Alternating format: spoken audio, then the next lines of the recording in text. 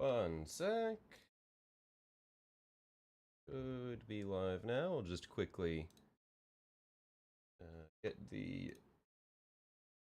EGM going. Leave that one there. Fuck it. Minecraft went pretty well last time. Let's go with Minecraft again. Oh, dry hands first up. Let's go.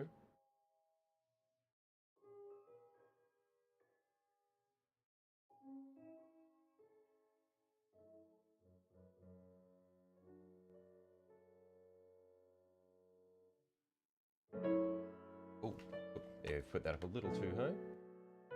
There we are. Yeah, how we going, guys? Got the watch party. Yeah, got a lot of people here, man. Who have we got? We got Jesus, Silver, Technic, Sunju, Juggernaut. Man, okay, guys, how we going? Doing something new, I see. Yeah, because we finished the Screamer Killer, so I thought, hey, may as well go on to the next thing. And so we've gonna work on the Avatar. He is blue tacked down, so I can lift him up. So I will separate him from the base. When I did the base, I realized that I did the light on the flames the wrong way, so I will need to manually touch that up and make them lighter, or sorry, darker at the bottom and then lighter at the tips of them. Wait, is that how you do it, or? I don't even know. No, lighter at the bottom and darker at the tips. Yeah, that's how fire works. Yeah. But, yeah, I'm looking forward to this. I'm also a little bit scared because he's, like, I haven't painted, like, a proper lava texture before. So it'll be a difficult one, I think, for me to execute well. Dark tips, you say? Quiet you. But yeah, so we're gonna get onto this one. Holy shit, you're doing the avatar? Yeah, because I've had him primed for a few weeks now, but I just haven't actually decided to go around and paint him. And I've just gone, you know what, fuck it, let's just do it. I've had the base mostly done.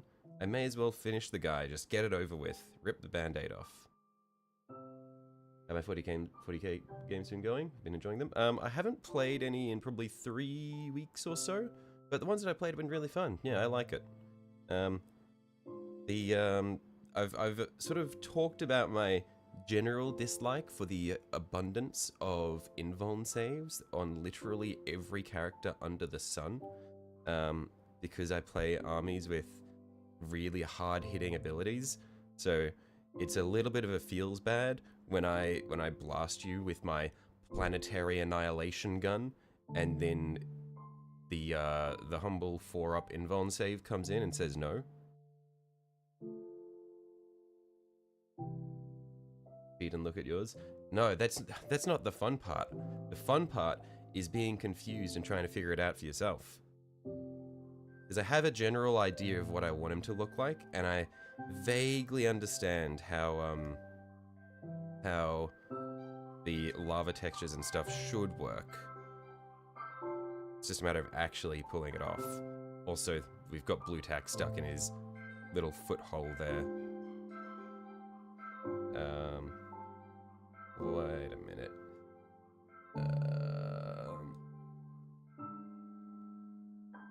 You gonna hate Custodies if I hate invuln saves? Yeah, I'm aware of that. I understand that the day I encounter Custodies will be the day that I freak it. But also, at the same time, like, there'll be a lot of invuln saves, but also, there's not that many of them in the army, so I think it'll balance out. Like, they're in a similar position to knights in that regard, where their unit costs are so high that they're not fucking everywhere. They're just really annoying wherever they are. Toothpick is your friend? Nah, it's all good. I got it. But yeah. Let's get onto it, I guess.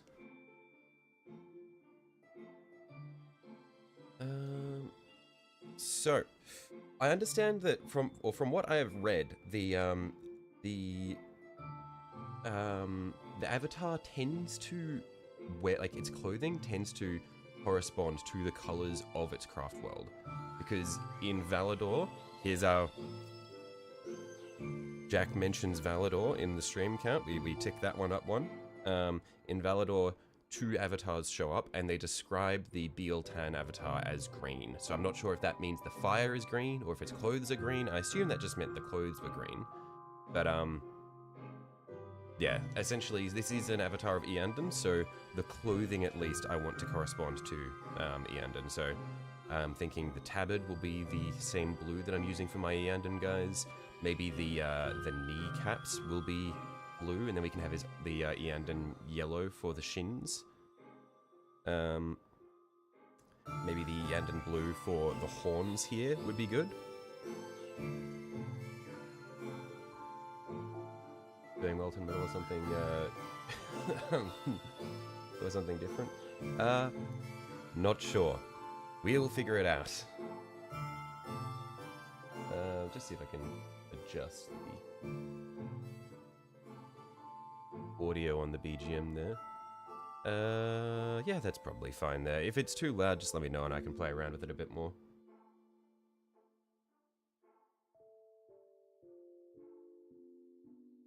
What do you mean, Velador mentioned 4 minutes in? Ah, Noah. I heard you like to read. I heard you like the Eldar. I heard that you wished that there was an Eldar book that gives good representation for the Eldari, for the Drukhari, for the Harlequins, all in one book, as well as having a banger storyline, crazy Tyranid plot lines, 2 hive fleets. And it's all just wrapped up in a nice one book package where everyone looks good. You should read Valador.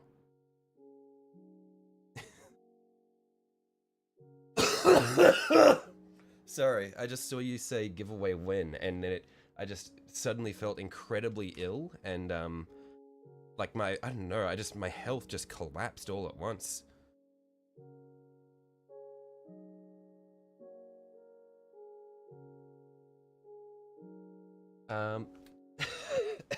So, what do we start with? I think what we do first is, perhaps I start by, putting white ink in the recesses of his belly, so that we can get those really bright points in there. Or do we do the coats for his, because I think we want to start with his skin, so we'll maybe start by making it all a lightish brown base coat, and then after we get the lightish brown base coat, then we put white ink into the cracks and everything, and then we can start to build up oranges and stuff. We reckon we do that? Let's give that a shot. I think that this might be, no, it's not. I think we probably want darker browns, I think. Yeah. Well, actually, see if I can remember what colors I'd used for this. Because here, these sections here on the dirt are probably more the sorts of browns that I want his belly to be at, and then we'll have like patches of dark browns showing through. If you do it, you'll get in Red Valador. Well, if I do a giveaway, you'll get in Red Valador. What do I say? Look, it's not worth it at that point. Clearly, you're just not interested in having an enjoyable experience. I won't force it on you. Look, you can't force art, Noah. It's okay. I understand you're not interested. It's a shame. It is what it is.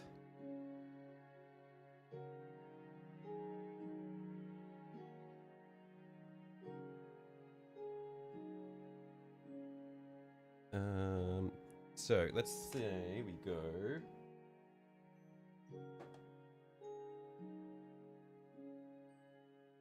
I think Hull Red was the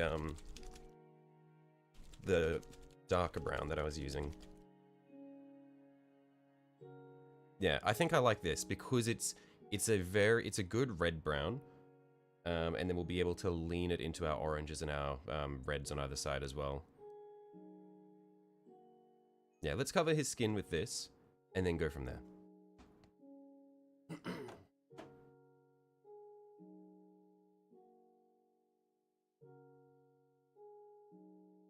Now you need a new book to read, and you got a better idea. Why don't you give away Valador? You see, no, now that you said that, I don't need to do the giveaway because you just said you need a book to read, and I've seeded the idea of Valador in your mind. Like, I've done my job. I'm just gonna let it fester with you now. I'm gonna let it sit because you have that name. You've typed it. For reference, it's Valedor. It's like Vaildor. But that idea, it's in your brain now. That is not leaving your mind. I've done my job.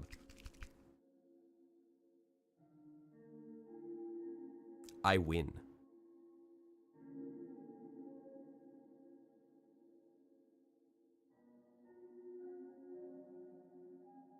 Well, you're not going to get it in spite of me? I'm sure. Look, it's your loss. I've already read it.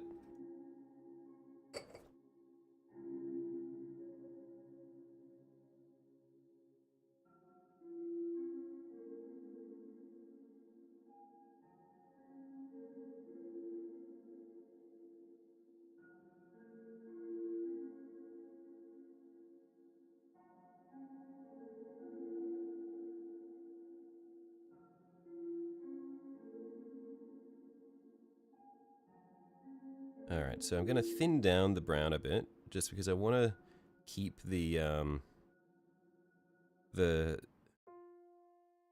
zenithal showing through where I can.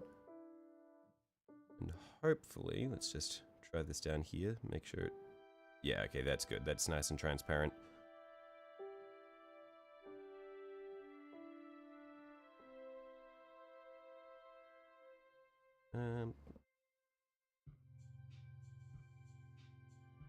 Yeah, just like that. That'll be good.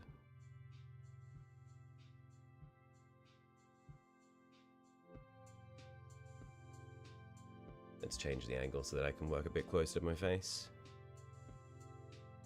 There we are, like that. Yeah, I'm a big fan of a lot of these airbrush paints that I got a while ago. There's definitely a select few which are a lot better than the others, and this I think is one of the better ones. It's just a really nice red-brown tone. I feel like I've used it in so many different things already. We got Shelly arm reveal. Oh, we've had more than that. No, you've missed out on like nose reveal, like forehead reveal.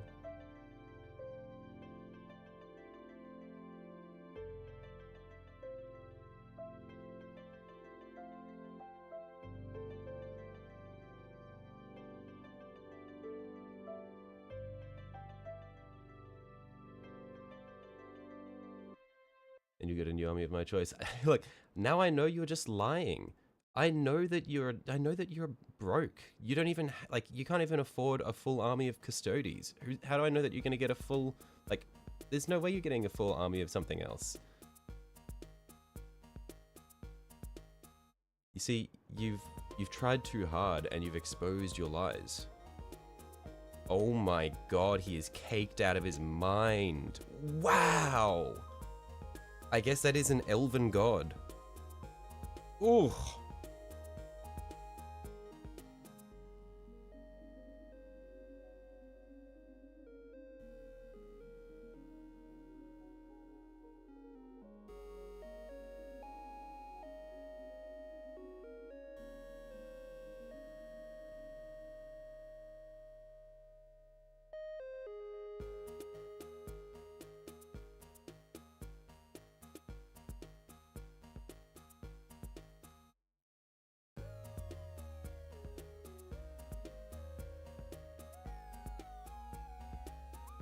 Got 2k of custodians, you'll have me know that, so you do have a full army. Okay, I'm sorry, my mistake. I stand corrected.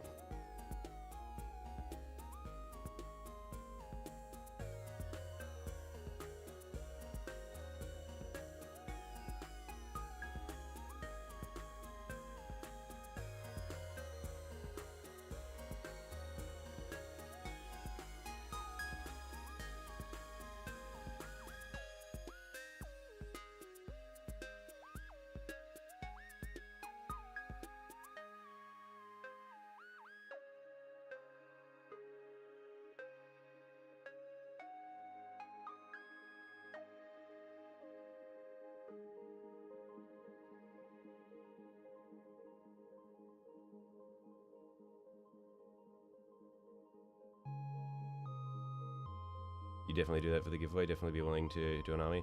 But no, but look, even if you'd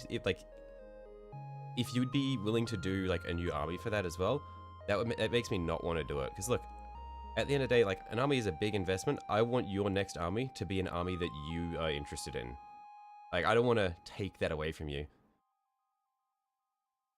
Like I would say, like honestly, your next army should be one that you are genuinely interested in building, or you just like the aesthetic of it, or whatever it is. It needs to be something. There needs to be the personal investment. I'm not going to force that on you.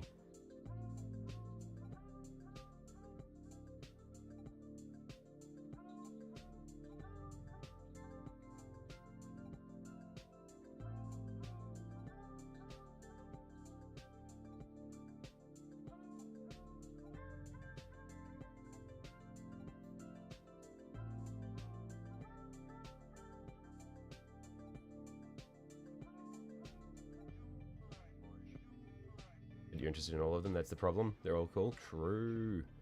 But that's why you gotta choose wisely, mate, because once you start a new one, it's gonna be a while before you get to pick your next one. Unless you're like me and you just collect 30 different armies and just paint them all separately and then never field anything.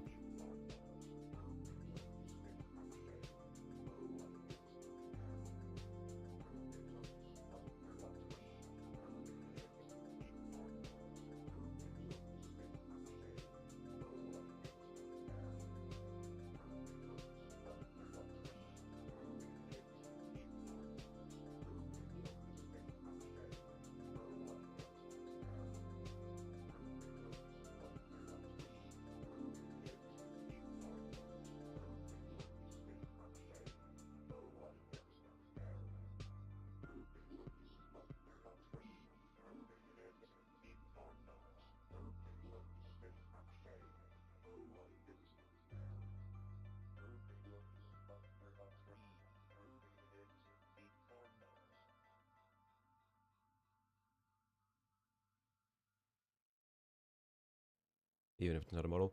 Yeah, no, unfortunately, no, giveaways are a luxury for people who have the money or resources to spare.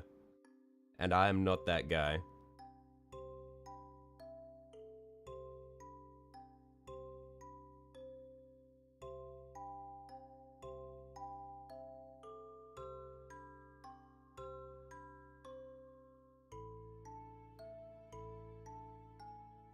Hey, Jack. Hey, Gavin.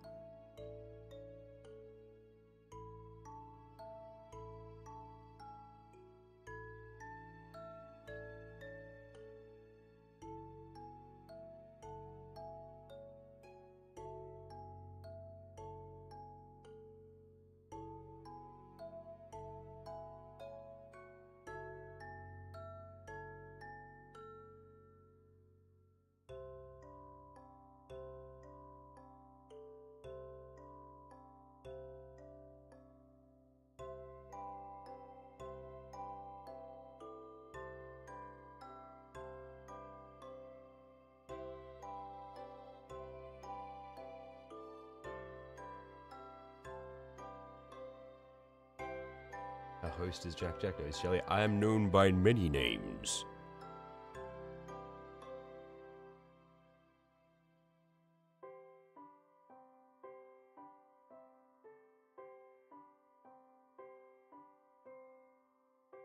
Still waiting on your giveaway prized luxury cruise ship that I promised you last year. Look, it's on its way. There was some issues with the manufacturer, and I've had to pay for them to go and redo the top deck just because there was an issue. I think like the pool ended up getting into the bridge, and it was there was a whole fiasco. So I had to pay for them to go through a new manufacturer just to get it all sorted out.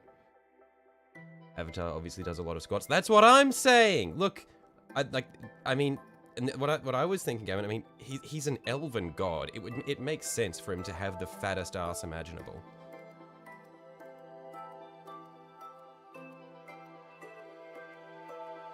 Like, I'm not complaining.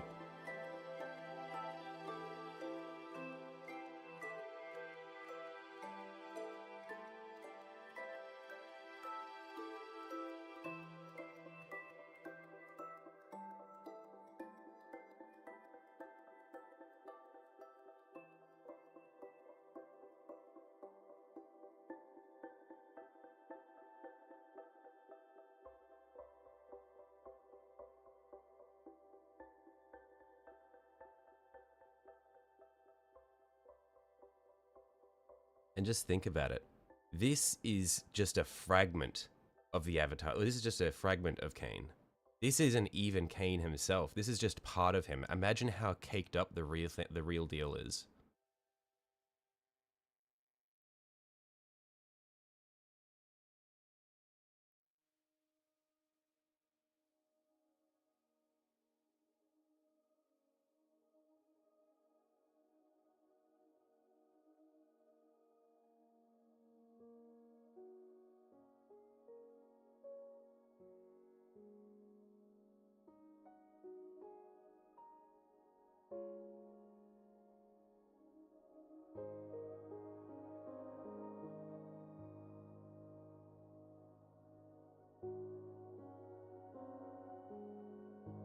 Why do you hate me, lol?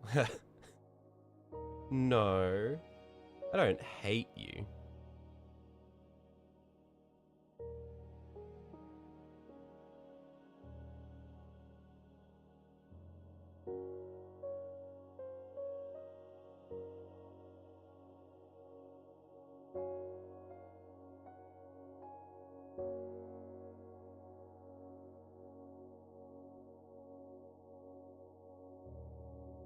Man, I think I might need to introduce a little bit more water into my wet palette at some point today, because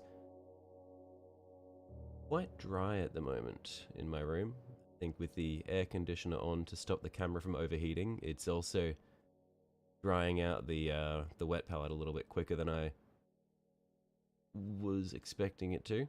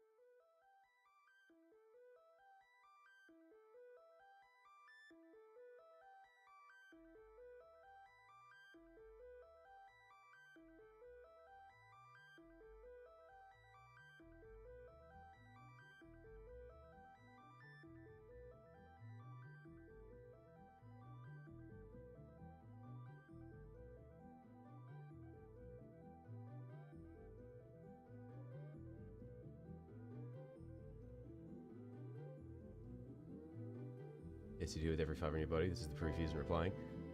Look, no. Look. I wasn't replying because I didn't like the the negative spiral you were going into, Noah. I wanted you to have a change of heart, you know, come to a realization that maybe that isn't the case. Maybe I don't hate you.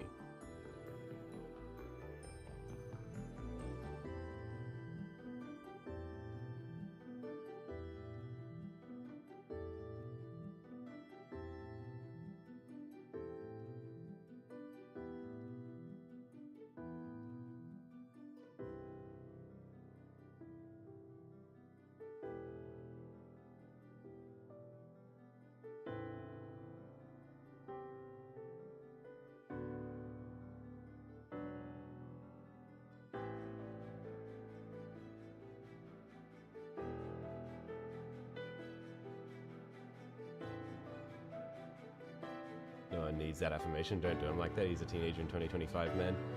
But I like there's like we've got the two sides of teenager in 2025 between Noah and Mac. Like Noah is just like he's like a good kid who just he needs that affirmation, and then Mac is just a full-time hater.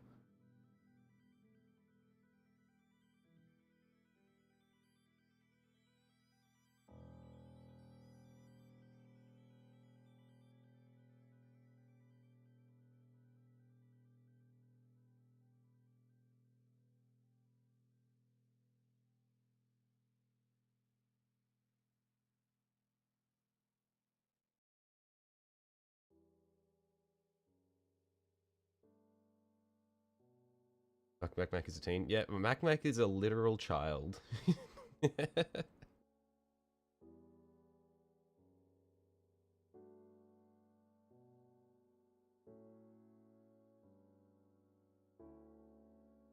Not saying sexuality is a factor, but nah, it's not the sexuality there. It's just it's just Mac being a rat. Being a full-time hater is a difficult job. Yeah, exactly. Look, you gotta respect it. Like, it takes a degree of commitment.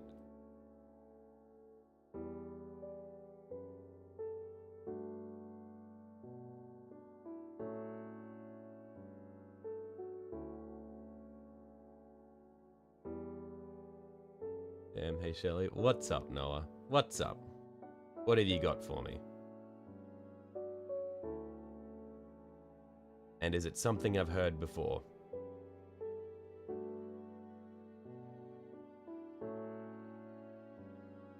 Giveaway when? You know.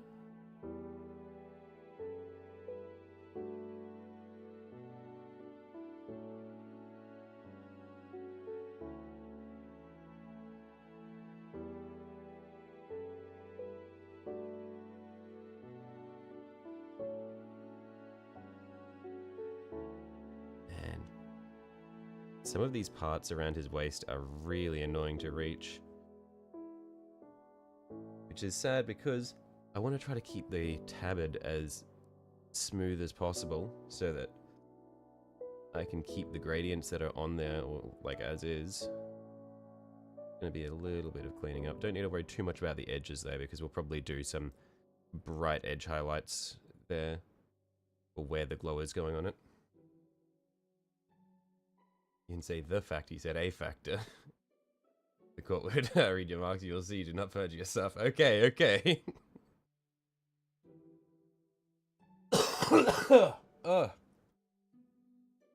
Man, yeah, I don't know what this disease that I got is. It's actually fucked up. Normally, I'm sick for a couple of days and then it's gone and I'm fine. But now it's like I was sick for a few days, like I was really sick for a few days and it's gone, but now I'm just stuck with phlegm in my throat forever. It's been like more than a week now, I think.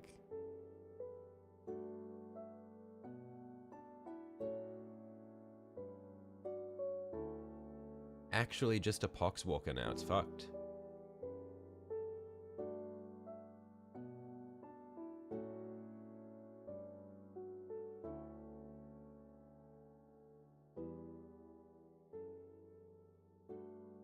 Oh man, I am so excited for making the brightest fucking glow come out of his cheeks. That's gonna be awesome.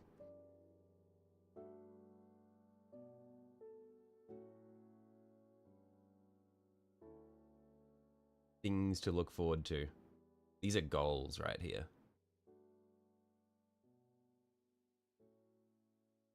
Hey Dipper, how you going, mate? Bill's the type of guy to say 5-second rule after picking up his dropped food off on a carpet floor. Only if it's slightly wet or sticky food that I drop, because that way it comes back with all like the flavor and stuff. It'll come back with some nice texture.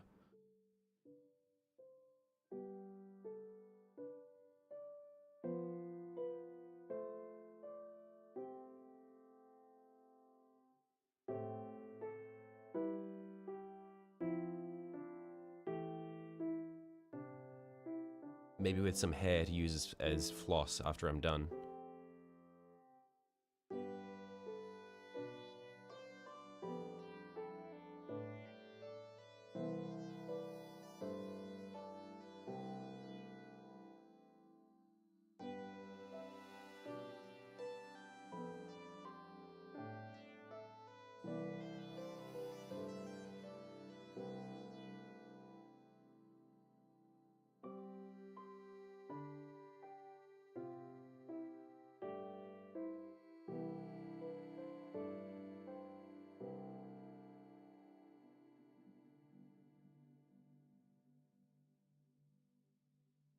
Paint him in a thong. As tempting as that is, I think I'm gonna have to pass on that one, Gavin. Appreciate the input, though.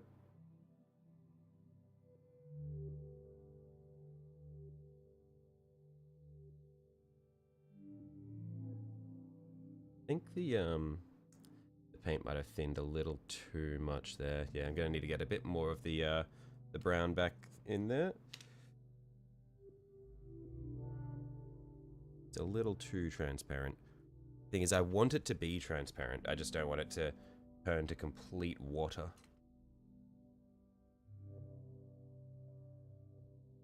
Back, welcome back.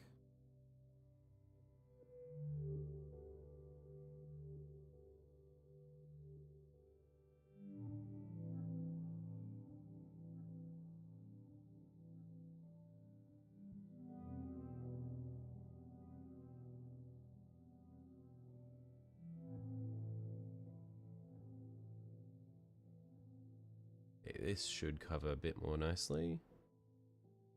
That one there. There's a... I can't really tell because it was still wet and I just picked up the old paint. Yeah, I just need to let that patch dry and then I'll come back to it.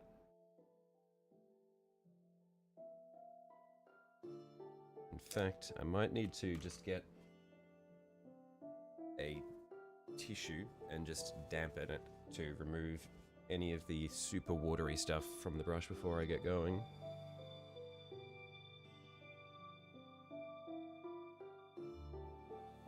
Ignoring me again, not even worth a second to him. You sent so many messages. No, he sends like 20 times a message compared to everyone else. Can't read them all. Yeah, exact, true and real. You gotta leave some space for everyone else, little man. Sorry, I didn't mean to call you little man.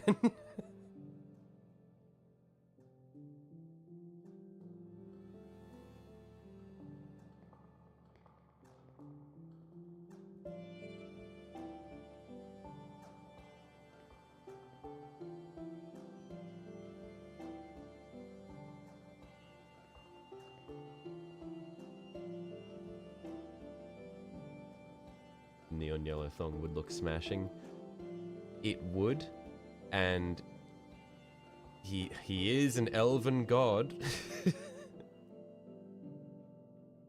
So he could probably pull it off.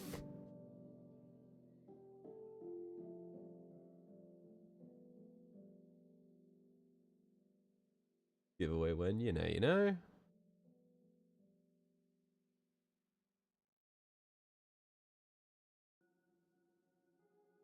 Yeah, look, Gavin, if there was an option to, like, if there was a build variant that gave him a thong, I would have done it. But since there wasn't, I'm not confident in my ability to, like, paint on the thong and sell it as being part of the model. You know?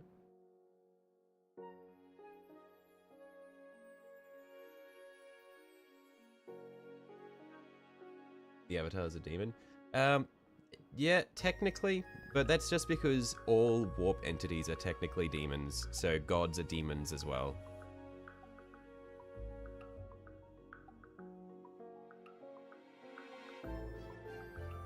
Like, whether something is a god or a demon is purely a matter of perspective.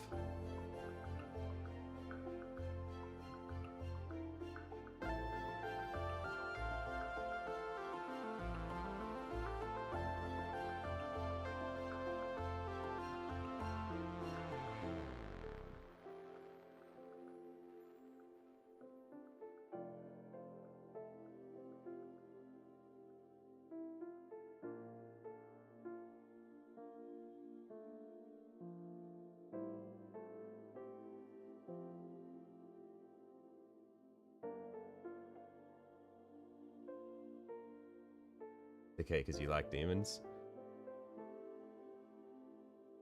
Yeah, I don't know about you guys. I went down, like, a couple of weeks ago, I accidentally just went down the rabbit hole of, like, learning, like, the Eldar mythology. It's awesome.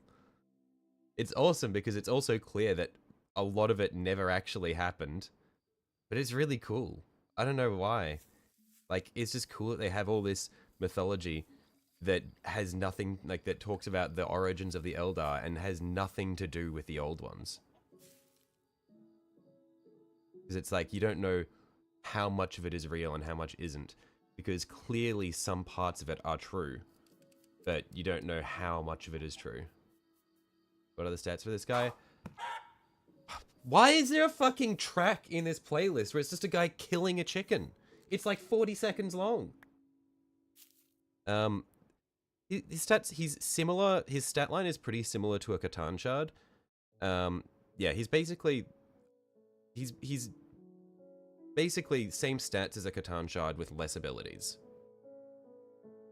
So I don't remember off the top of my head. But he's like he's decent. He doesn't have a lot of wounds, but he's got a thing that reduces or that halves the damage profile of any attack that hits him. So he's hard to one-shot. But unlike a Catan Shard, he can't heal. So like you can just wail on him, just beat the absolute shit out of him if you want.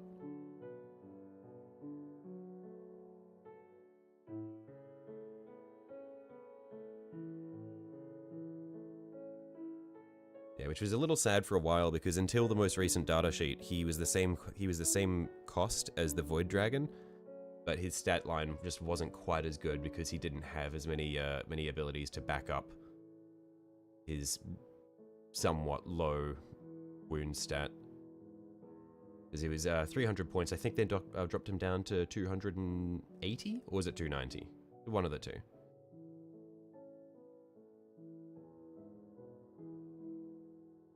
I do also like that his ranged attack is just him throwing the spear at you. It's just one attack, and it's just, I am killing you. And if you're running the aspect shrine detachment, I forget what it's called. There's a stratagem you can spend which just guarantees the damage to be maxed out. Like it increases the range of his ranged attack by 3 inches and guarantees max damage. But it's kind of shit, because if you're attacking anything with an invuln save, they'll just 50-50 it anyway.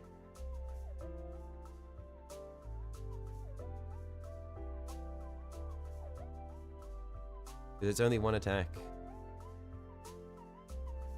And I don't think the stratagem increases the number of attacks in the throw. I'm pretty sure it's still just the one attack.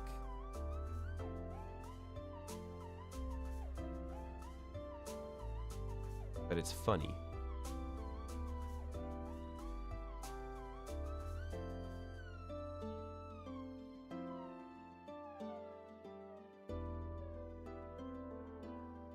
You starting off with brown? You start with a deep red.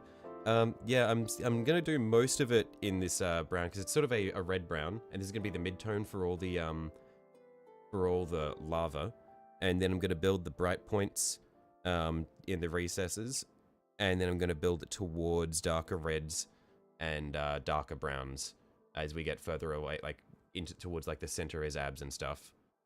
Like I'll see if I can put I'll see if I can like get a thinned down dark brown and let it fall into the texture of his abs, and then get lighter tones coming in from around the abs and that's around the edges and stuff.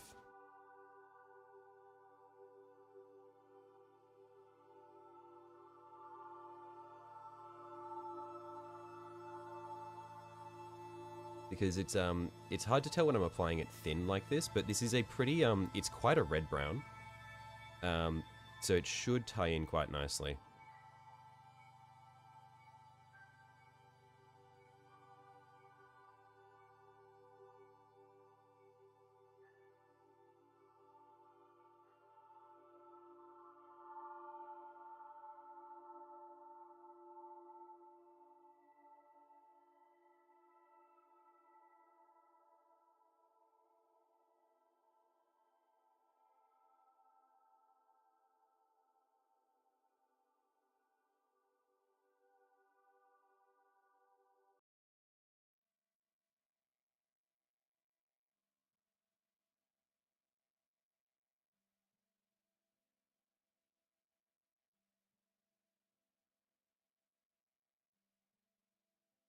Yeah, yellows in all the cracks. Yeah, that's going to be the goal for me. Is once I've got my baseline established, I'm going to put some white ink in all of the cracks, and then see if I can get some super bright yellows showing through, like almost white yellow.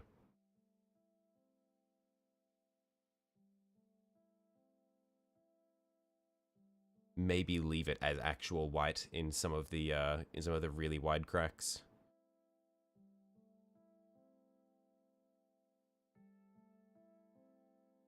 We'll see. We'll cross that bridge when we get to it. That's how I do all of my painting. I don't really think about it.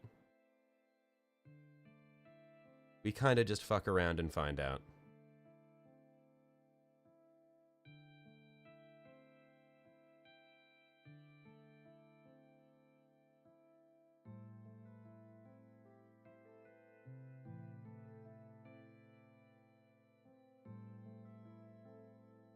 Really working with green stuff again before 2026 confirmed, not clickbait? Yeah, dream on, little man. Think I'm gonna be touching that shit for a while? The closest thing I do to sculpting is when I'm assembling. I might crack out the milliput and fill in some splits between armor panels, or do some repairs on a 3D print that melted. That's about the extent that I am willing to go to at the moment.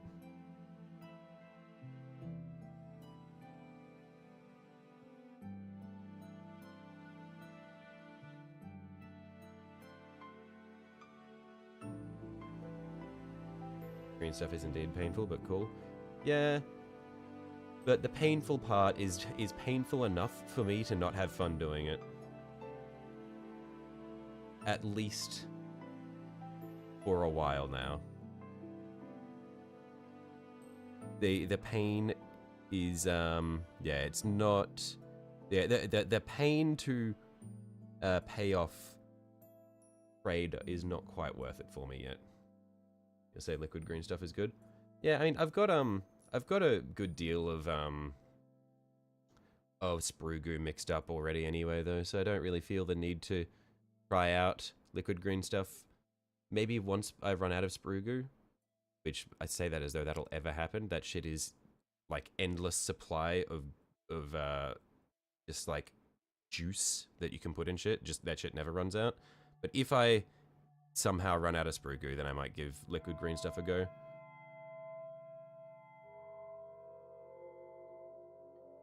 But yeah, that shit is it is actually just infinite.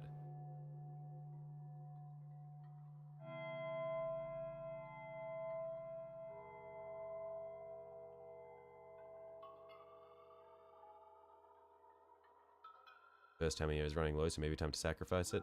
Yeah, see, I was impatient, so I just bought 2 at the start, and then just turned 1 into sprue goo.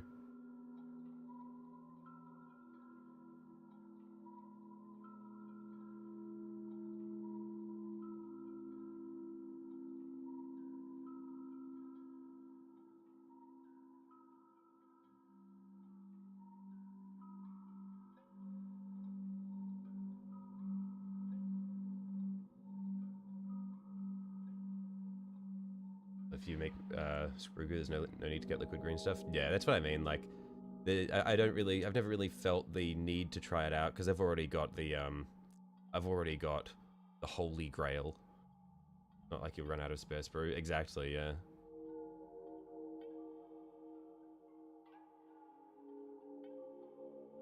Maybe sprue goo is the unholy grail. It is like it is dastardly.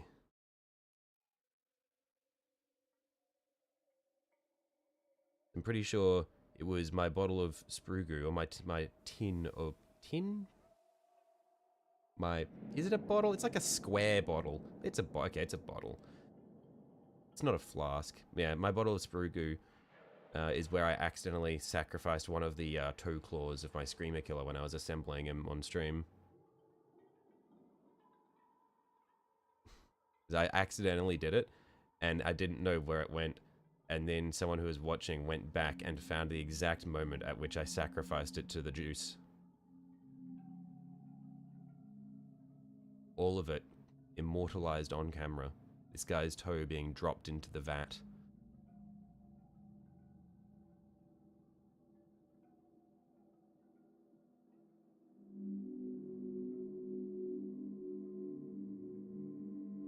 Is it let us see the pickle's missing toe? Someone should have clipped it. Like, I can't show you his missing toe because it has been melted. That toe no longer exists.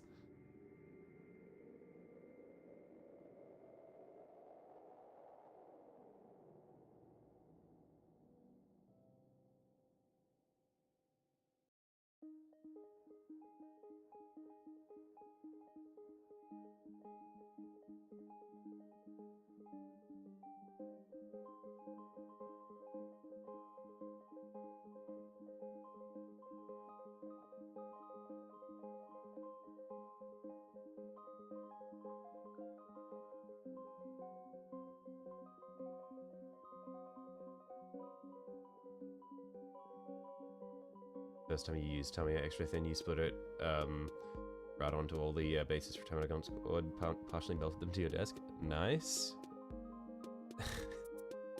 Question. How is the Tamiya extra thin different from the regular Tamiya, by the way? I've only ever used the regular stuff.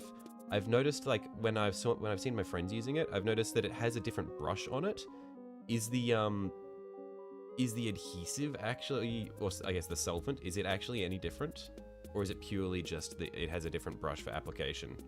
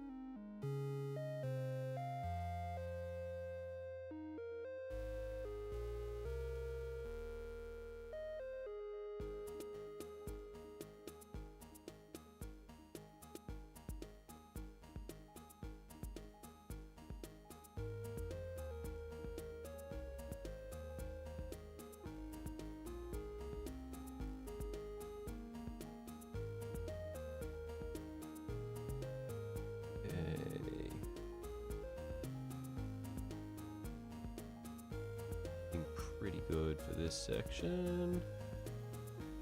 Yeah, honestly, I think this is, I really like this as the base layer for him. I think this is gonna go really well. Yeah, this is actually such a nice color to start the lava off with.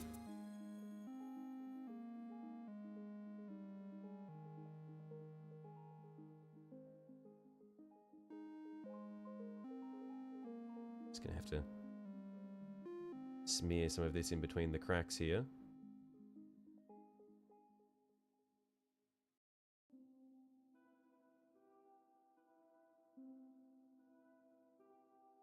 Doing cold statue or molten metal Shellington.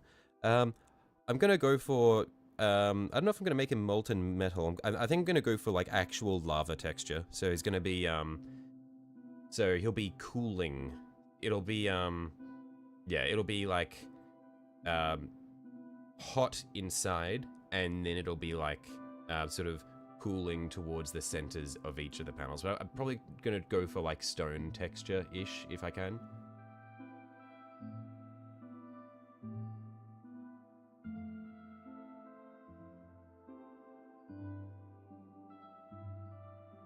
If I ever bought two for display purposes, having one similar to the stray dying demons in Dark Souls 3 would be cool. I don't think I'll be getting a second avatar. Although it would be very cool having two different craft worlds painted, and then potentially running a game with both craft worlds and having like both avatars there. Like, that would be sick. Once again, very cool part about Valador. Craftworld Yandon and Bealtan both participate, and we get to see both of their avatars doing cool shit.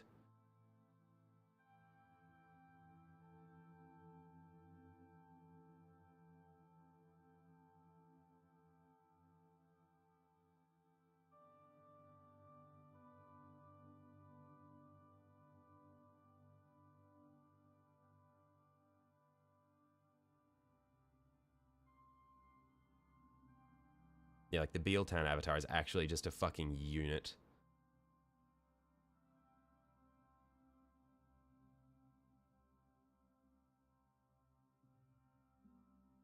Your dying sister. Hello, Mac Mac.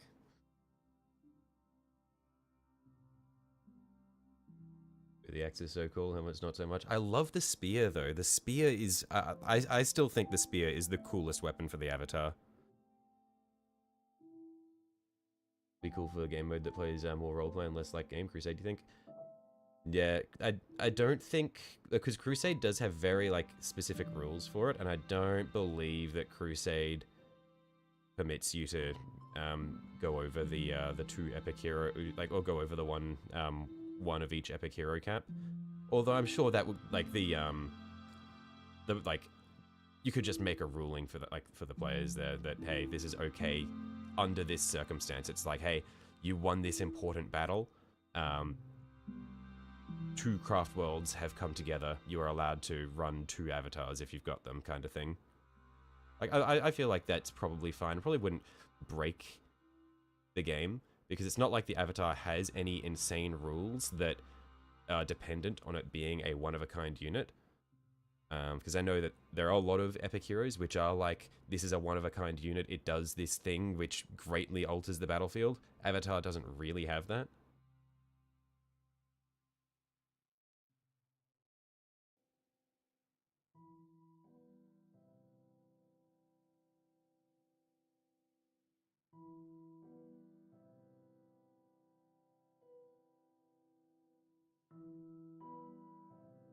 You'd love to run a crusade, but need 4 or more players with decent-sized armies. Yeah, the crusade that I'm playing with my friends, it's 3 players and and then the host doesn't run his doesn't play, which is sad. I feel like the guy who hosts our crusade, he's always the host. Like, we do all the stuff at his house, and he always insists that, like, everyone else plays before him. So it's very rare that he ever actually plays when we all get together. I think he might play, like, one-on-ones with other people, but, like, when we have a big get-together with all of the, like, all the nerds showing up at once, he never plays. It's really annoying. It's like, man, you need to have some fun, brother. I don't know if it's just like he prefers to be the host or what, but because he's always like super interested in army rules and stuff, so I feel like he does want to play, or maybe he just likes. I don't know. I think he should play more. It's sad, because I'm like, as someone who, for whenever I played like D&D in person, I was always the DM. And it's like, I see him always being the host, and it's like, come on, you gotta play.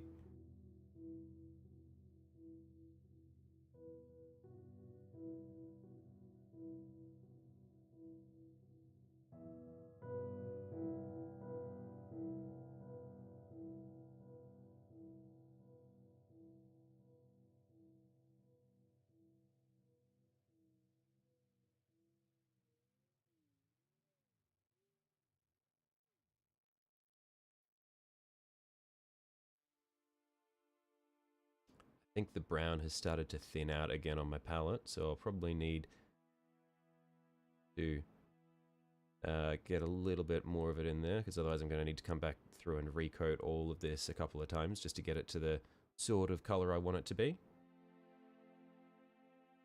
So just introduce a little bit more to the palette.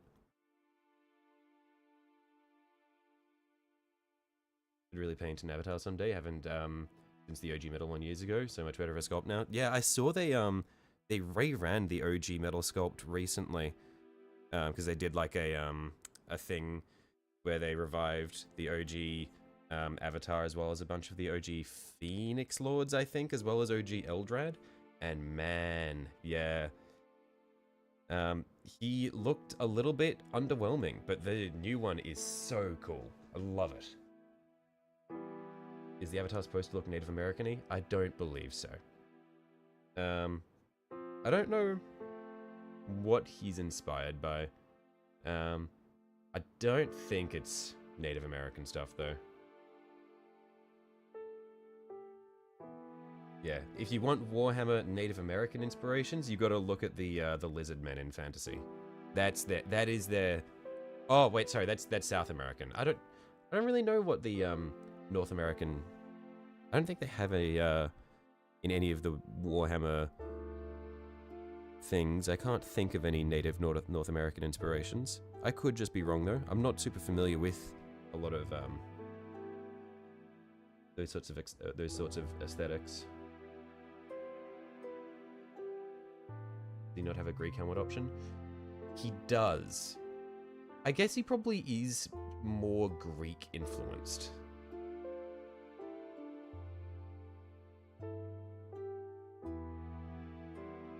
He looks Aztec, but World Eaters are Aztec. What about World Eaters are Aztec? Like, aside from the blood obsession, I don't know if that's necessarily that necessarily is all there is to Aztec influence. Like, that's just corn.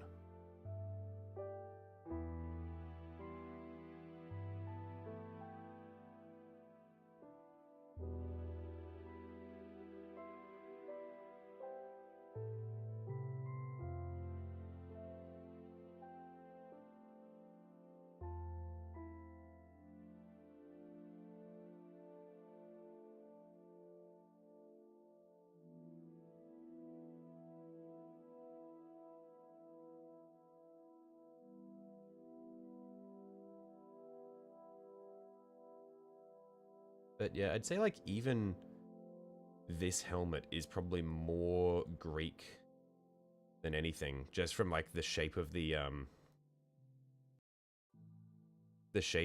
chin, I would say. Feels quite like a hoplites helmet.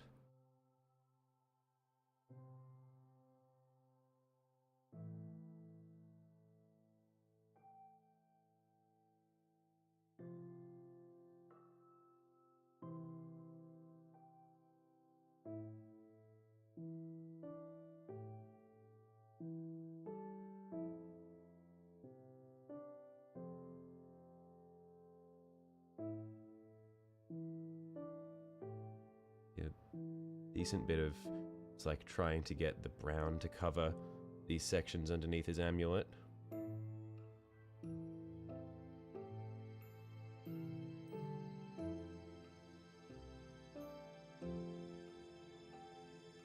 Well, it is definitely more Romanesque than Aztec. Don't think there's a Aztec themed legion.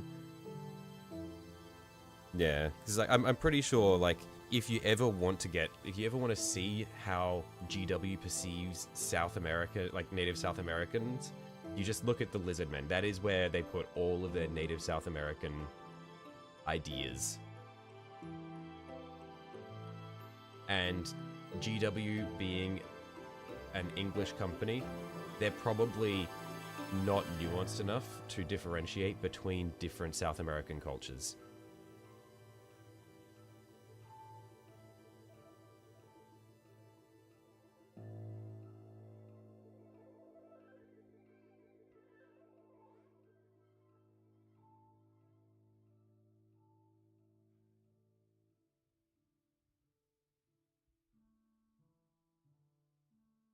Especially with how long ago the aesthetics of all these different factions were established.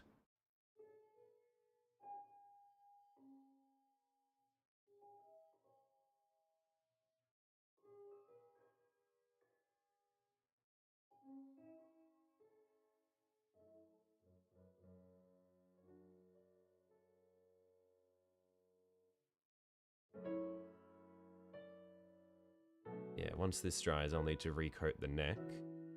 But coming along pretty nicely. I think we're almost there for our base layer of the skin.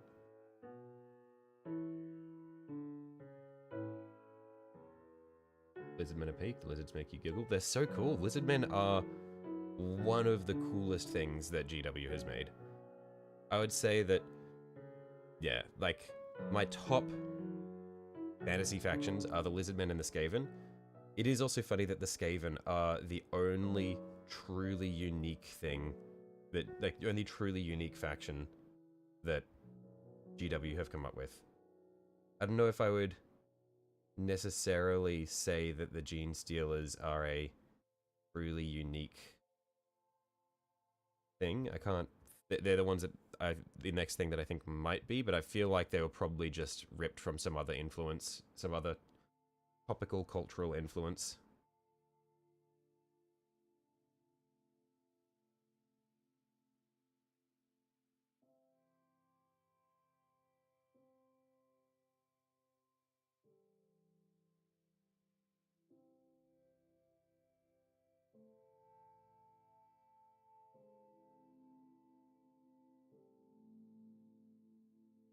You back? Welcome back, Noah.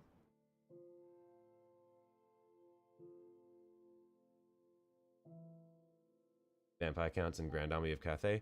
No, but okay, so I think they're very cool, but they're definitely not. They're definitely not a unique creation. The Vampire Counts are very clearly just like Dracula slash Vlad the Impaler. And Grand Army of Cathay is just like medieval China. Doesn't mean they're not cool though. Aesthetically, Cathay is awesome. It's so fucking cool. But I don't feel like they are a particularly unique creation. But yeah, I do really love both of those factions.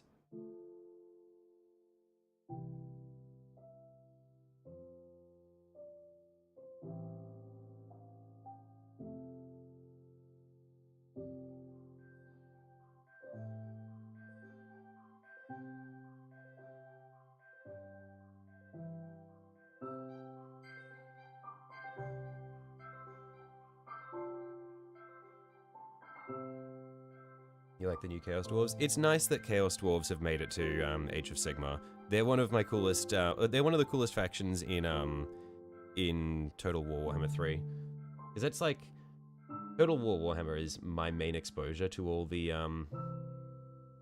fantasy factions, because I've never really been all that involved with the fantasy books or the fantasy tabletop. And Total War is all set in the old world. So it's nice to see, and the Chaos Dwarves are very, very cool in that. They're a lot of fun as well. But yeah, it's nice to see them make it into Age of Sigmar.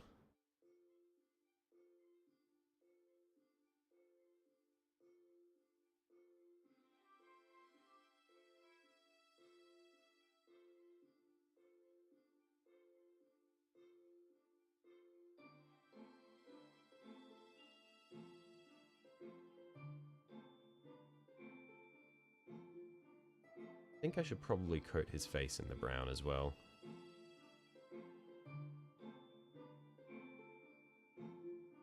Just so that I have the layer to work from.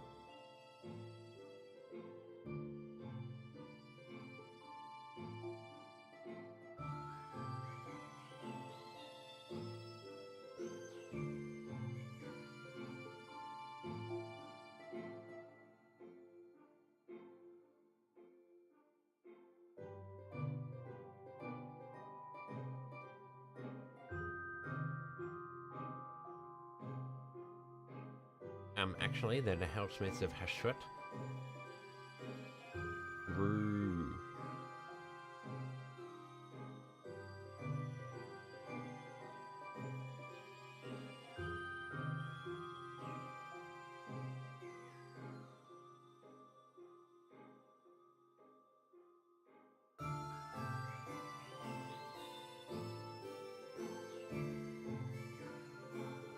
I think the only bits left for me to do now are going to be this elbow, and then his back. Oh, and yeah, that part of his back as well. And then we can just recoat the sections which are still looking a little light, and then we can move on to trying to get the different layers of lava and glow going.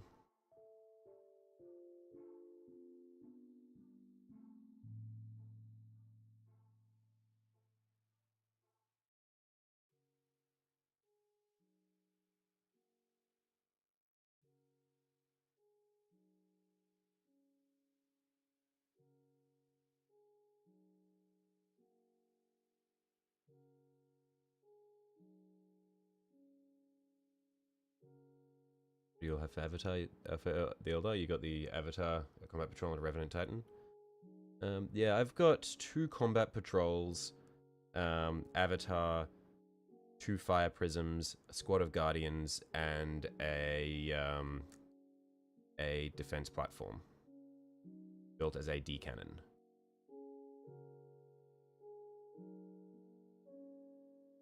Oh, and I've got a Wraith Lord and a couple of extra squads of Wraith Guard.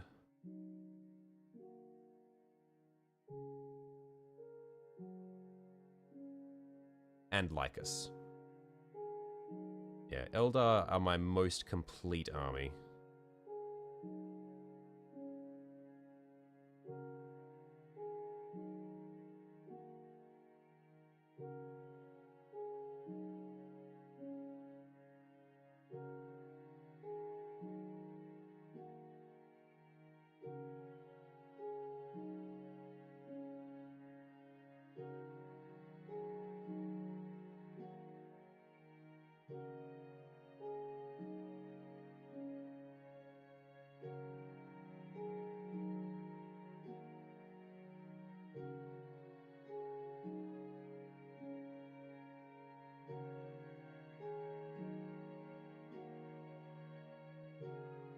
But yeah, I want to get a Suerman as well, because I feel like every time I have played, my Dire Avengers have been dog shit useless. But I feel like a Suerman actually gives them some really fun versatility in the move shoot move. I feel like that might actually make them useful. And also, they made a Suerman a little bit cheaper in the datasheet update. So, would be a good time to look at getting him. Also, he's got a really cool model. He's just a cool guy. I need to paint my Dire Avengers. Maybe that's why they're underperforming. They haven't been painted yet. So they're not really feeling it. It's a very important part of making your models perform on the tabletop is making sure that they're painted nicely. Maybe that's also why my Avatar didn't perform particularly well last time I fielded him. He wasn't terrible, but he didn't really do much because his base was painted, but he wasn't.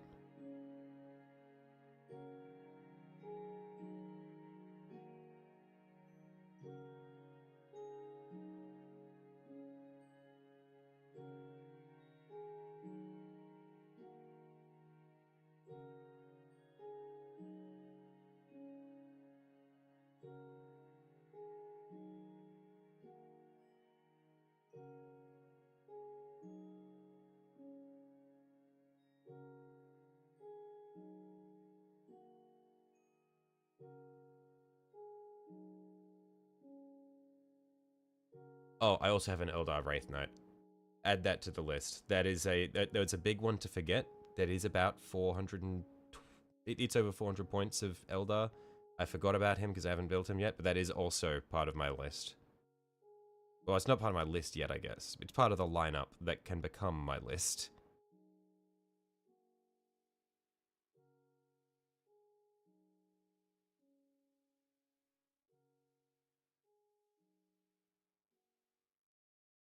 Yeah, I was very tempted to build the Wraith Knight today, but as the stream, instead of painting the avatar, I was like, no, fuck it.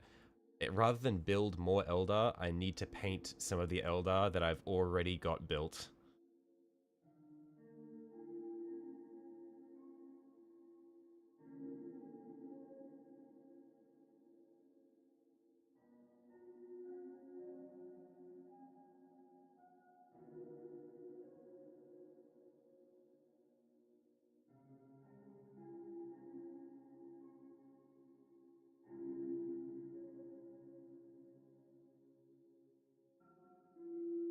They're not going to paint themselves.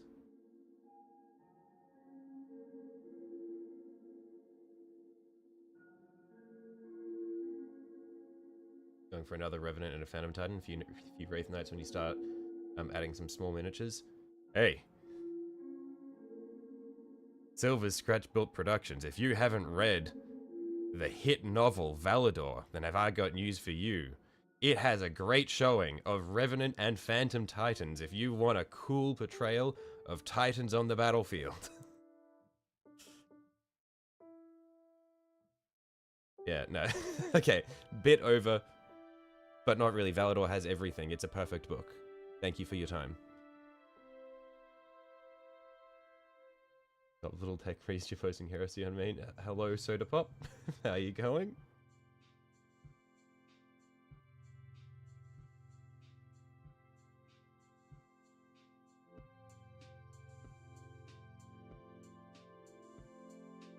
Okay, that's all of the body covered now, so just want to get the colors to where we want them to be. I think his legs are pretty good. I think that's the sort of tone we want to get everything else to.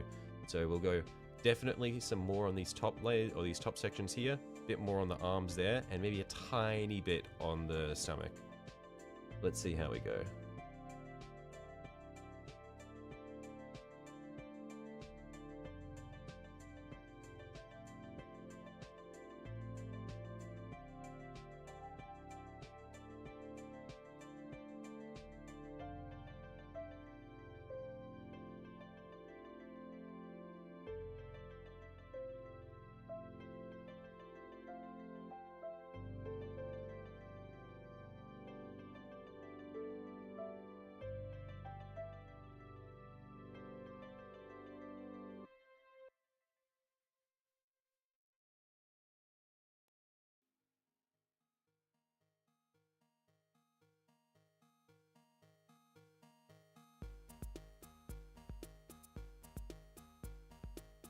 Okay, that's looking pretty good. So another coat for the face.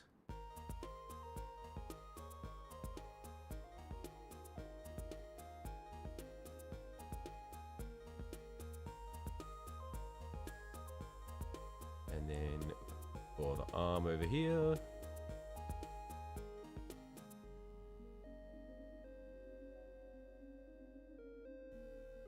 And then for the chest along here.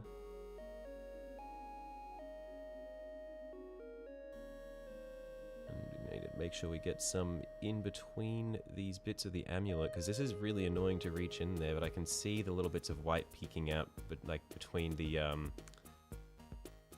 spokes on the amulet, the little bones.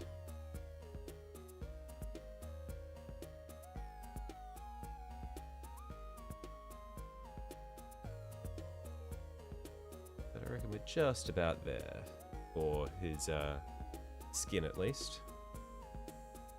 I think the back of his leg might need to become a little bit darker. Oh no, I think just around here and then in there when that dries, and then we'll be good to move on to the next step.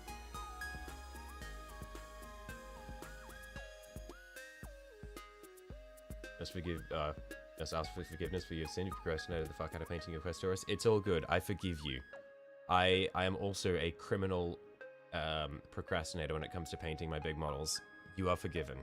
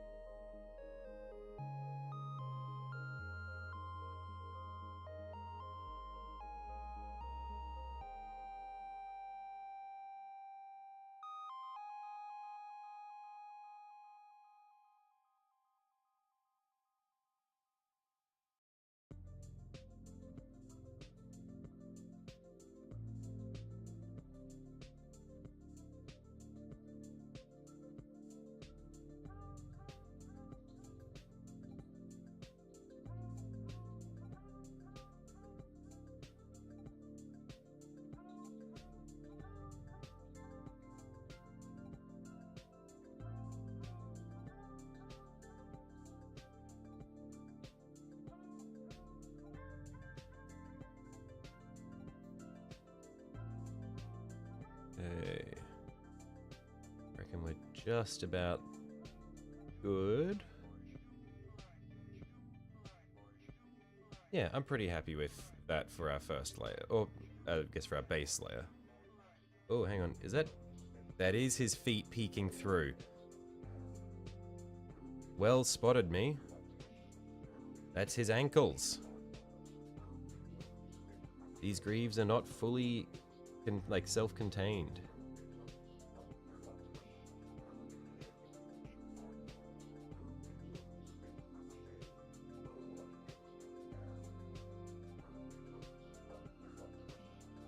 Yeah, the fun part about doing the initial layer is you don't have to be super clean. You can afford to just be messy and spill over the edges and stuff, provided it's an area where you're going to be putting a solid coat over it at least.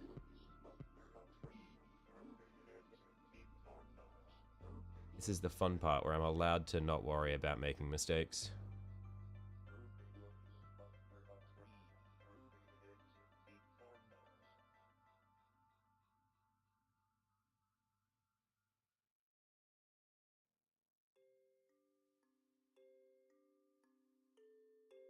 Yeah, we'll come back to that and then apply another coat once this is dried later on.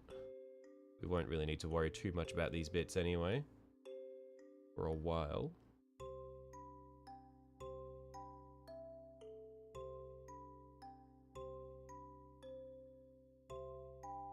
Just want to make sure I've covered all the bits that matter.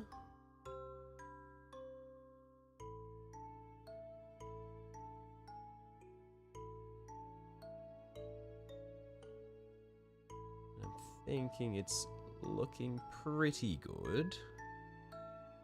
There's nothing jumping out at me, which means that any bits that I've missed shouldn't be too noticeable.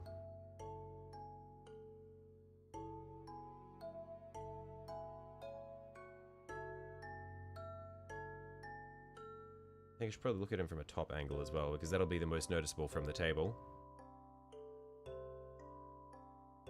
And when I do that, I can see a bit peeking through from in there.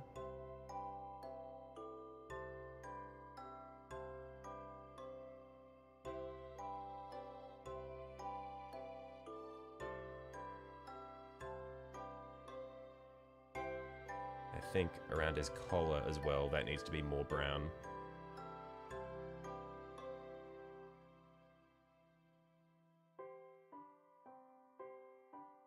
Yeah, I think all that we really need to do is just another coat on his collar.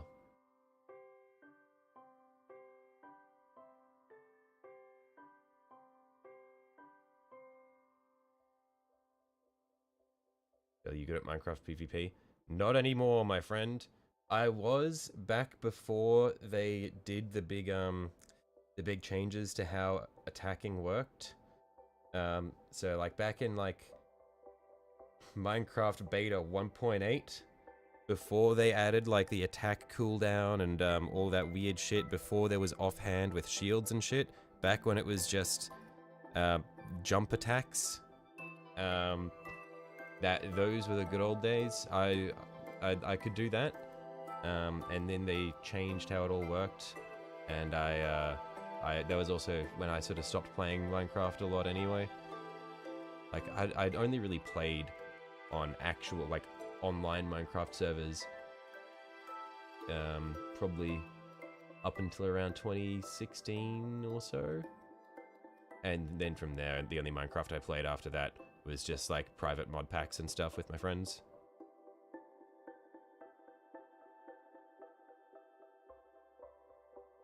And that was always on older versions because that's where all the good mods are. But yeah, on faction servers and stuff like that, that was all like 2015, 2016, that sort of time then when I played.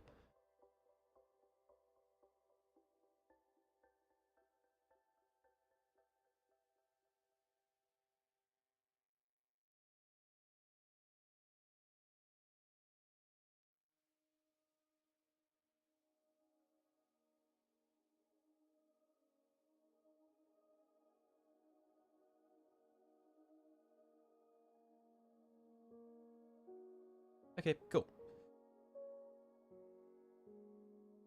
How am I running my Wraith Guard? I like to play the, most of my games I've played as the, Spirit Conclave detachment. and that was what was it? My setup. I run 2 squads of Wraith Guard with D cannon, or sorry, with Wraith cannons, 1 with D sides, and then 1 squad of Wraith blades with the Ghost Axe and shields. Codex Knights finally dropped. It did, yeah. It's been a long time coming, that one. Oh, that's actually an open palm, that hand there. I thought for sure it was all male, but his fingers are just segmented like that, I guess.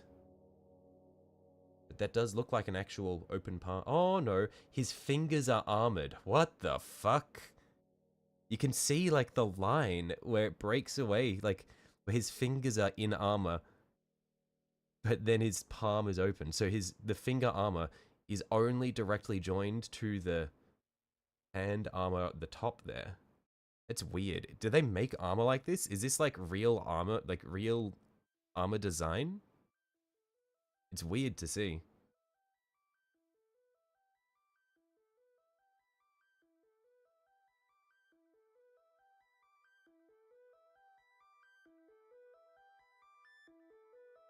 Codex Knights finally dropped. Cerastus Knights still kicking. Let's go. When you say Cerastus Knights are still kicking, they're not in the Codex though. They're just not legends.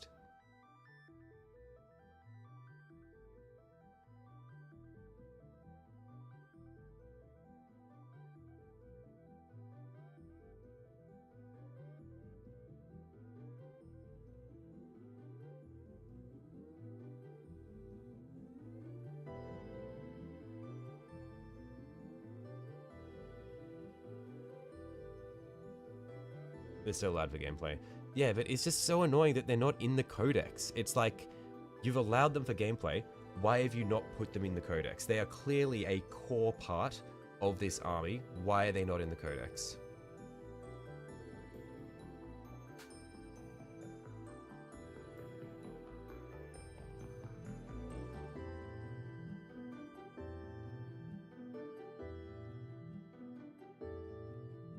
Next year I should do a Pile of Shame reveal and let us, the fans, pick my next kit to paint from the Pile of Shame. As enticing as that is, no thank you. I would like to pick what I paint, for it is my Pile of Shame, and mine alone. I shall pick what goes on the army next. So I've got lots of things that I want to have painted, and not enough time.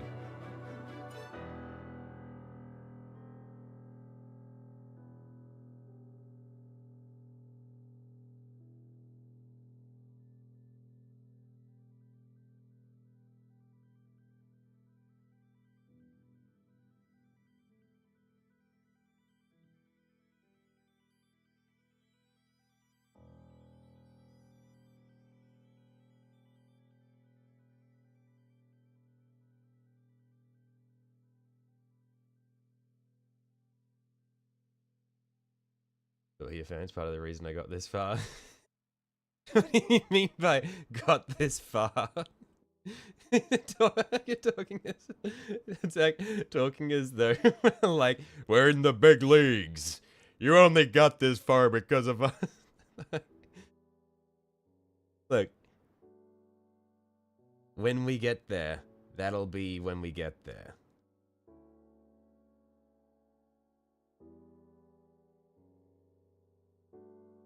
Look at all this. You owe this to us. You owe this to me. That's the vibe you're giving. Convince you to make the bad choices. You did do that. Yeah, I won't lie. You did do that. Not acting like he's a day one. True.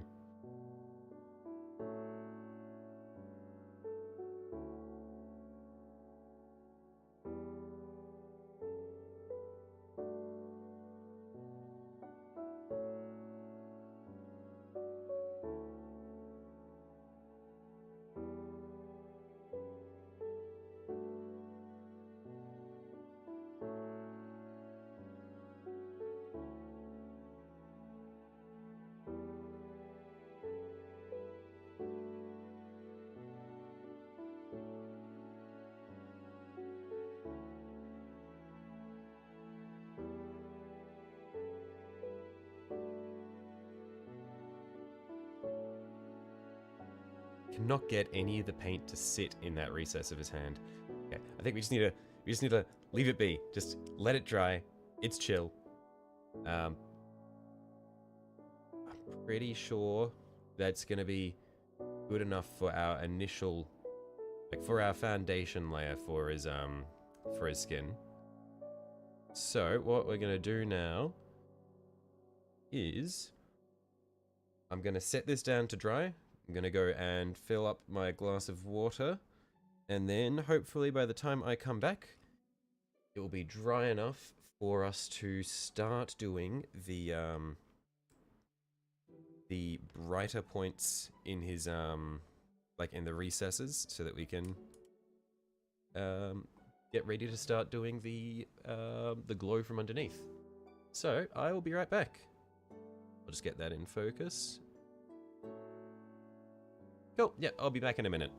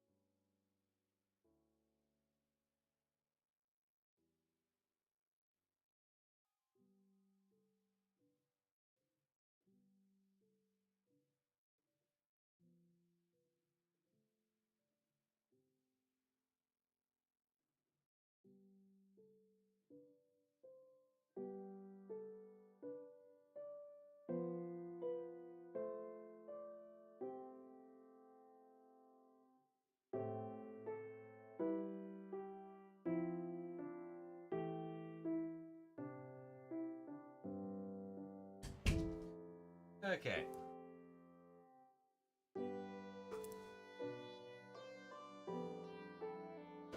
I'm back.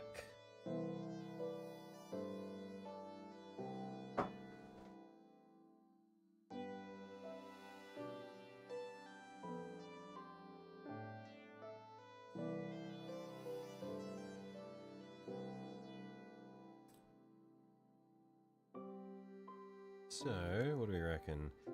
I reckon that'll be a good size brush for doing recesses.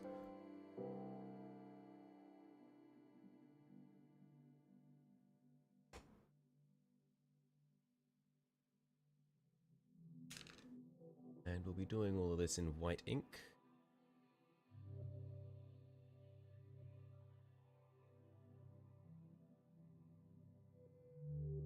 Yep.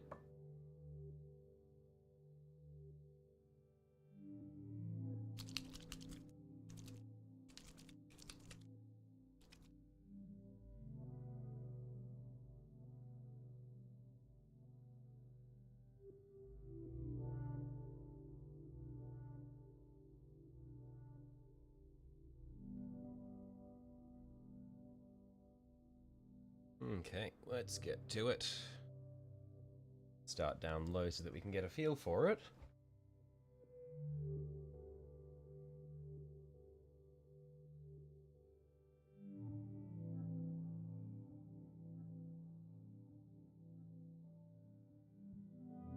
And yeah, honestly, I reckon we should be able to get a decent looking lava effect without going too hard on all the different colors. Like, I think this brown as the mid-tone is going to work really nicely for just going lighter in some places and darker in the others, but I don't think we need to go too overboard with it.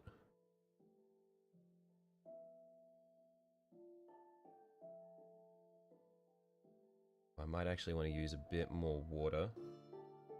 Just break this up a bit so that I don't smear it.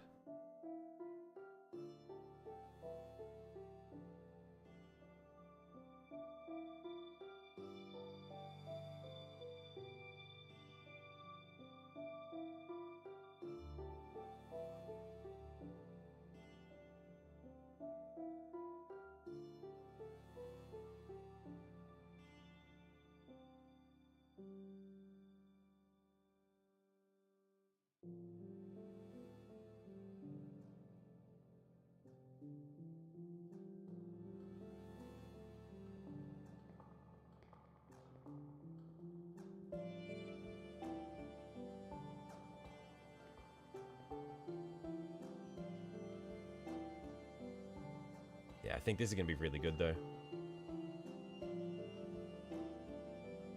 But we have gotten to the part where I have to be neat now.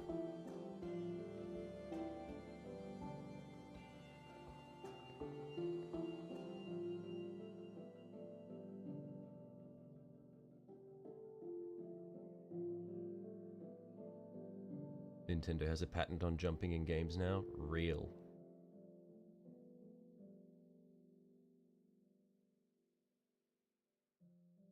I thought they got the patent for jumping in general.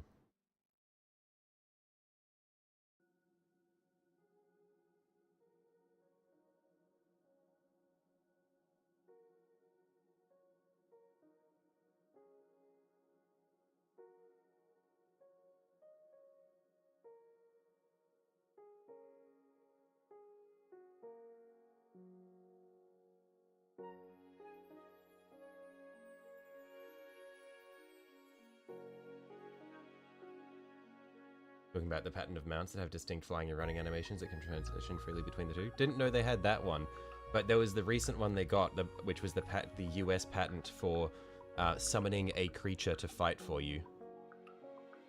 Oh, sorry, not summoning a creature, summoning a character to fight for you. They got that one in the US recently.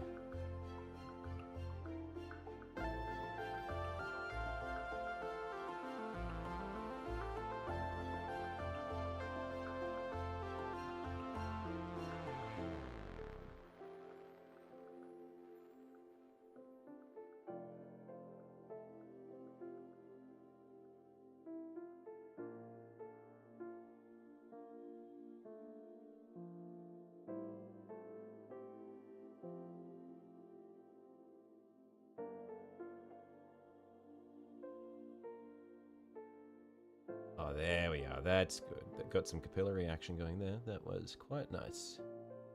It's specifically summoning via throwing an object. You and your friends read the entire, like, 50-page patent. No. There's a more recent thing, which is more recent than the, because they had the summoning by throwing an object, and then Palworld changed their thing to just spawn the dude next to you. But I'm pretty sure there's an even more recent one, which is just summoning things, summoning a thing to fight for you, isn't it? I thought this was going to cause issues for Palworld again, because Palworld had already moved to avoid the throwing an object thing a while ago. I could be wrong, but I'm pretty sure this is more recent than the object one.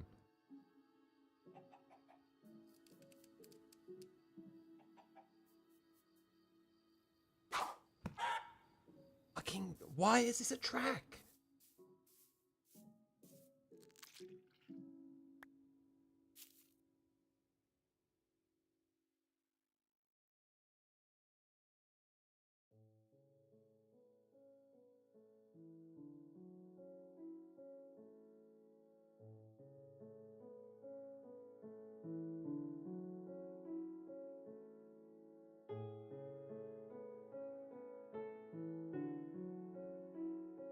Patent Office normally denies patents that are too broad. Yeah, that's what I had assumed should be the case.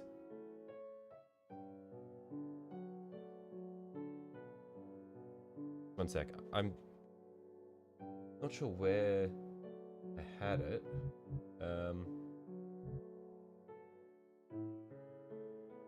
Had a chicken just now? Not anymore. That track is just a chicken getting shot for no reason. This is on C418's playlist. Like, that guy just gets gunned down. Quite fucked. I guess it's not really gunned down, it's like bow and arrowed down. One sec. Nintendo. New patent.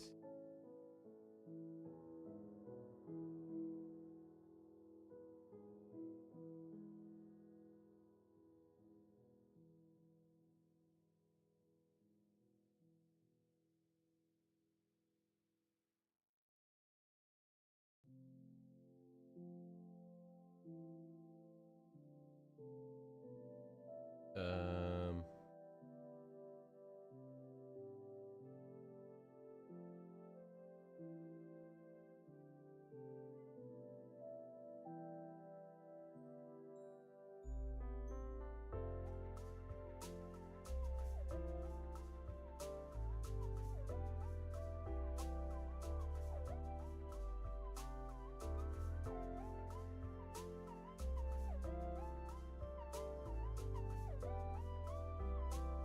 it doesn't seem to be the object part, and there's also another patent that they got, which is they patented riding an object to traverse terrain that is not considered the ground. So one of their recent patents is essentially if you are riding a mount and using it to go over a part of the environment that is not the regular walkable ground, then that is also patented by Nintendo.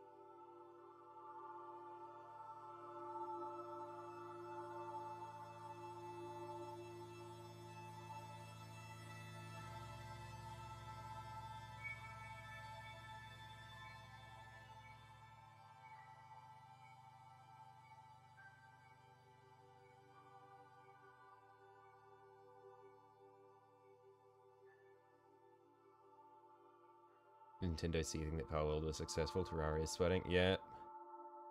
It's just crazy that Nintendo is Nintendo always does all this stuff and is somehow also one of the most beloved gaming companies there is.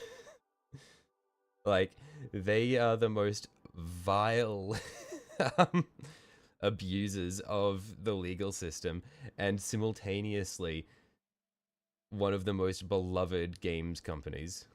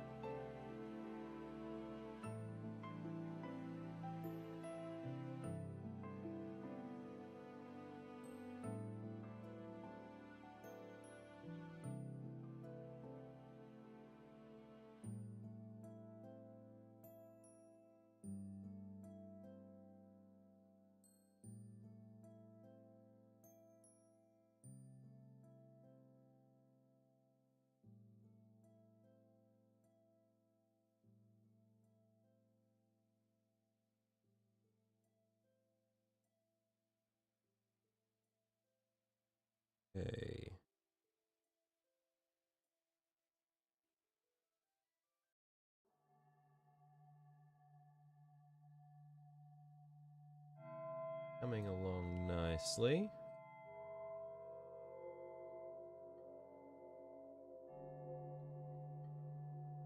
This is going to be a pretty slow process.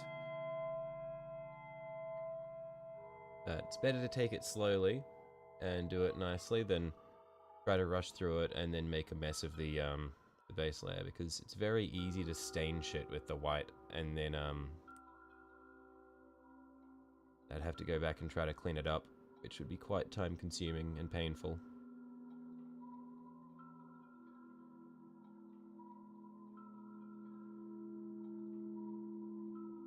How's the world down under? Any terrible new spiders? Nah, been chilling down here. Seen a couple of huntsmen in the past couple of huntsman spiders in the past couple of weeks. I think they're just starting to wake up as the weather gets a bit warmer. That's nice. All new spiders and snakes. I think I mentioned this the other day. Really sad because there's fucking like people. There's new people in the neighborhood with cats, and I know a lot of people don't like this take. Namely, a lot of cat owners don't like this take. Your cat should not be outside. It is actually just an absolute fucking demon on the environment. Like, it just absolutely eradicates all the wildlife, picks up all these sorts of fucking, like, germs, and not just germs, but, like, all these irritants and shit on its fur, brings it inside, gives you skin conditions. It is, like, they are actually some of the worst things for the environment imaginable. Anyway, some new people in the neighborhood have got cats that they leave outside, and I've heard them, like, fighting things at nighttime. And the other day, very sad, came home from walking my dog, and there was a, like, my dog was, like, she was a little bit nervous before we went into the house. She was, like, looking in the garden, and there was a beautiful fucking carpet snake, in the garden, like, just, like, in the bushes and stuff, that had been killed by a cat. Could tell it was killed by a cat because it had, like, puncture wounds behind its head. Really fucking sad. Like, I don't have issues with people having pet cats, but I don't think they should be outside. They cause so many issues.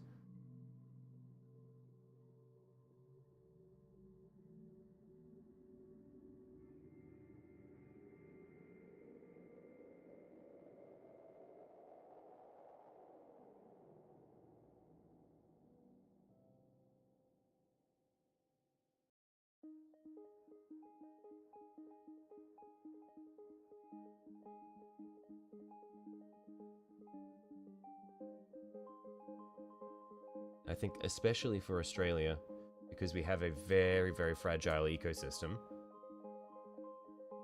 Cats are too effective at killing things smaller than them. Exactly. Like, cats are, like, at their core, they are instinctually wired to hunt.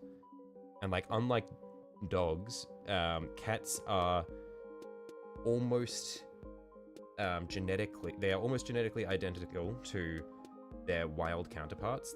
Very, very little has changed about them since domestication, whereas dogs are the most inbred thing in the universe. Most dogs have had, like, their hunting instincts just bred out of them, and even ones that still have their hunting instincts are nowhere near the level of hunting efficiency that cats have, and their range is much smaller as well because they can't climb.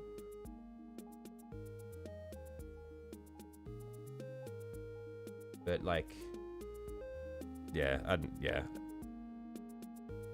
I think especially in Australia, because our ecosystem is unbelievably fragile because it's so isolated from the rest of the world, so it never had to deal with things like cats. They should not be allowed to be outside. Watch those cats trying to run a fade on a badger, though. That's one thing. Glad we don't have badgers here. Badgers are fucked up. Although I doubt many people encounter badgers in real life. Even in the places where the badgers live, I imagine they probably don't go near towns too often. Purely making shit up, though. I could be completely wrong on that.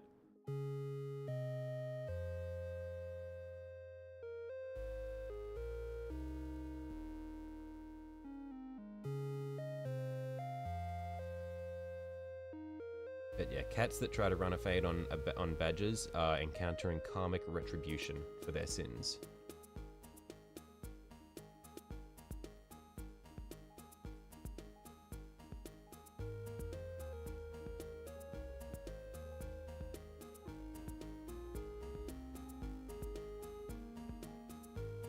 sons of bitches to crack the fuck out. Yeah, they fight to the death. A rare thing in the natural world, a creature that will fight to the death. But it works in making most things not want to fuck with them.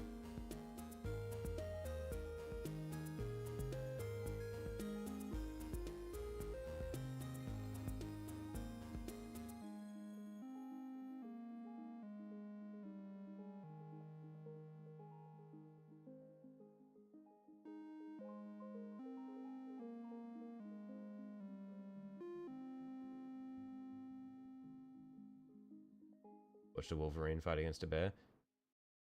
Man.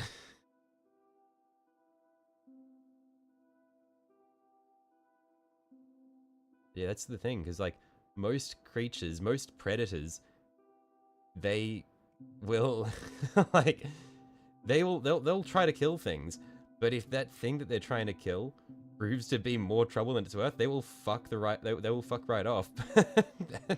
Because they're like, it's not worth getting like my leg ripped off for this thing. And so badgers will just dig in the heel. They're like, fuck you. Wolverines are balls of anger.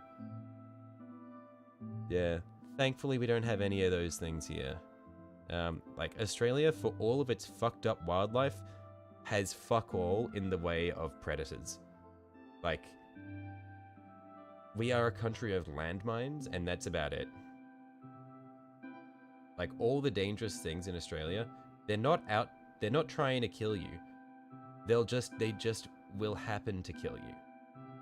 They're not trying to, though. That's the thing. Like, if you die to Australian wildlife, either you were collateral damage, or you deserved it. That's just how it is. Tasmanian Devil wants to know your location. They're cuties! Nothing wrong with the Tasmanian Devil. Also, acting like it's like a big scary predator, that thing is smaller than most dogs.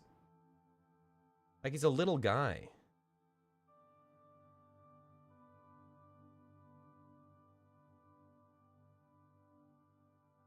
Gimpy Plant disagrees. Literally, collateral damage. It's not trying to kill you. And it probably won't kill you either. It's just going to really fucking hurt for a really long time. And if you die as a result, like some people have, it's not because it killed you. It's because, like, I think someone supposedly used it as toilet paper and then killed themselves because they had the pain for months.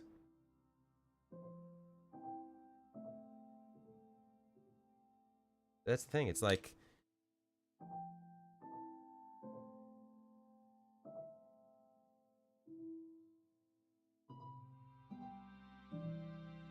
with little bombs for fruit. I'm not familiar with that one. What about brown snakes? Again, brown snakes aren't out to get you. Like, they're aggressive, but they're not hunting you. They're not trying to find you. Anyone who gets bitten by a brown snake, they're getting bitten by a brown snake because they have accidentally cornered it. Something has happened and they have accidentally, backed it into a corner, and so it's gone, fuck you, and then it's struck people. But also, the thing is, we have, like, anti-venom for... We have, like, really good stocks of anti-venoms for most of these things. For most of the snakes and spiders, at least.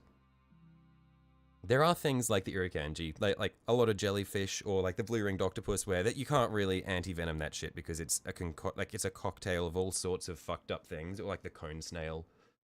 Like, if you get hit with those, you're fucked. But again, none of these things are trying to kill you. Either you've gone and touched it because you weren't thinking, or you've gone and touched it because you didn't realize it was there.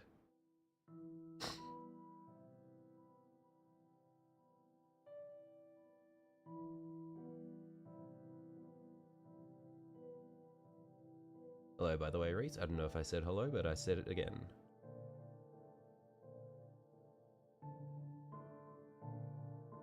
Did you send your cone snail meme? I don't think so. But cone snails are fucked up because each cone snail has a different mixture of the poisons. So, like, there's no countering it. Like, each one just decides to it is its own personal fucked up poison laboratory. So we there is no making antivenoms for it.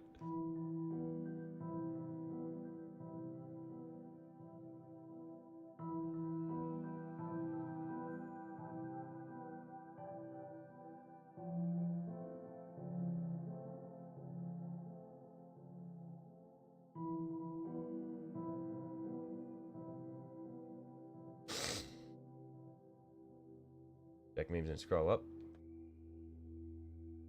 One sec.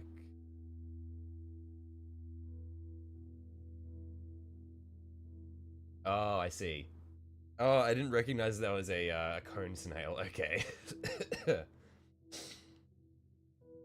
Kangaroo decides you're his boxing buddy. Emu hates you for existing. Again, like, these guys are chillers 90% of the time. Like, you need to approach the kangaroo.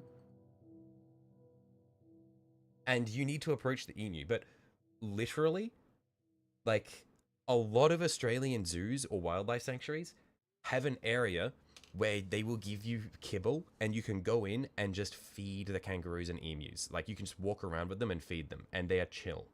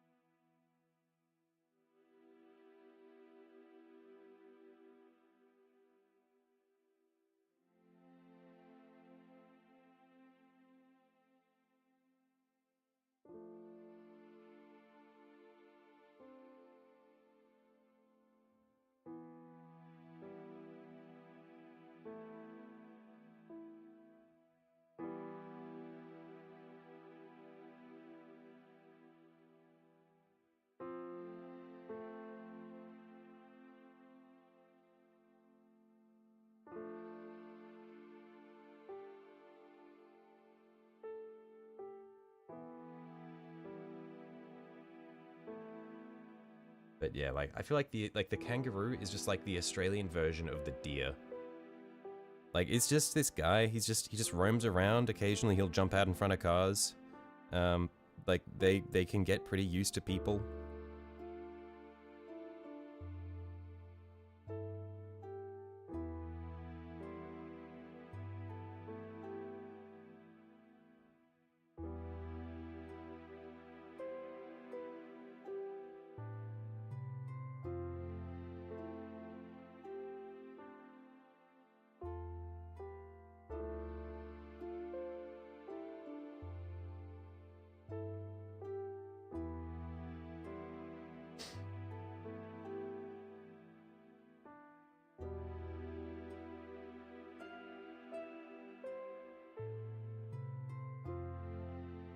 Luckily, when given the chance. Not. It's not a moose. Like, it's not a fucking moose. It's like a regular deer. It's just a deer that stands up, unironically. That does kind of sound like a skinwalker, but it not quite the same thing.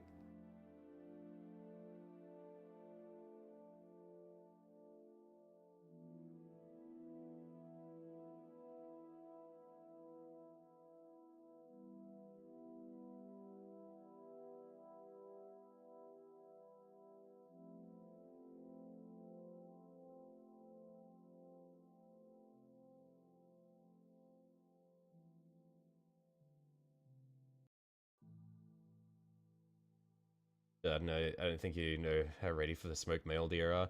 Well, I'm sure if you like, if you encounter like a male deer and like really go up to him, then yeah, you'd probably be in trouble. But I mean, like, when it's an area where they have like grown accustomed to people, like, deer are chill as hell. It's like when you're like, I don't know if they're the same species of deer, but there's so many places in Japan, for example, where the deer are really acclimated to people, like in Nara or in or Miyajima in Hiroshima, where the deer are very acclimated to humans. They're chill. They walk around. You can feed them. You can touch them, and they're not gonna fuck you up. I don't know if all like how distantly related they are to North American deer. Maybe North American deer, with their proximity to the moose, might be a little bit more fucking psychopathic. Saltwater croc. Okay. So soda. That is the one big predator we have in Australia. He absolutely is out to kill you. But also, if you are dying to a saltwater crocodile,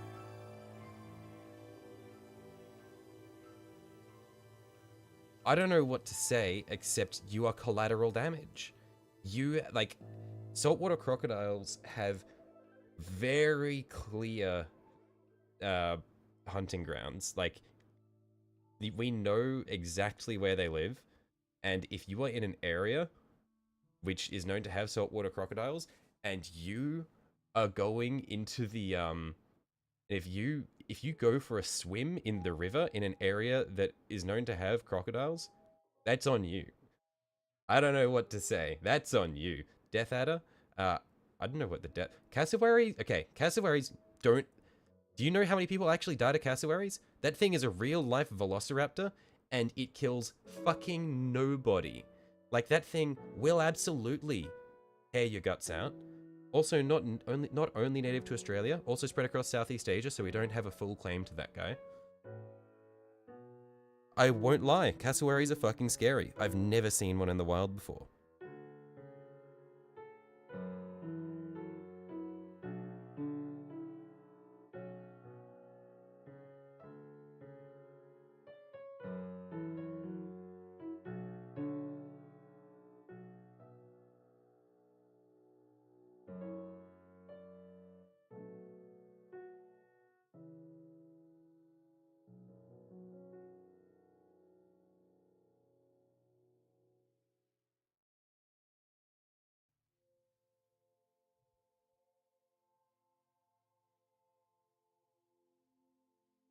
Louisiana, you know how to tell if there are gators in the water? The water's wet. If the water's wet, you know there are. I don't know. I don't know how to do a Louisianan accent. I'm sorry. I apologize. If the water's wet, there are gators in it. True and real. You want to know how? Well, you want to know if there are saltwater crocodiles in the water? If you are in northern Queensland or the Northern Territory, there are saltwater crocodiles in it. Frilled lizards coming in out of left field to smoke the shit out of you. Frilled neck lizards are awesome. They're just little guys. They're so cool.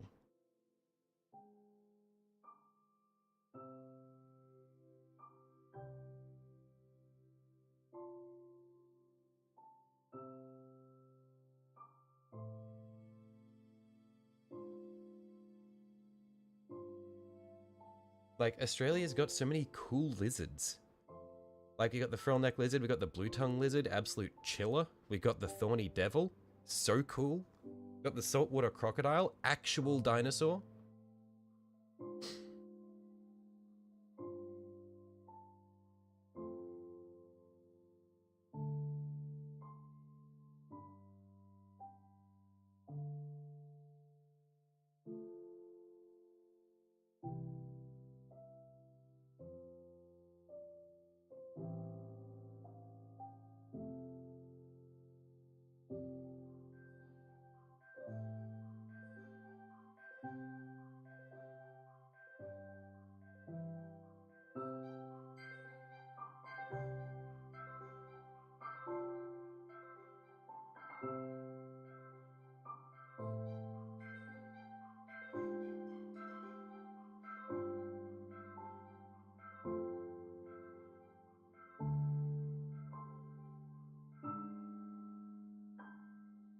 There was an ocelot spot on a trail cam here. Context, those live nowhere near here. I see. Yeah, that's one thing, like, big cats are fucking terrifying. The idea of just like living in a place where big cats exist, like mountain lions, are like, man, I would not, like, that's just scary. Big cats and bears are fucked up. I don't know how Americans are always talking about how fucking scary Australia is because of the wildlife, while you literally have big cats and bears and moose. I don't know how you can have those in your country and say that Australia is scary. Like, you live in the land of fucking psychopathic, like, creatures that are just out to fuck you up, and you're scared of the land of landmines.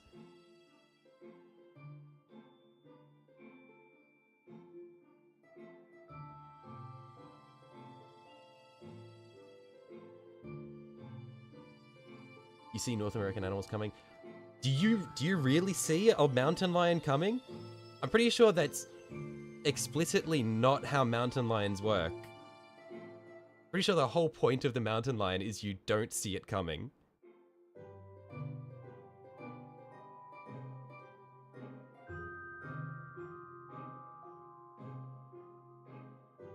Like, you compare like a mountain lion to a saltwater crocodile, you know where both of them live. You know that when you're going in, like when you're going near their territory, you run the risk of encountering them. But the saltwater crocodile, you know exactly where it's going to be. It's going to be in the water. If it's not in the water, it's going to be slow as fuck. The mountain lion, if you are on the trail anywhere, it could be anywhere, and it is fast as fuck. You have Florida men waltzing around, they hold off the wildlife. You have fish and garret. True, you do have fish and garret.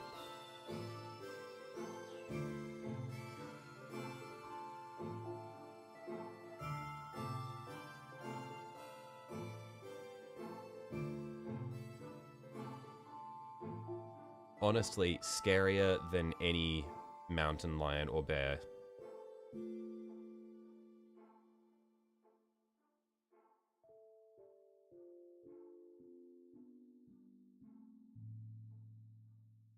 Mountain lions scream like women in the most atrocious pain imaginable.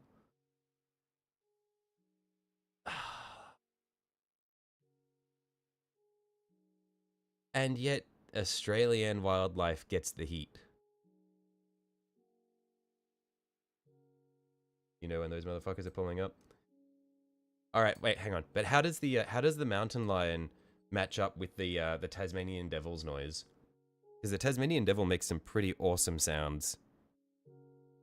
The kiwi bird, honorable mention to our friends over in New Zealand, where literally nothing can kill you. The kiwi makes some awesome noises. That thing has an amazing scream.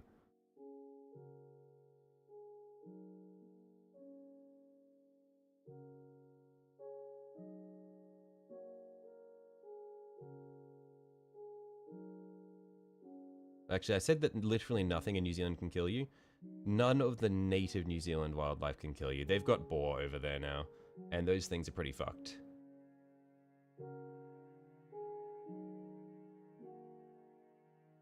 Sudden kiwi nightmare fuel. Yeah, it's awesome. Like, it's a crazy noise. Kiwi also has to change its skeleton to reproduce. Yeah, those, for some reason, it decided that it needs to lay emu-sized eggs.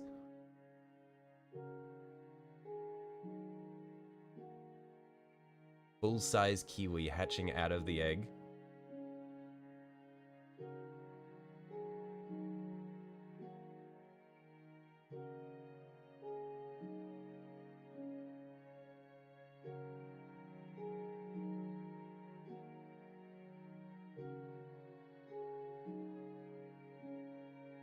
Like, New Zealand's wildlife is just as weird as Australia's wildlife, but it didn't have the poison and venom arms race that Australian wildlife had. So they've just got weird shit down there.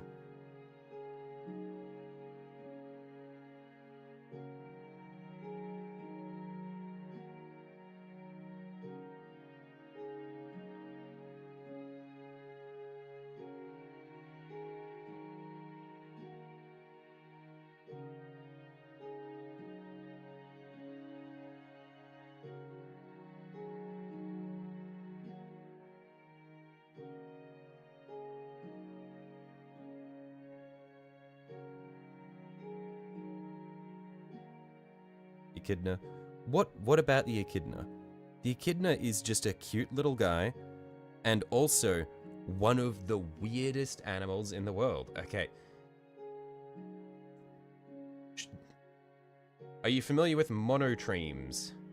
So they are egg-laying mammals. There are only 2 in the world, and we have both of them, the echidna and the platypus. They're mammals that lay leathery eggs and sweat milk. Pretty awesome. He is built wrong.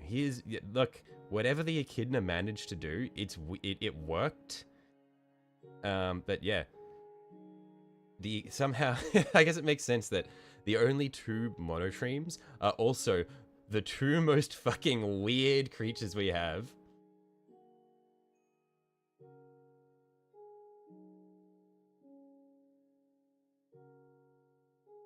Like, echidna and platypus are both unbelievably fucked up in weird ways, and they're fucked up in their own unique ways, and they're quite closely related to each other.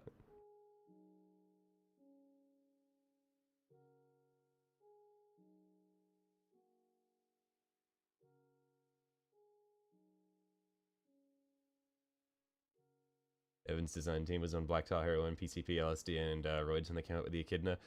I'm surprised you're saying that about the echidna and not the platypus. I feel like the platypus is way weirder than the echidna.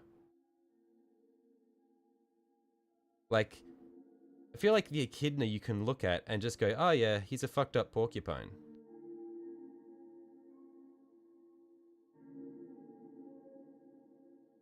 But, like, you look at the platypus, what is the point of reference? What are you comparing him to? It's just it's just a thing. It's a thing.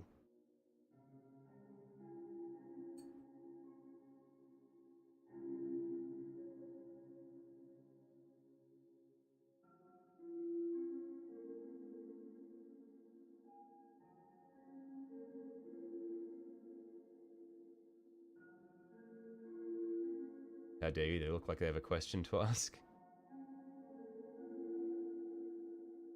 Look. I love the platypus. And because I love him, I understand that there are criticisms to be made about his design.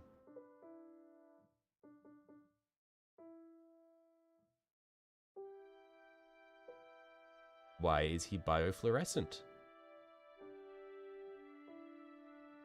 Why does he glow green under a black light?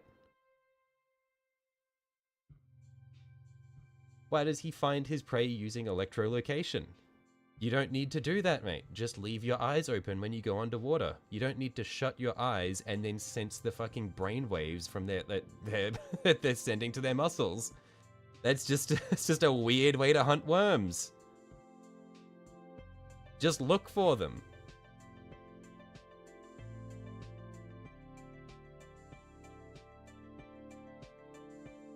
Why does the male have one of the most painful toxins? Like, why does the male have a spike on one of its feet that that delivers one of the most excruciatingly painful poisonous stings imaginable?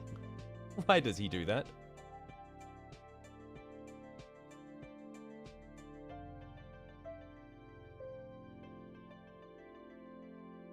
Duckbill platypus is the practical joke of the animal kingdom.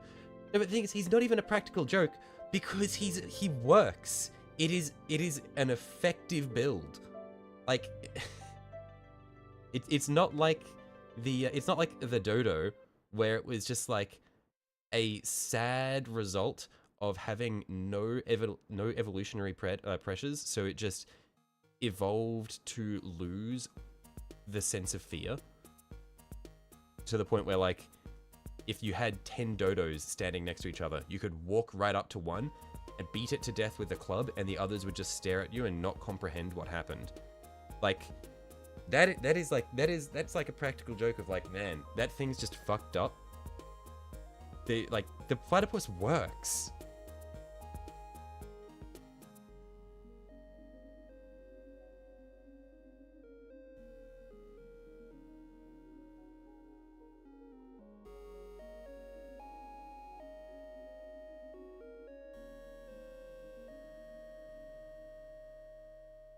Platypus is the same mix of drugs, but with a bit of Bundaberg. Impractical joke. Look. The Bundaberg Brewing Company is a national treasure. I'm gonna say it. They've got some absolute fucking bangers. Like, the rum is their main thing, like that they're known for. But honestly, their ginger beer is the best thing they do. It's so fucking good. Actually, elixir. I don't know how else to say it. That shit, it slaps. Best ginger beer there is. Not even close.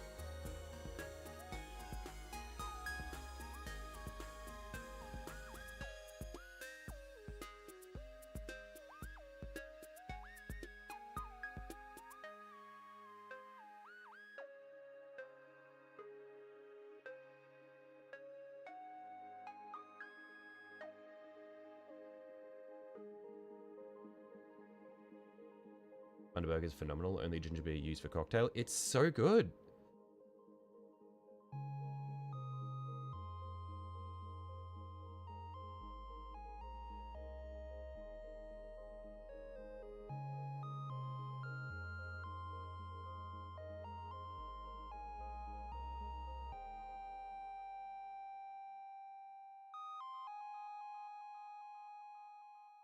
Yes, notification.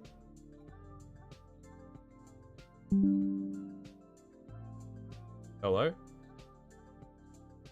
Hello? Are we back? OBS disconnected for a second there for some reason, and I saw YouTube stopped getting a signal. I'll just go again, but yeah, fun. Okay, come back. Yeah, like, we were going north on a road trip, and we went through, Bundaberg, and we were going through around the time of year when turtles were meant to be hatching.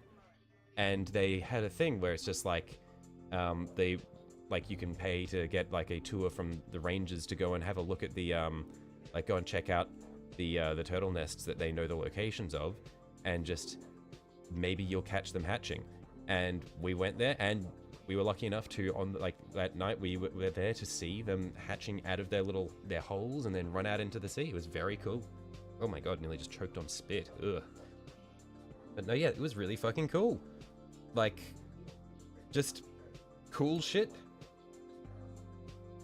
Only through point here is that this was in Bundaberg, but yeah, just the thing I remembered. Like, I feel like that's probably not something that you would see very often, is just like actually just encountering wild turtles spawn in. Man, watch the turtles get D-Day'd? No, there was actually, I'm pretty sure there was no like, there was no like mass slaughter of them because it was at nighttime, so like the birds were all chilling and stuff. But as far as I could see, most of them had made it to the ocean. Yeah, it was just really cool. Can't speak to how many of them survived after they reached the water. But yeah, like, that's just shit that you don't see.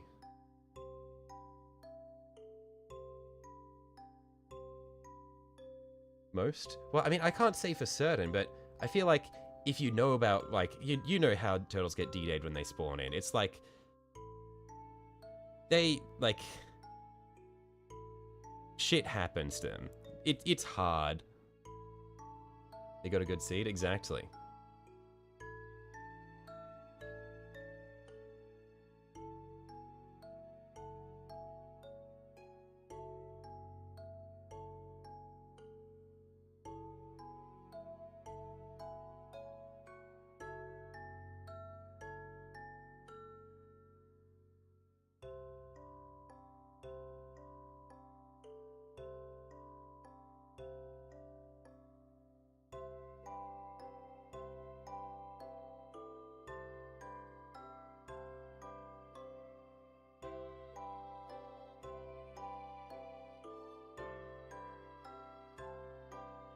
But yeah, one thing I do remember from that night was some other people in the group, when we were watching the turtles hatch, were like, because we stood around for like 40 minutes or so watching this one turtle, I don't even know how to describe it. It's like, I want to say burrow, but it's not really a burrow. It's just like, it was just like a dent in the sand, and it was like the rangers knew that that's where the turtles had laid their eggs. So we were like gathered on the land side of it, so there was still like the open path to go towards the ocean. And we were standing there for like 40 minutes, and the whole time there was this fucking couple of old, they weren't really old people, but just like people who were just like getting really like antsy and haughty and like complaining to the fucking the ranger that the turtles weren't hatching. And it's like, dude, they might not even hatch today. You knew this coming here. We can't make turtles hatch. It's a matter of luck. Just chill. If you're lucky, you'll see them hatch. If not, well, it was worth a try. Chill. Like, come on. It's fucking wild animals. Yeah, crazy.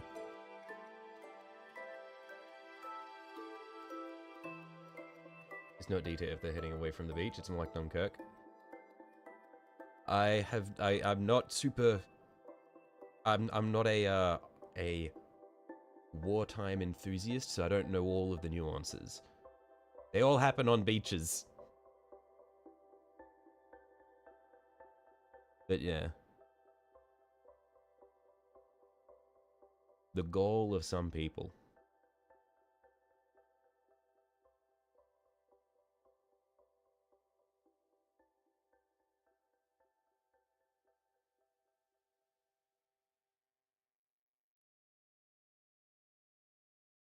Like, what do you think complaining to the park ranger about the turtles not hatching is going to achieve?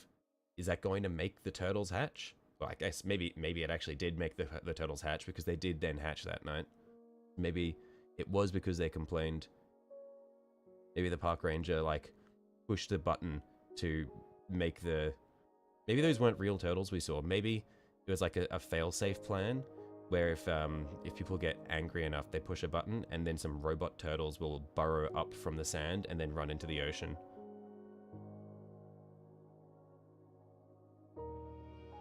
You post about a woman wanting to delay the solar eclipse. I mean, that's fair enough. Like, you wanna make sure you're present when, like, or you wanna make sure it happens at a time when you're like most available to experience it. You know, that's fair enough. You can't blame her for that.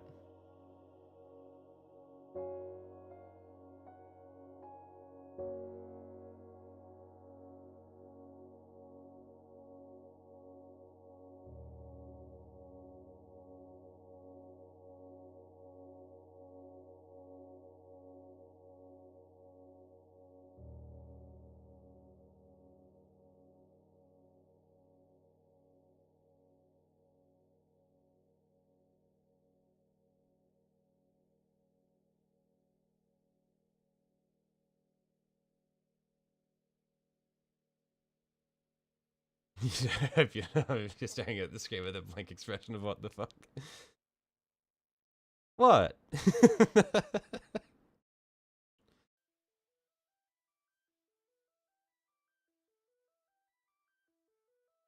Maybe the timing just didn't suit her.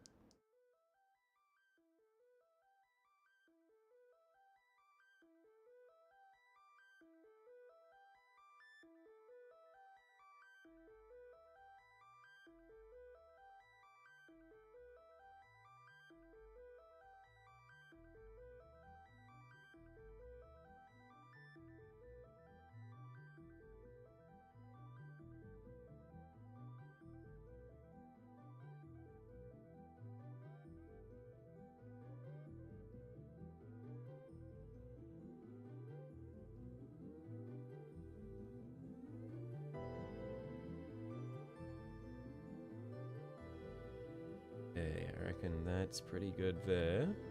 And swing round to the front of the body now. Oh, hang on, actually, I think we need a little bit more here. Like that. That's good.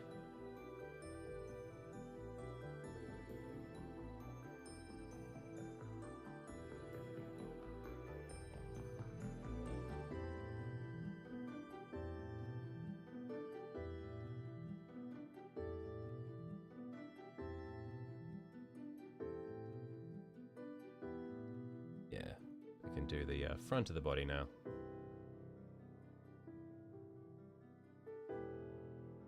Yeah, I think this will turn out really nicely.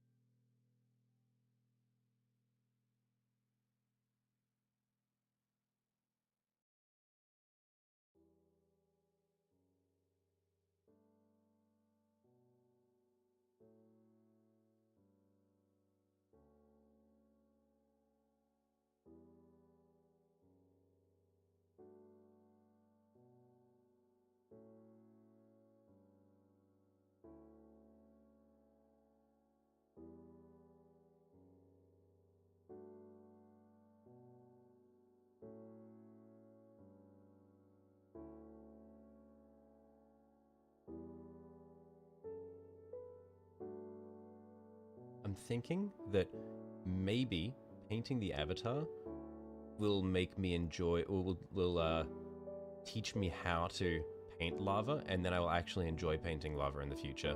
Because I've always sort of dreaded it, but I think that this is sort of forcing me to figure out how it works, because it's got really good shapes to figure out, like, how the light should be distributed. So I think, I'm hoping by the end of this, I'll have a better understanding of how it works, and I'll be able to paint it more on things that don't have such nice shapes for it.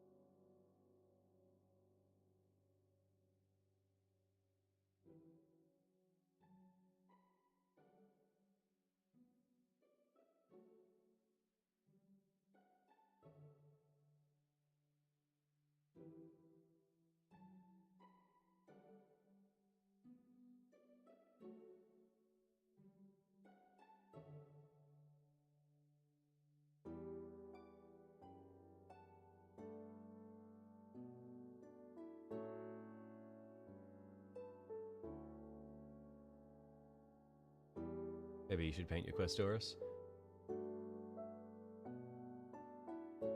Yeah, it can be a pain trying to sum up the motivation to work on big things like that.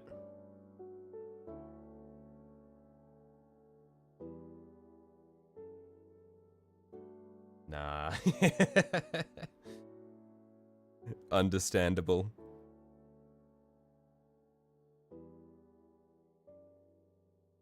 Remind me, Soda, is this a 40k Questoris, or is this or is this for Titanicus?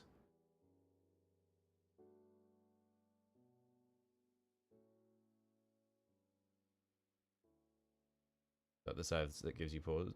You just hate painting. Fair enough. Transfers are a fun alternative to painting. It's a 40k model, right? Okay.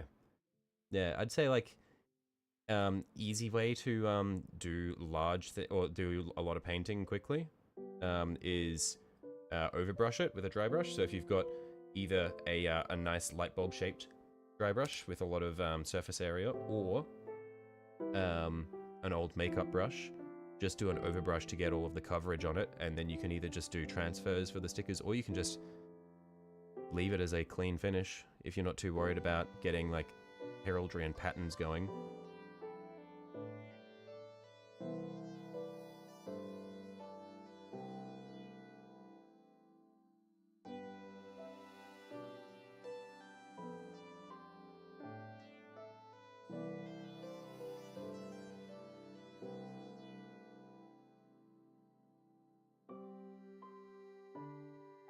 It's usually what you do. Right, okay.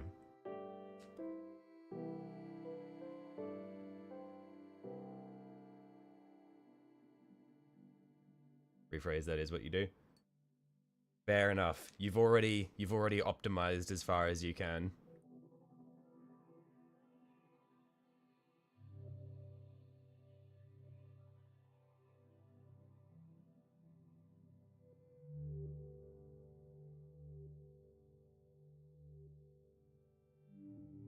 Just get the base paints all on there and roll with it. Yeah, I mean, and that's the thing, is you don't necessarily need to get a lot of heraldry on a knight to make it look good. Just because with the size of the panels, when you get a nice clean finish on them, they do look really nice.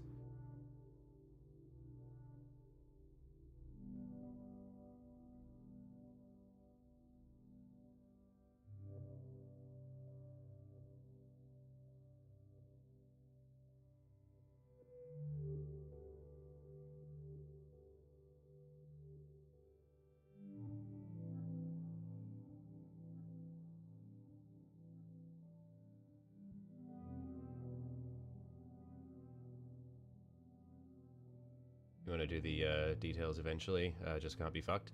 Yeah, that's a big thing. Like when I was for my Knight Acheron for a long time, I'd gotten the base colors on it, and then I just set it to the side, and I was like, I can't be fucked to do the details. I really can't be fucked. But I finally forced myself to pick it back up and start doing heraldry and stuff, and it's a nice feeling. But yeah, like especially when you've set a knight aside and you're like, it's good enough for the time being, and then you like focus on other shit. It's really hard to come back and then go back and work on something you've decided to put down.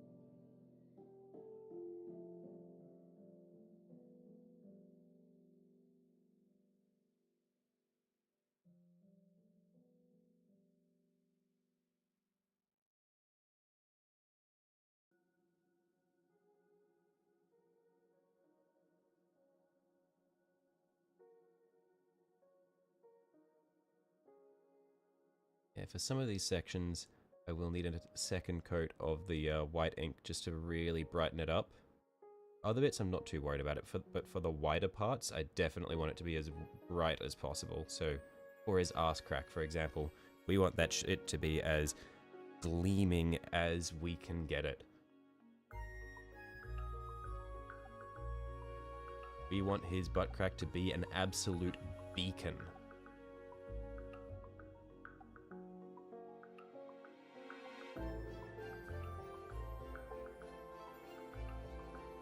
Got all but one Knight of yours painted, and that's not including the Noble Cerastus.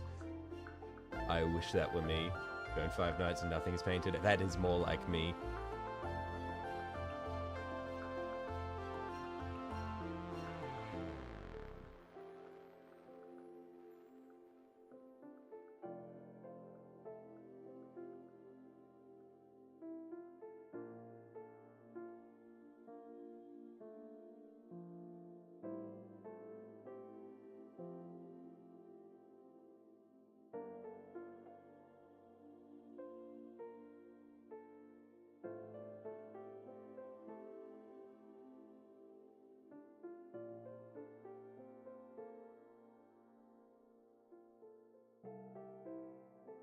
Yeah, there's going to be a lot of capillary action for these bits here, whereas ribs are, because these are very deep recesses. I'm hoping that we should just be able to spread the white through there quite easily. Yeah, they lend themselves really well to the white ink.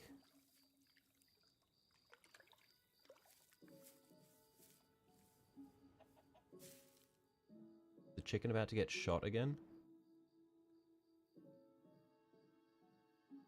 Maybe, no, maybe not. I think this might be a different one.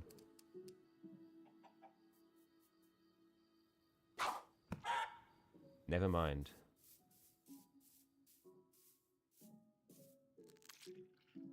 Why does it have the sound effect of him pulling the arrow out of its wet corpse? It's actually so fucked.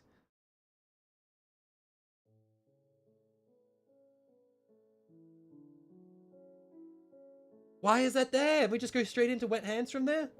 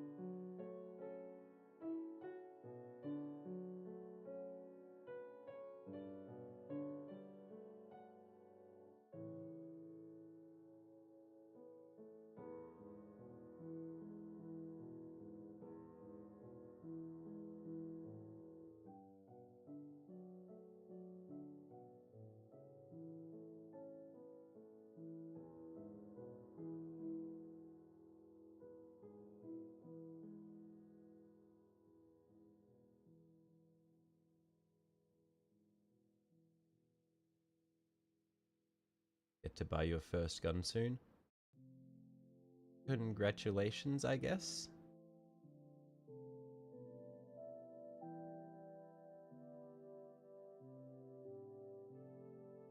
I don't really get the whole gun hype thing, but enjoy.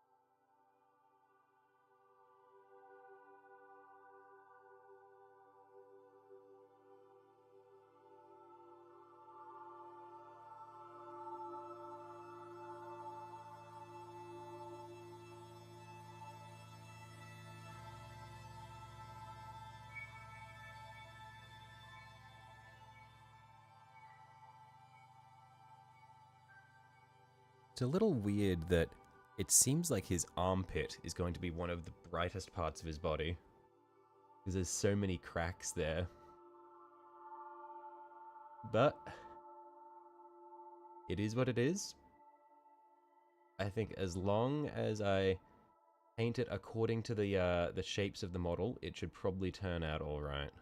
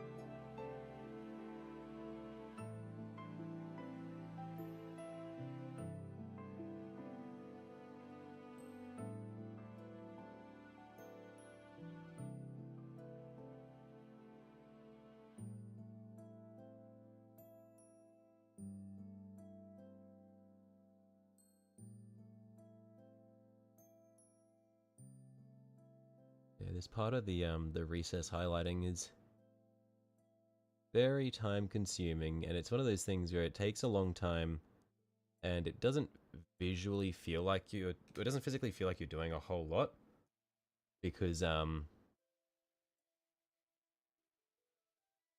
there's always because you're not doing a lot of surface coverage. But I feel like it's one of those things where you spend a long time on it and it's not a lot of surface area, but it makes a big difference. And it'll make my life a lot easier later in getting the bright yellows and oranges coming through.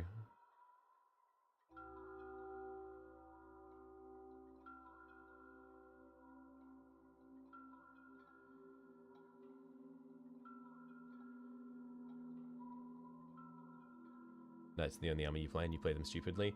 Playing them stupidly is the correct way to play knights. We do not run meta knights builds here. The only Cerastus knight I have assembled is the Acheron. That thing fucking sucks.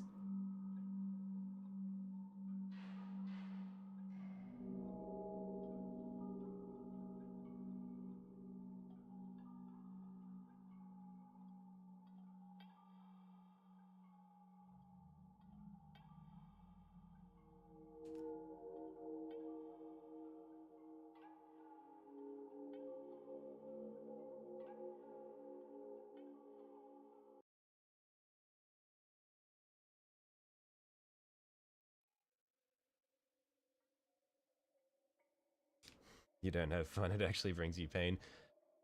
Wait, when you play against your friends, do they know you're bringing knights, right? So do they just load up their armies with anti-tank? Because that would bring me pain. If you show up to every game and they've just counterpicked your army, then that's upsetting.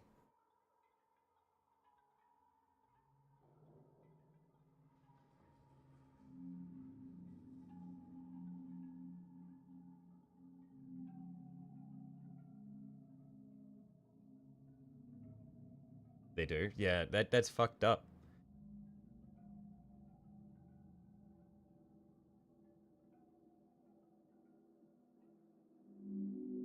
Doesn't really help them. Well, I mean, if they counterpick your if they deliberately equip like all of their dudes with the anti-armor options when they know they're fighting you, then that is kind of fucked.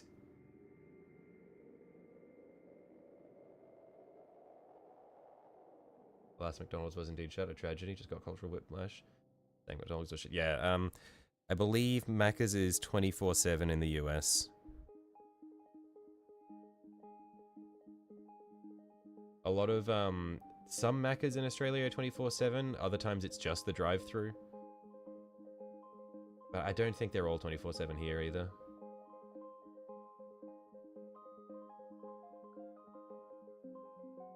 Kind of picking is for losers. You run models that look cool, and when those models have shit rules, you lose.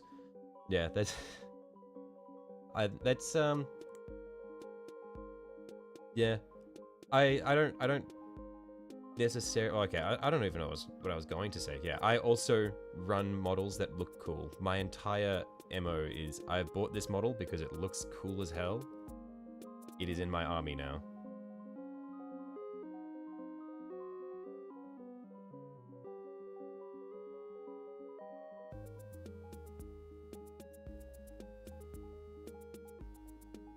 Like, my Eldar army is based on Wraiths. Like, they're not bad, but the meta Eldar is just Aspect Warriors. It's just Swooping Hawks and Warp Spiders and Fire Dragons. That's it.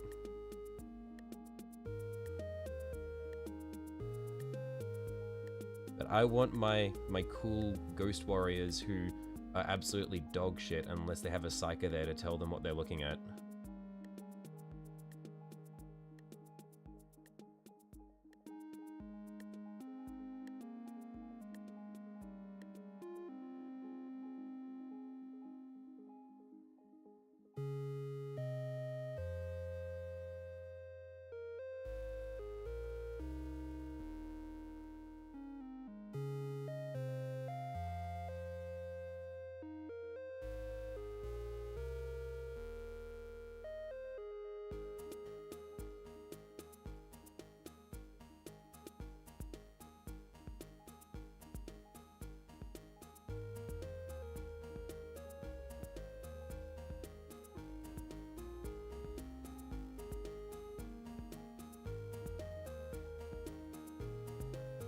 think that's all the highlights for that arm done. Looks like it. I think there might be some bits on his hands that we'll want to pick out. Yeah, I think there'll need to be a decent bit of work done with his hand because it's not quite the same color as the rest because it was a lot of blacks in there, so I couldn't really get a strong brown going. So we're gonna have to work with this, but I think it should work out because it's a relatively enclosed space. And then we're also gonna have the really bright parts of the dripping blood as well.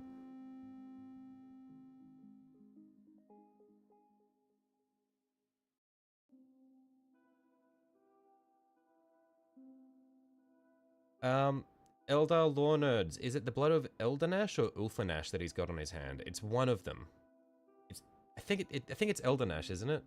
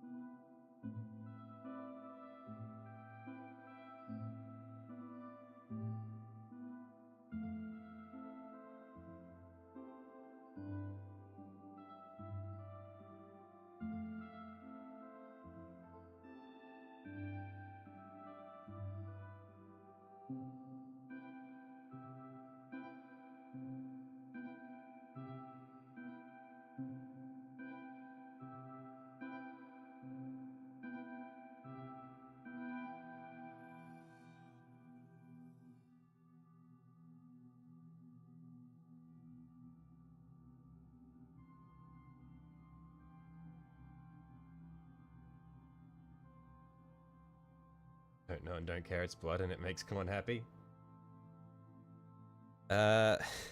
Fair enough.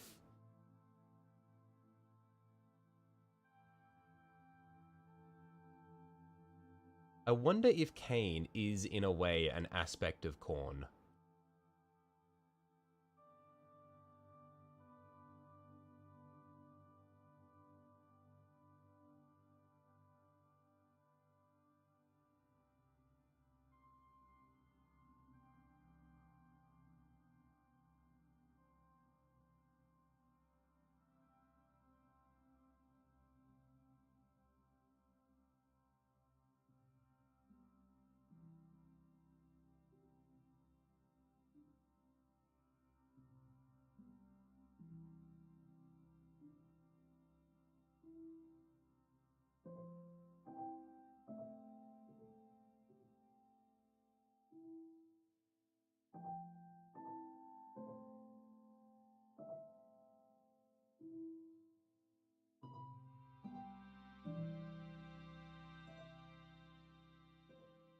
The Mechanicus had bigger robots. Yeah, true, actually. I like Mechanicus thematically, but it's just all Skitarii and those dudes with like the Da Vinci glider wings.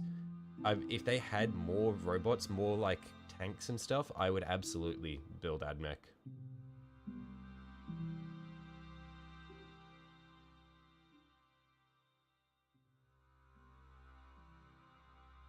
$80 fucking Termagants.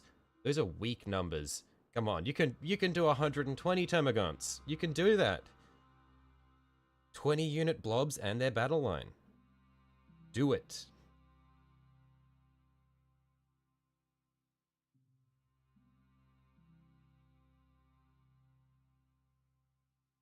You will paint 120 Termagants.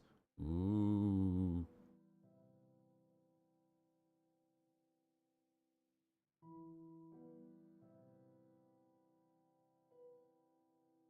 Admech in 30k is the bomb. There are so many cool things from 30k that I want in 40k. Like codex rules for Imperial Knights.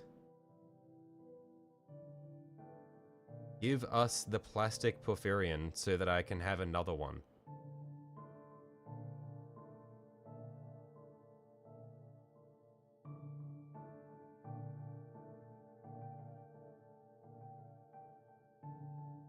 That was like a fun surprise I had when I was going through the Kingsblade book, was There's a Porphyrian that shows up in it.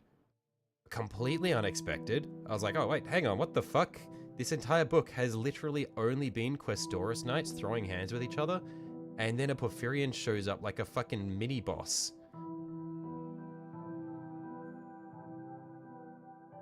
And you, Sir Iron, will paint the lion.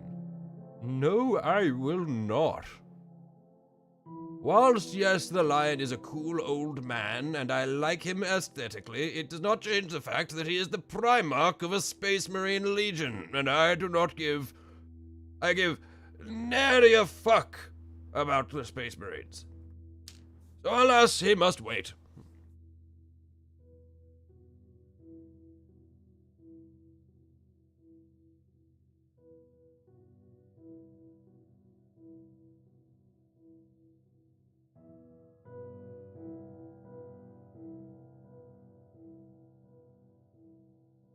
Admech need robot wave and 40k. Drukhari needs everything. Sister needs something big that isn't a character. World leaders need half their army. Okay, look. Drukhari already got their releases, okay? They already got 2 new models. You stop asking for the impossible. They already got a new epic hero and a new character model. We need to get some more Space Marine models. Like, honestly.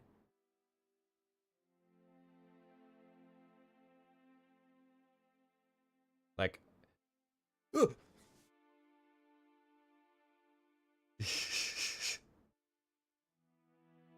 Am I highlighting for a wash? Yeah, or either a wash or a contrast paint that's gonna go in here, yeah.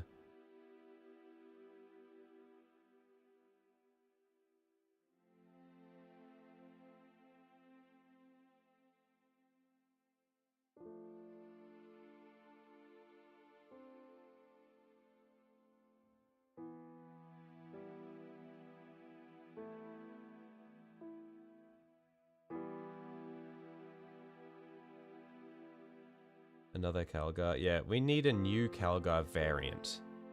Yeah, we need Calgar variants now. Different armor patterns so that you can run him as whatever version you want. And he needs to be posed differently. We need to have the option. We need Calgar with different weapon loadouts and different armor kits as separate models so that you have the option of choosing your favorite Calgar for your army. I think that would be awesome.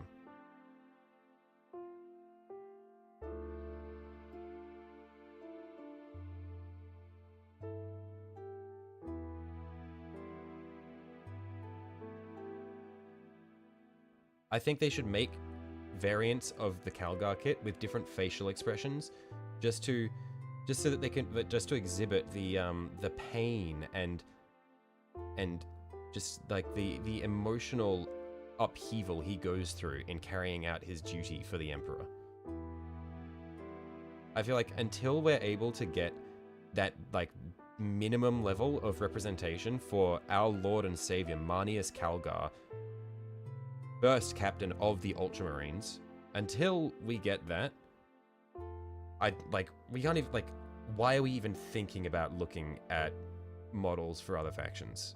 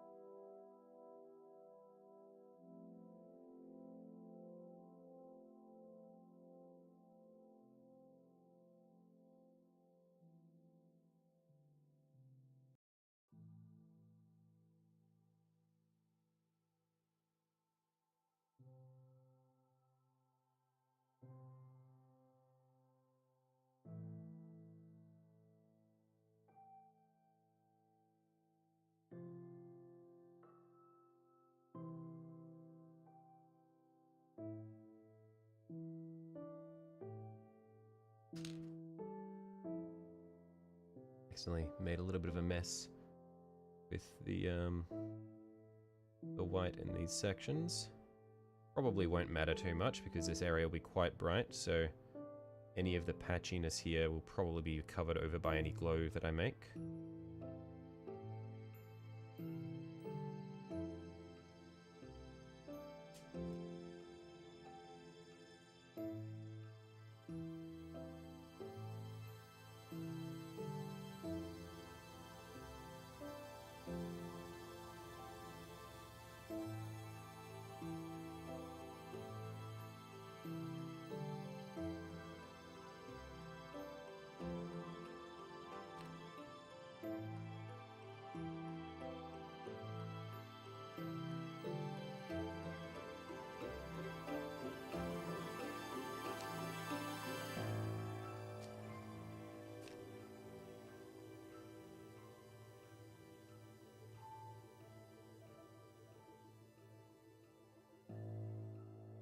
Okay, that's looking pretty good there. Do hope for a miracle. Yeah. I think hope is all fine and well. But hope is the first step on the road to disappointment, my friend. I don't know where that quote is from. But it, I think it holds especially true in the case of 40k.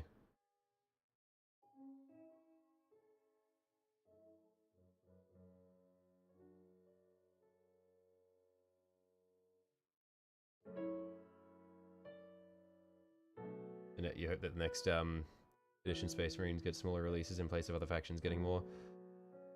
Yeah, that would be nice. That would be nice.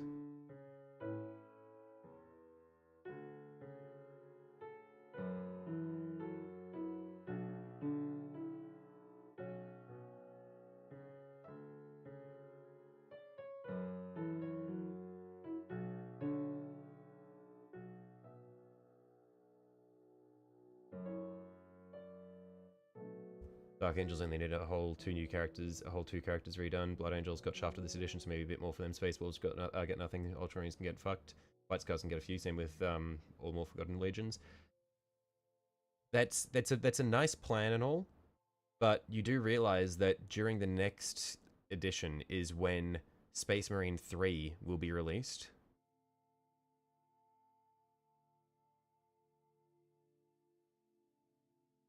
And we know that Titus is going to be in that. So he might get a new model for that.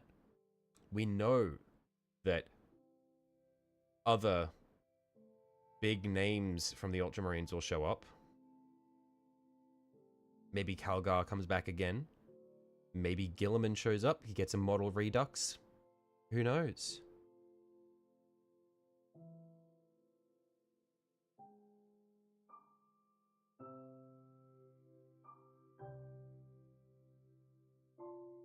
Like the whole guaranteed mini is very new. Factions would go 8 years with nothing, which sounds painful.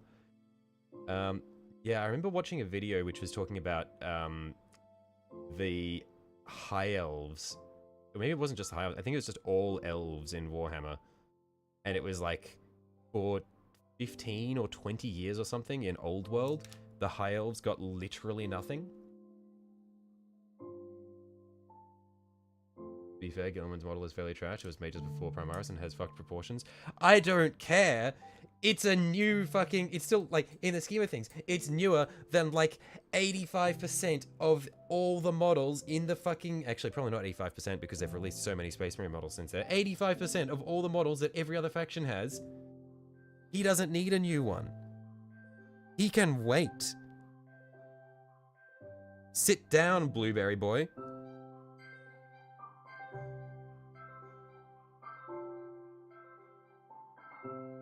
You're already talking about a new robot Gilliman. No.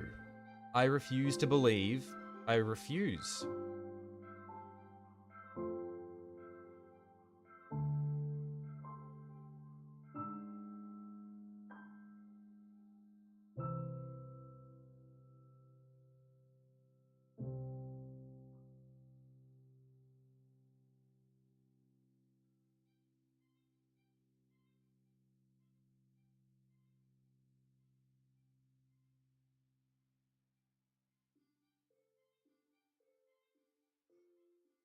What's this you're hearing about a new robot gorilla? I hope it is nothing but lies, nothing but misinformation.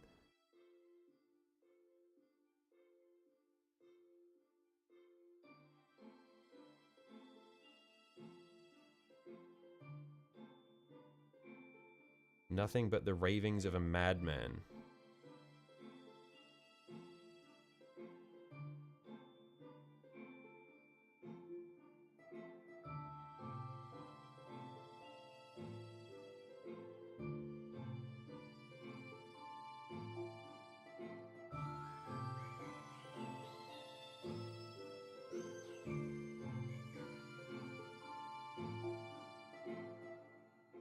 A lot of need players calling for a Swarm Lord refresh. I feel like the Swarm Lord is a pretty good model though, no?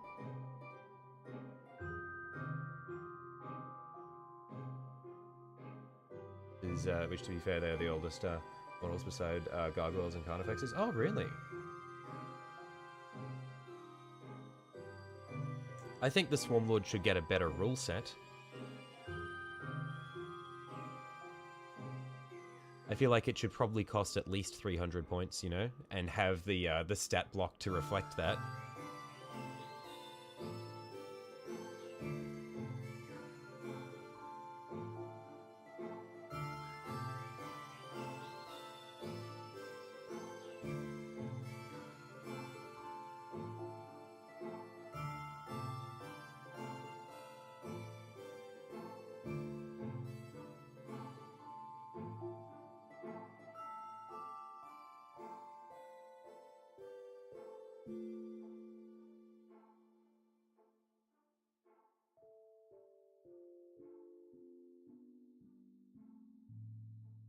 It's held up really well for their age. They're the new designs they started doing with the back vents and stuff makes there be a bit of a divide. Right, yeah.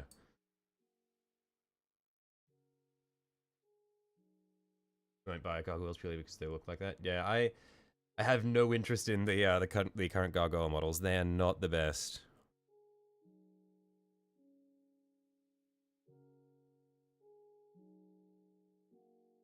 You love the idea of them, especially the idea of bringing 20 gargoyles on the back of a Harridan, but they're so ugly. Wait, is the Harridan a transport for gargoyles? That's awesome.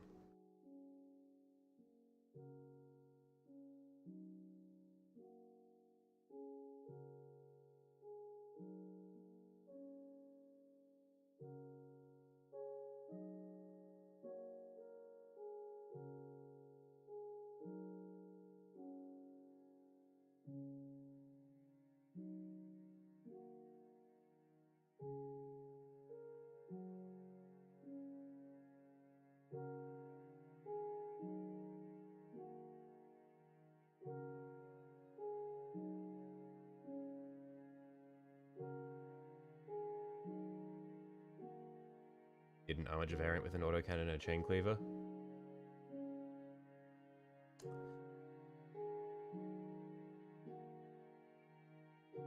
I'm pretty sure Chaos Knights have that. I think that Imperial Knights should have more diversity in models. I don't necessarily think that should come in the form of just different weapon loadouts. I think they should just make different chassis for Imperial Knights. Make the Relic Knights Codex, and then have them discover an STC for another Knight chassis.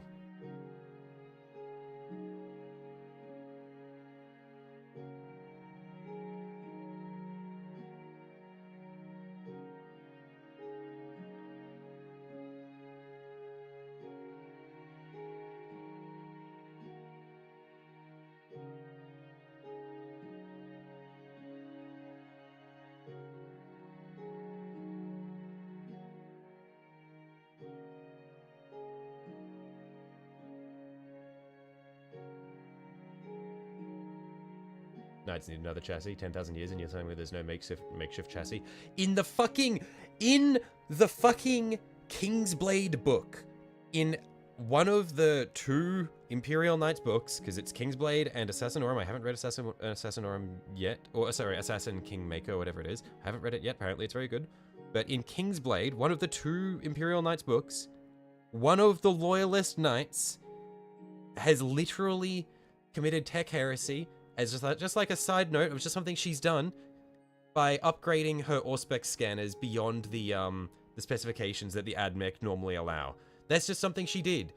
And it's not like this was a big thing of, oh, she's a traitor. It was just like, no, she just did this to make her knight better. You're saying that 10,000 years and no knight house has decided to go and build a new frame to put their fucking chair in.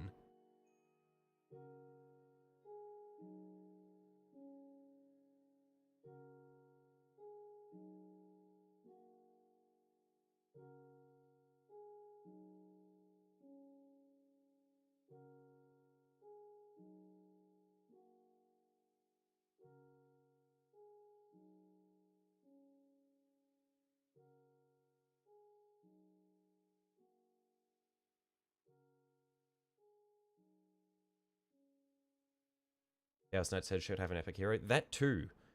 Crazy that there are factions that don't have named characters in them. Like, what? Hello?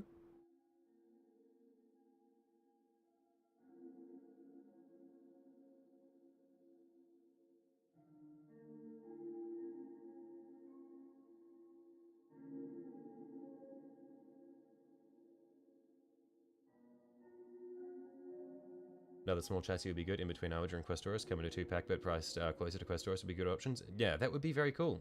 About an adult lopsided knight for Chaos would be cool. Yeah, like, so much cool shit they could do. They could just straight up turn Chaos Knights into the Dark Mechanicum if they want. Like, I feel like people would be open to that.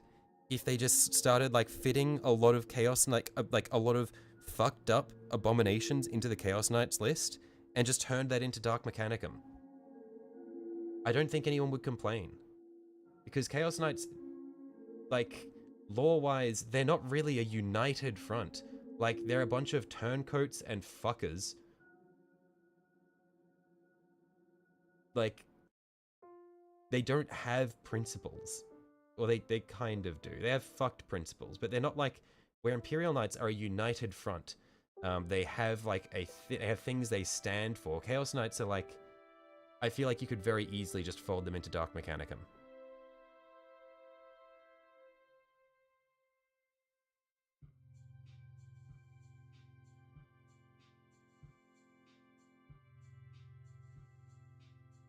Give me the dropkeep. Yes! Give me the dropkeep issue. With the size of 40k boards, the dropkeep would be about 40 to 45% of the board's footprint. The dropkeep, because that thing can hold like 8 Questoris, can't it? That thing is cool as hell. I think it might be a bit big for the 40k board. It would need to be you just have it as part of the map. Just play a game where it's you versus like your opponent. Your deployment zone is in the middle of the map. The opponent deploys around you. That is the dropkeep. And you build the dropkeep out of terrain.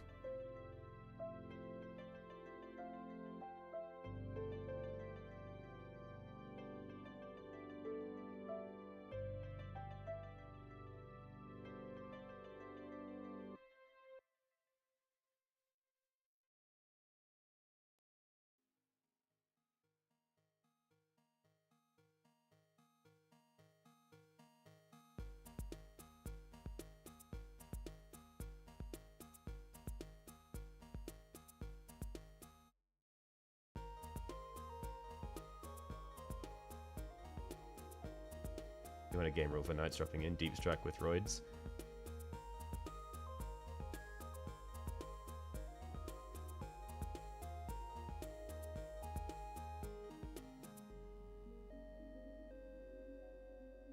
Three-inch deep strike. Can't charge afterwards. Inflicts mortal wounds on anyone close to it when it lands. Fuck it, we ball.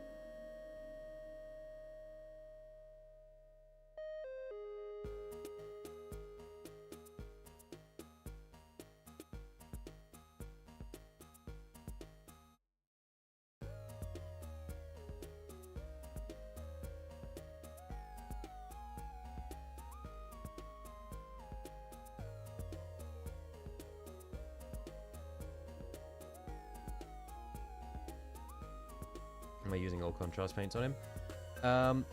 So the brown was, it wasn't contrast, it was an airbrush paint, which is why it's thin enough to show through all the texture underneath and all the different lighting. And then this is a white ink that I'm using at the moment, but I am probably going to go over this with a yellow contrast just to get our bright points. But no, I'm probably not going to use only contrasts, because contrast paints, I really like them, but there are a lot of issues with working with them in places. But yeah, I haven't fully decided what the goal is going to be for a lot of this. It's sort of, we play this by ear.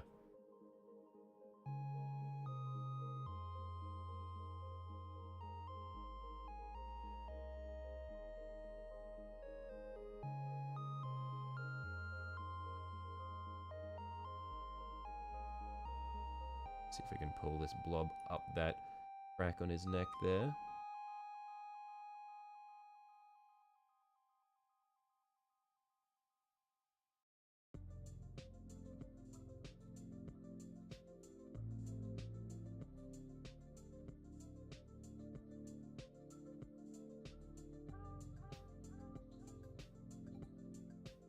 And then clean back that little bit of excess that we accidentally brushed out.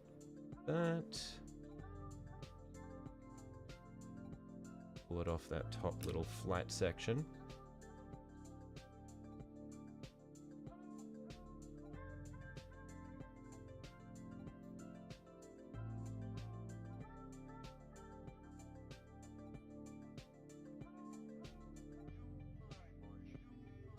There we are, that's looking better.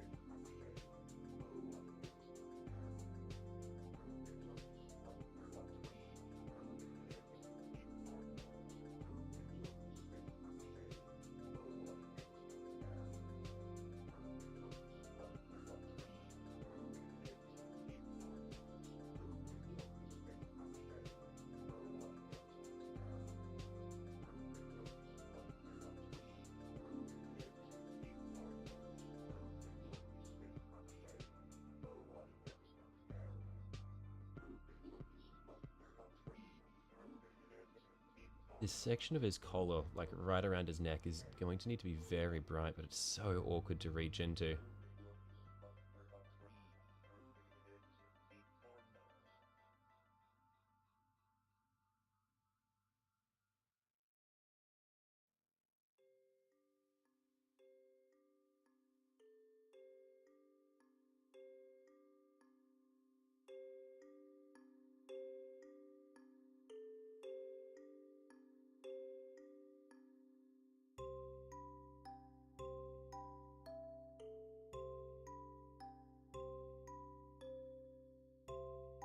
I think that's probably the best I can do for around there. So just reapply this section here.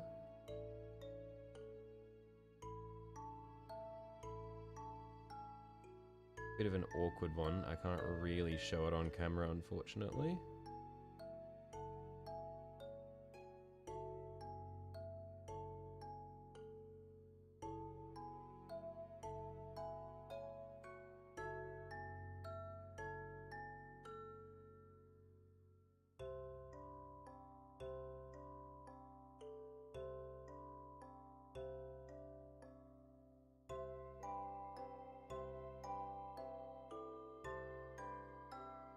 That's looking pretty good there.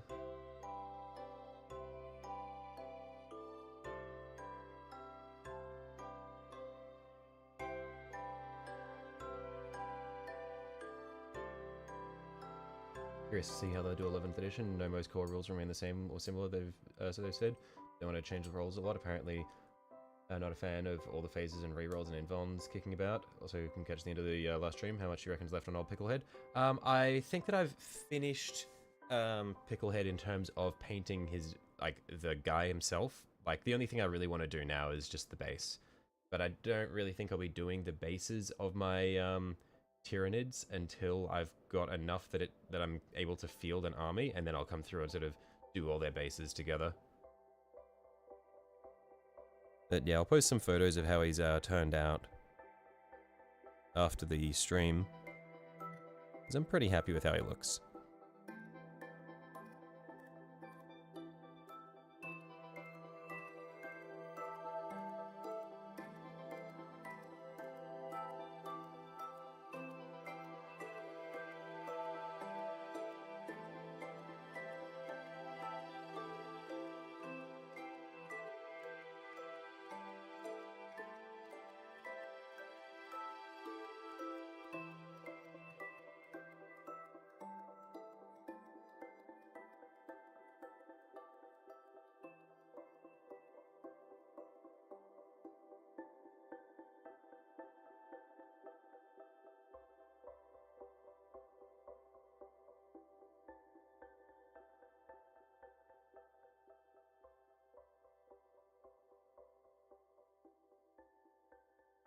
Okay.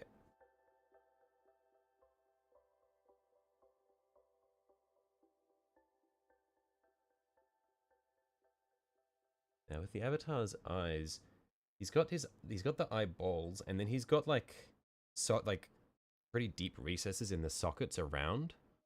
So I think what I'm gonna want to do is coat all of it in white, see if I can get the white to sort of run through the sockets there. And then I'll try to do the sockets and the eyeballs as different colors if I can.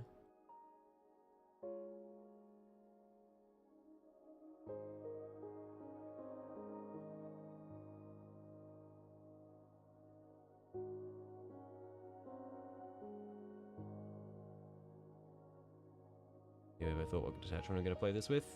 The two Eldar detachments that I really am capable of running / like the looks of are the Spirit Conclave and the Aspect Shrine one. It might be called Aspect Shrine. It's the one about all the Aspect Warriors and the Avatar. The issue with the Aspect Shrine one is I don't have any Autarch models, so I won't be able to run any of the enhancements. I would purely just be running it for the detachment rule and the stratagems.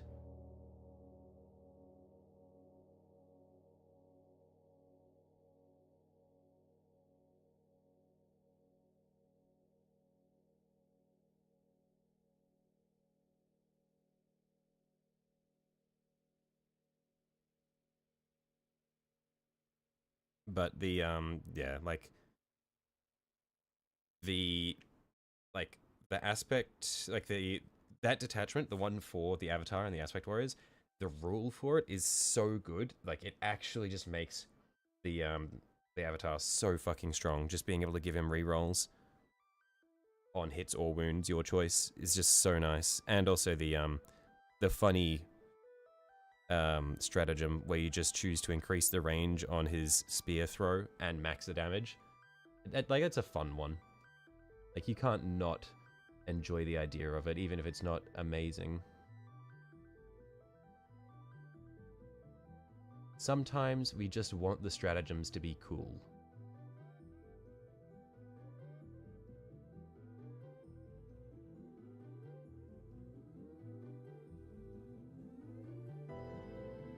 Aspect Host, yeah, that's the one.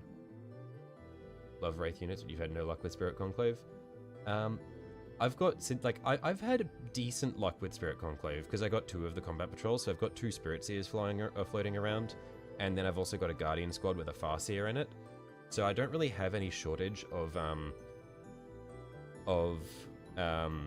Psychers to buff my boys, and just like the Wraithbone armor stratagem is actually so painful for people to deal with. But I will say that most of the time, my Wraithguard and Wraithblades are purely there to zone, because my opponents just don't want to walk into the into the D sides, because I've got 2 with Wraith Cannons, 1 with D sides, and then I've got Wraithblades with the axes and with the axes and force shields, or scatter shields, whatever they're called. I think they're force shields. But so all I'm doing is I'm just threatening one side of the board with the wraith cannons, and then I'm holding a point with the D sides, and I'm pushing a point with the wraith blades, and then I've got Lycus in a blob of in a 5 blob of warp spiders with the Exarch having the power blade array just blinking around, just whenever there's an opening, just fucking executing some poor soul who happens to be in the wrong place at the wrong time, and then moving on.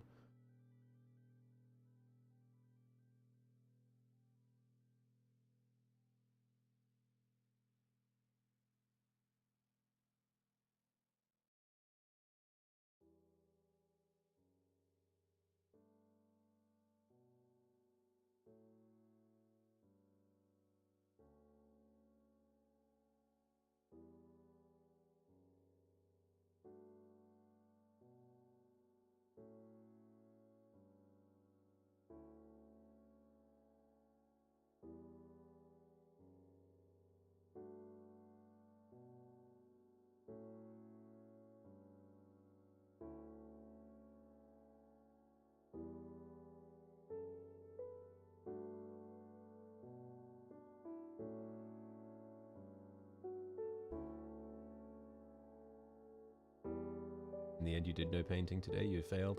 Hey, it be that way sometimes.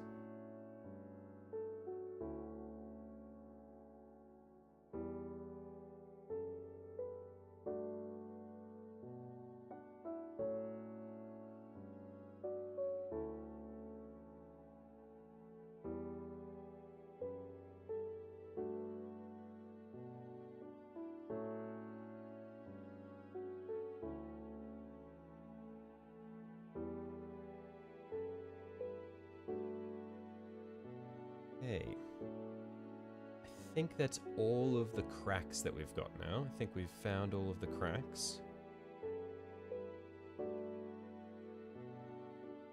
Oh, there's the bits in his ankles, actually.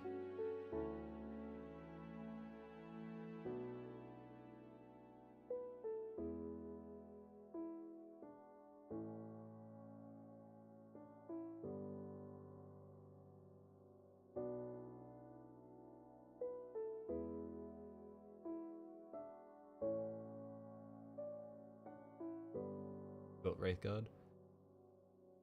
Yeah, I want to print out more Wraithguard and put them together so that I can actually make use of the fact that they're all tagged battle line. But before I do that, I need to paint the guys that I already have.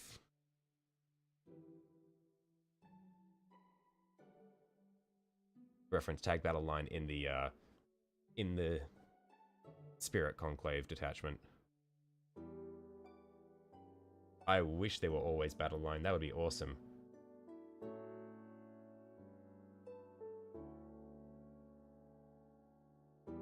Wanting to get the flesh done so you can post it to the or post it to get input. Added a burgundy pinkish gradient on the end of one of the whipstead variation. Thinking it's looking okay. I'm sure it is. Hang on one second. I think I just heard a knock. I'll set this down.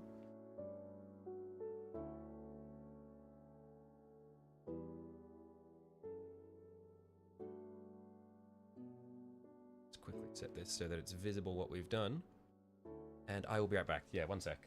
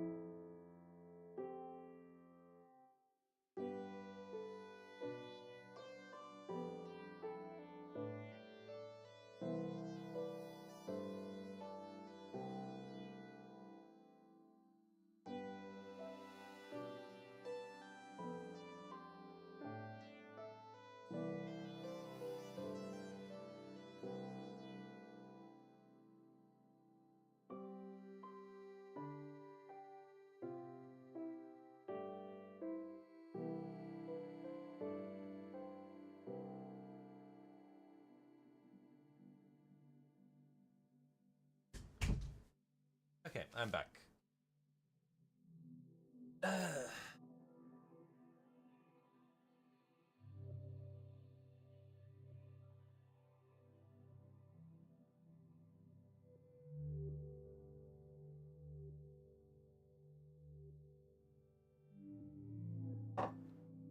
So, yeah, I think we've picked out all of the molten cracks on him now.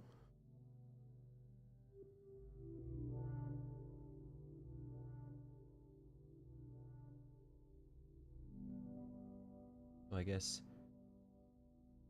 next thing will be, I guess with the white ink, I should probably coat the base of all of the flames so that they're super bright down there.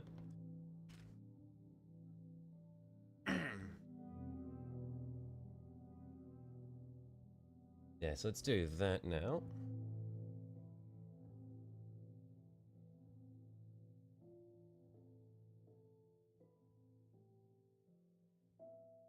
And then from there, maybe we just go straight into trying to do our the yellow highlights in it.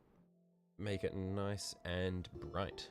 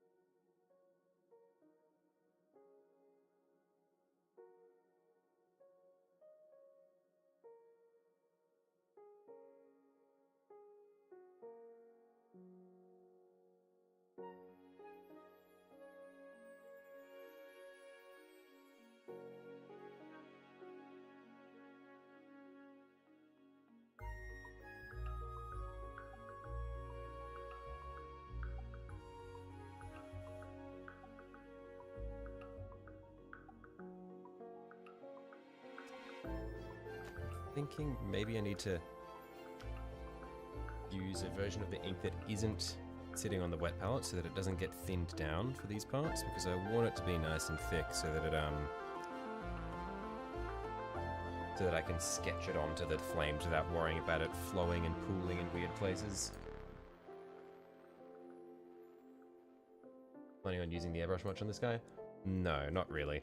I used the airbrush a lot on the base, and I used it to get the initial black and white prime on him, which I think was really nice for establishing the texture on his belly and stuff, and went over with the transparent brown.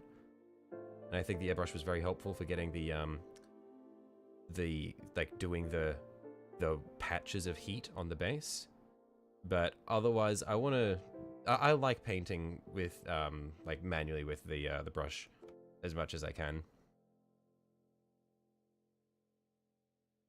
Just purely a matter of personal preference. I prefer the aesthetic that it gives. Because I feel like whenever I airbrush things, I always can immediately recognize the airbrush texture.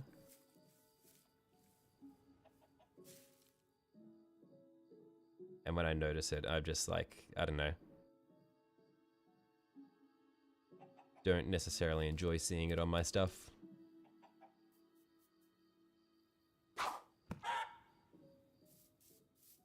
Rip chicken.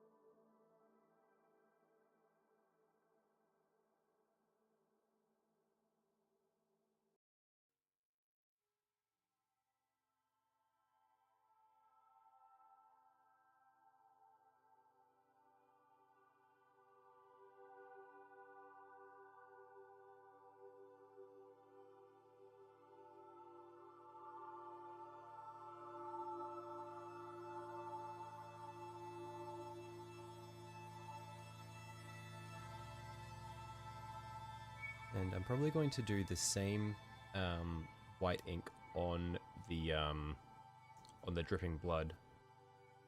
And for that, I do want it to glow as well, because it's not just blood, it's like it's like magical shit. So I want it to like definitely look like it's glowing. So I'll try to make the bright points the points where there's more volume. So it'll be like the ends of the blood drops and that sort of thing will be the bright points. Although a lot of that might just come down to me manually working away at it a lot, rather than just trying to set up a good baseline to work from.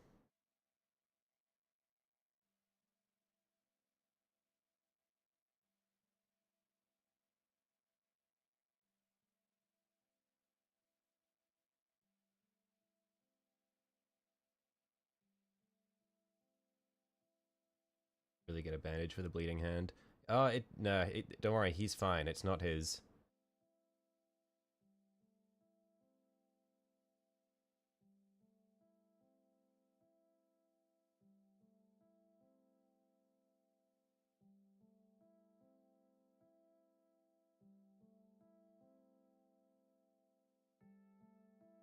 Yo! Baby spider just ran along my wall. Let's go! Yo! That's gonna be a big boy.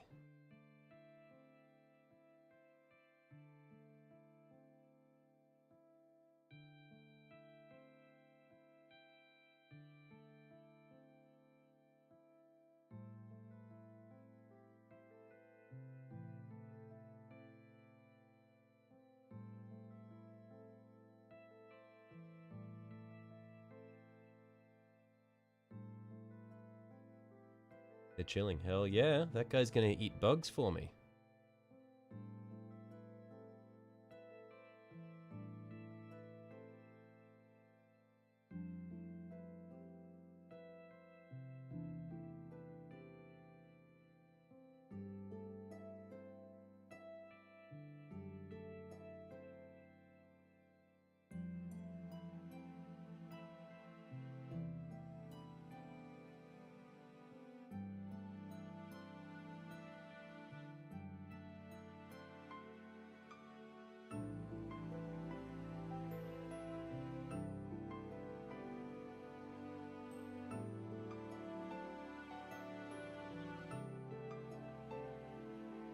Really need to get onto your Great Pile of Shame. Also need to paint your avatar. Yeah, it's a process. This guy's been staring at me for a while. I do have older projects than this guy though, which I've been avoiding. So in a way, painting the avatar is in of itself an act of procrastination for me.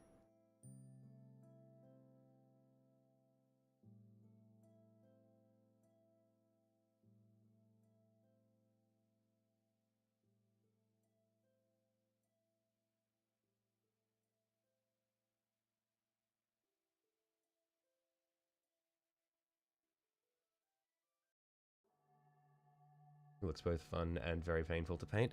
Honestly, he's not even that painful. I thought he would be painful, but it's actually... I don't know why. I think it has to be the organic shapes. I feel like every time a model has nice, smooth, round shapes like this, they're always just a joy to paint. A Doomscythe, perchance? No comment. No comment.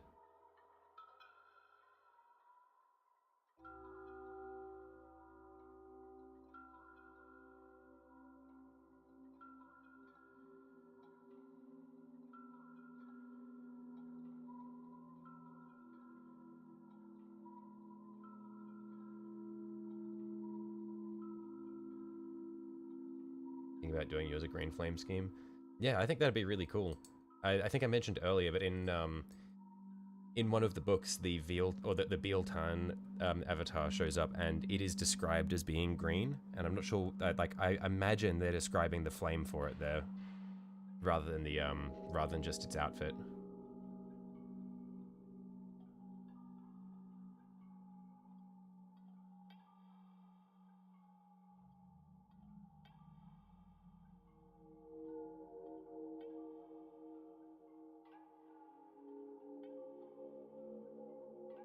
There's scary Minecraft cave sounds playing as music. This is so eerie. It's because the Avatar of Khaine is a spooky guy, Jacko. You've missed the several times where it's gone to a track which is just a 40-second clip in between Minecraft songs where a chicken just gets shot and then it just goes on to the next song. It's like, what the fuck? That's the most fucked up one.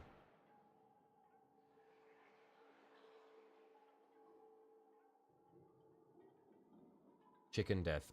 Yeah, the track is just called Death. That's it.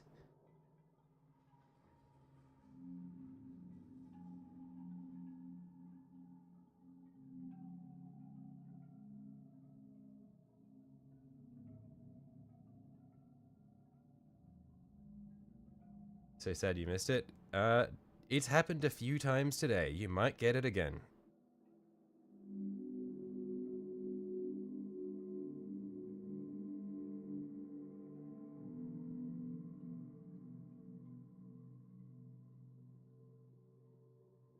I mentioned a Doom Scythe earlier, Sanju. You don't have to answer that, Sanju. You don't feel like you need to answer that one.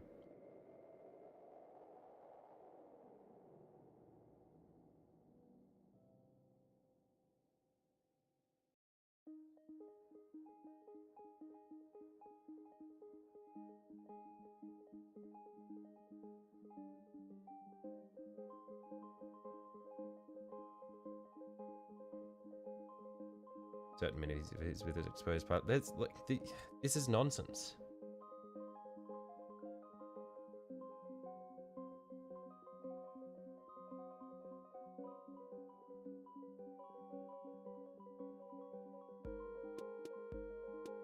And it's a Night Scythe, not a Doom Scythe. Thank you very much. I mean, it would be if there was such a thing. Which there isn't.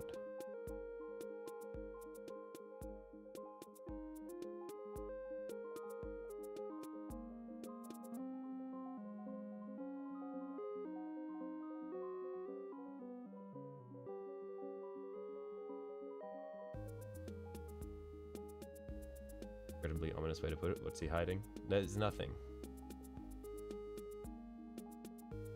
You have a Night Scythe? No, I don't. That is pure fabrication.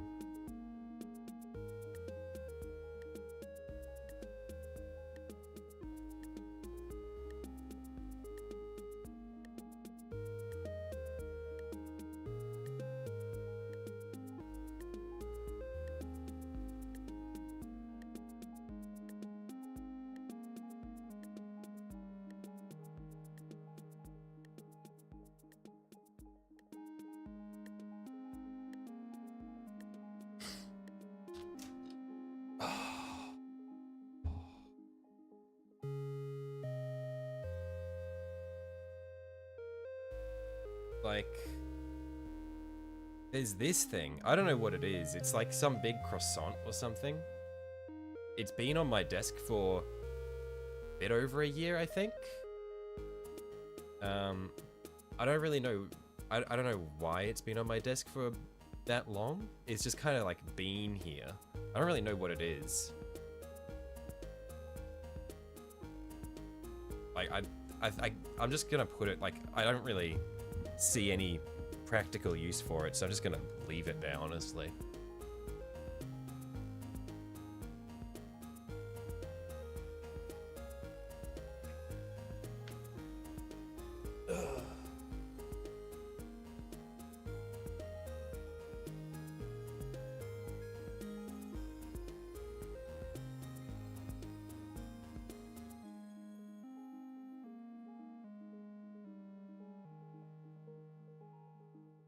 You guys feel about the Drukhari stuff?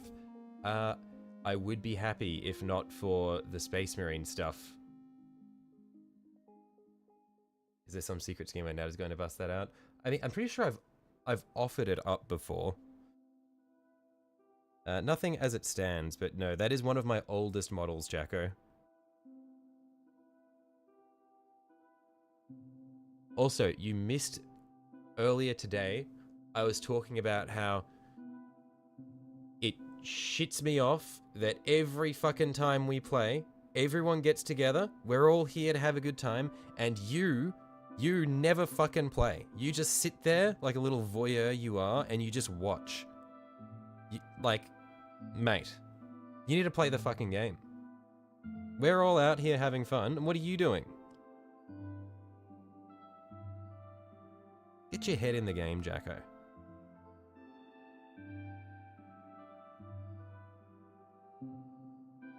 Unbelievable. Jacko in the cock chair every time. Every time.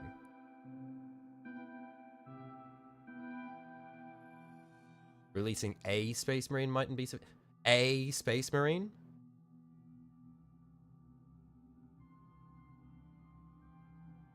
Four releases. One of them a squad of 3. 4 releases, 3 characters, and a squad of 3. That's not a Space Marine.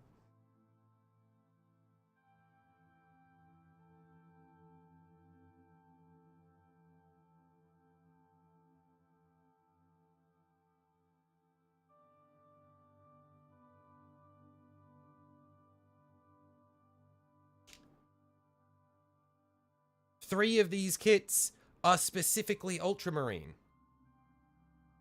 Like, I would have liked the new Drukhari models, but then that happened. Space Marines needed, okay, their fans were getting a little sad waiting so long for new models. True, true. And they did need a new jump pack captain. They did need a new captain. And Calgar's model was getting a little outdated.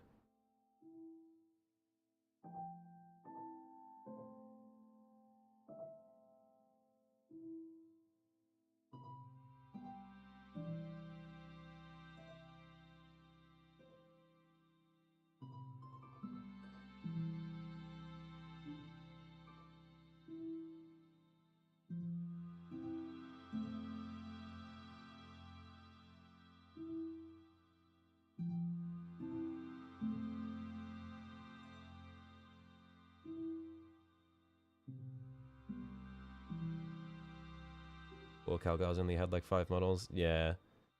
Like, it can be, it's rough. You know, being one of the most important characters in your faction and not having an updated model can be tough. Garandras. Morgan Ra.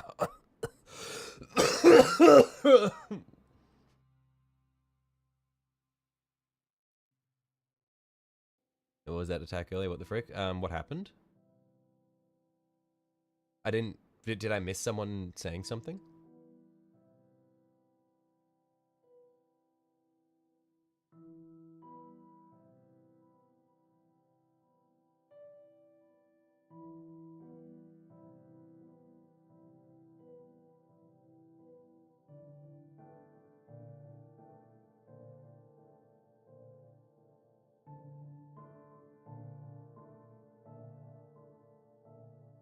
Duck chat? I don't know what you're talking about. I don't remember anyone saying that.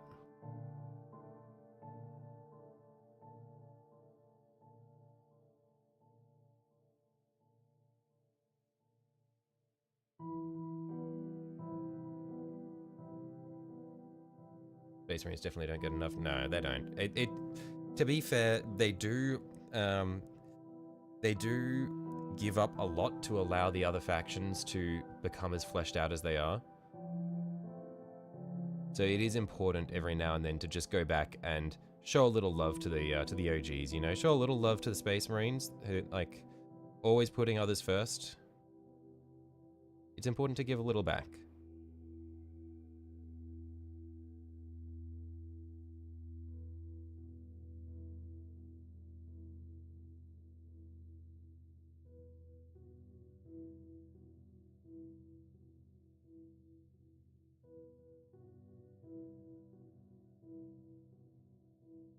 Just because you've got a 100% win rate against you doesn't mean you can then bust my awesome hosting skill.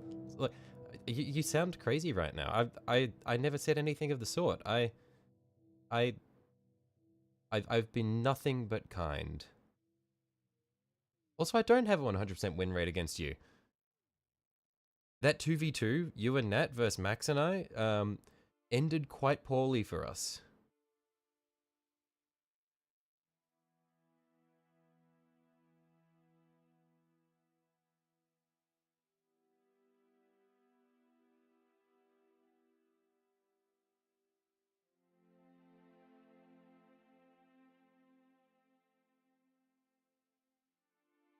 And you round up your McDonald's on order 5 cents, it's to support those poor Space Marines players. True.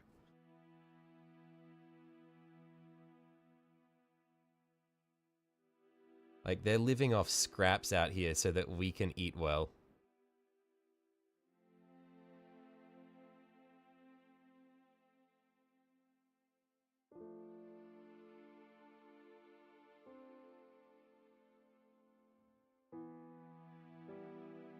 We need to think about the poor sacrifices, or the sacrifices that these poor people make for us.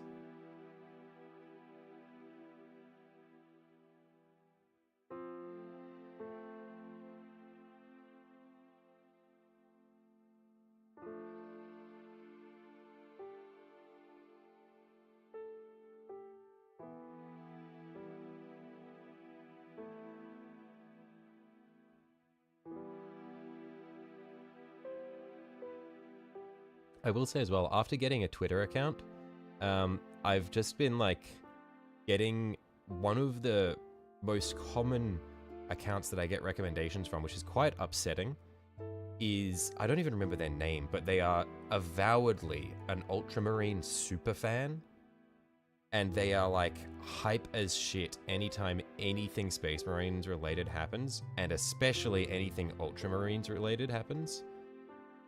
And it is, I don't, like, surely, I feel like they have to be a rage bait account, but they're so passionate that I just don't understand how someone can be that hyper invested in Ultramarines. Like, I feel like it should be a satire account, but it's not.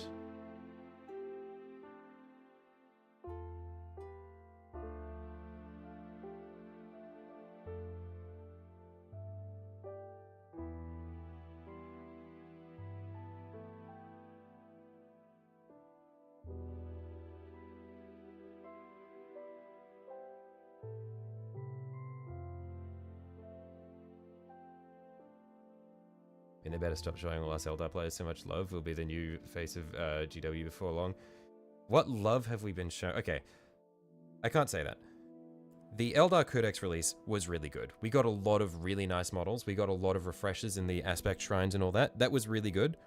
Just sad that they mysteriously decided to cut the Dark Reapers and Striking Scorpions. Just a bit of a weird one. Actually, did Striking Scorpions get a refresh, but Karandras didn't? Whatever it was. A bit weird that they decided to just cut them for some reason. Also, no Shining Spears is a little sad, but I'll take it. Like, we'll take what we get. Like, Eldar have actually done pretty well, given the track record.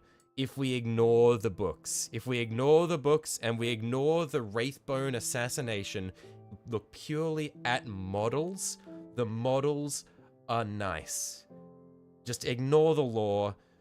Just forget about the Yannari trilogy. Forget about how they just made Wraithbone into a plastic composite thing.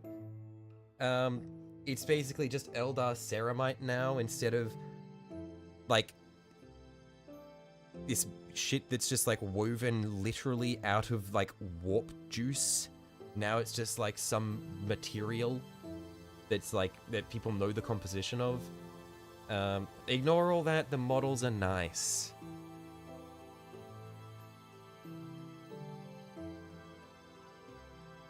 Being my knights inspired you to touch yours up a bit. A bunch of rust and oxidization needed. Thanks for the motivation, my boy. Oh no, thank you.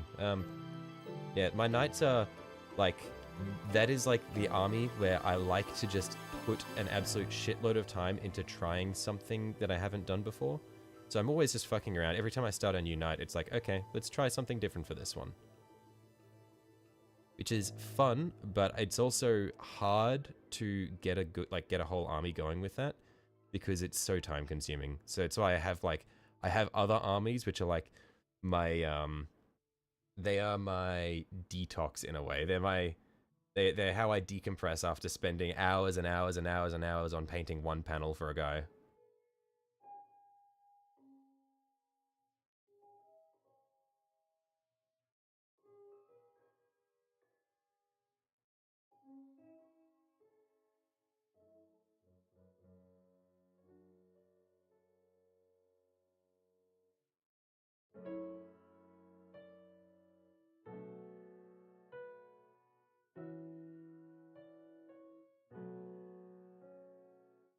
They dropped Dark Reapers and Scorpions from the Codex. No, they're not dropped from the Codex. They just were mysteriously missing from the model updates. But like Sanji mentioned, the Scorpions are in a kill team.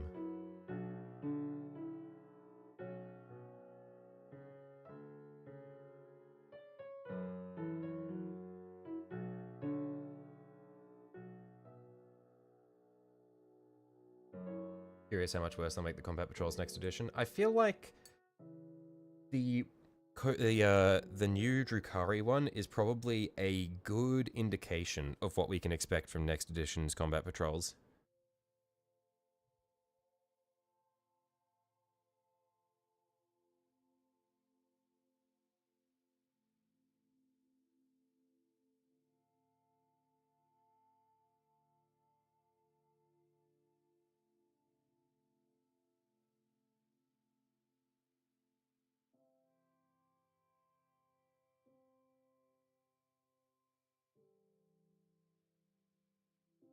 Right, you're gonna go on a quick quest, but this is one of those ultra long infinite streams. Maybe you'll come catch them all later. Righto. I will catch you later then, Jacko. Have a good one, mate.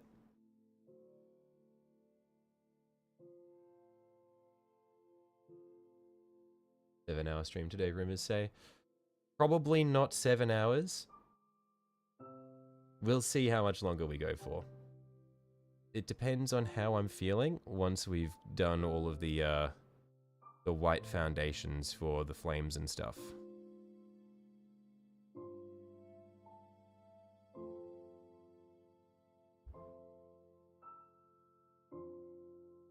You didn't see from us getting redone for another 15 years. Well, who knows? We might see another full Space Marine range refresh on the way. It is entirely possible.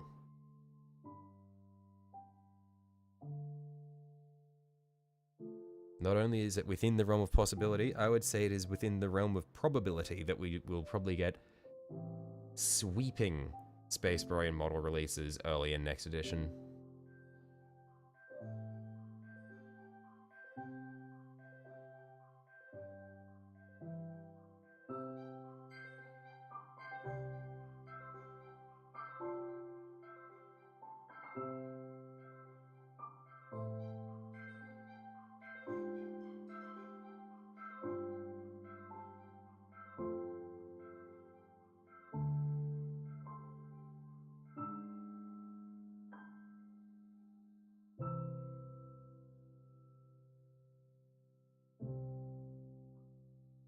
Assault and regular intercessors being boxed together would be great. They could do that with a fair few kits to cut back on all the shelf space they take from the stores. Yeah, I mean, like, because they've done it with Guardians, like with Eldar Guardians, because Guardian Defenders and Storm Guardians are all boxed together. They're two different kits, but they're all boxed together. I don't see why they couldn't do that for intercessors.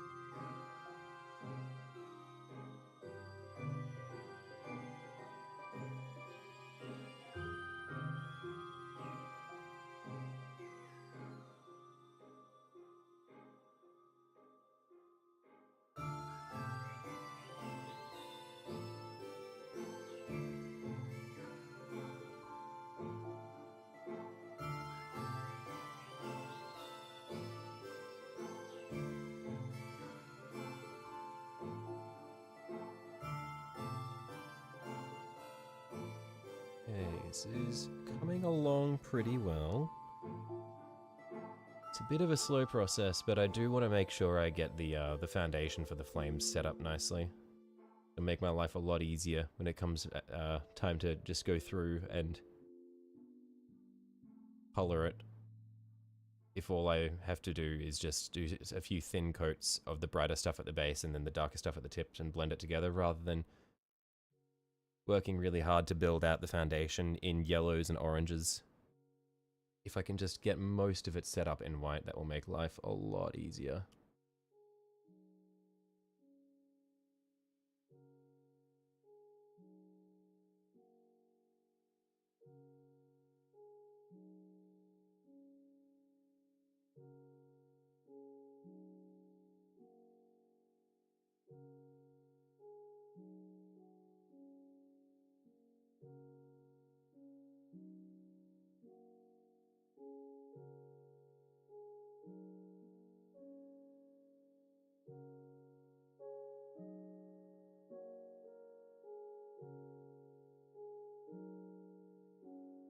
Oh yeah, did I mention that after last stream, so because last stream was the first time that I'd used the Minecraft soundtrack for BGM.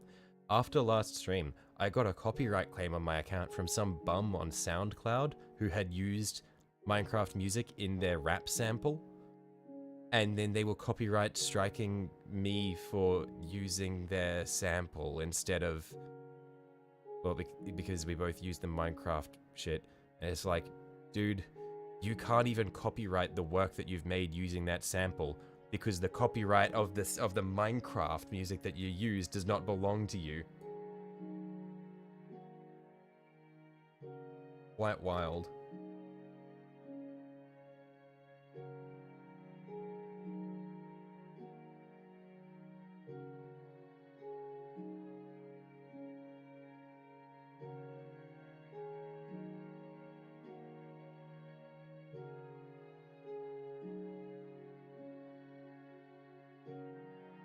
What a twat. Yeah, pretty crazy.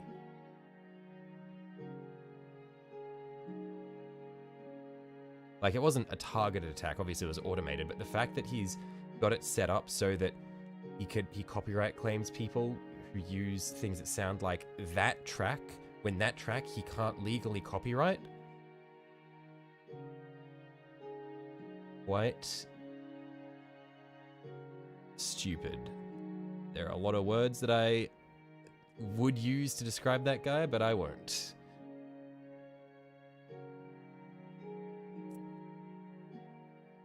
So I'll simply refer to him as some bum on SoundCloud.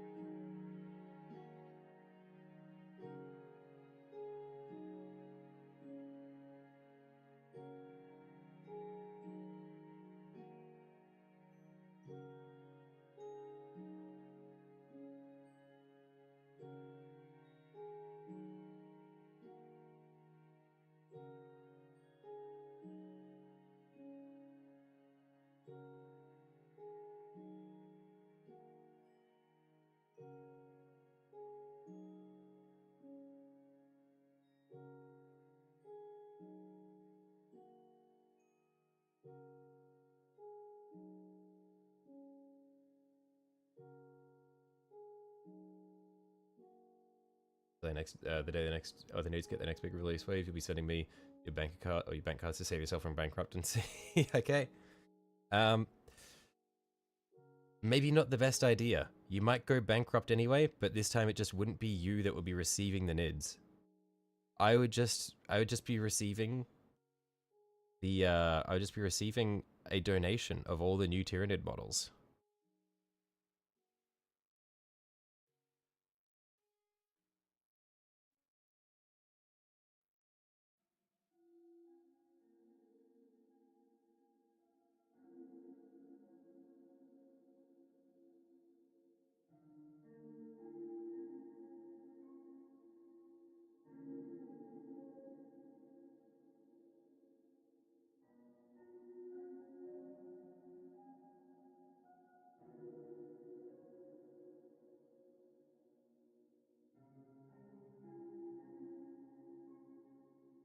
I think that's all the flames done. So now just do the blood grip. So for that, we want to concentrate it towards the blobs. Fair point, you'll shoulder the burden of buying 5 Carnifexes, 20 Gargoyles, 6 Warriors, and Shrikes, as well as a Plastic Red Terran Mounthrope. Yep. Take one for the team. I believe in you.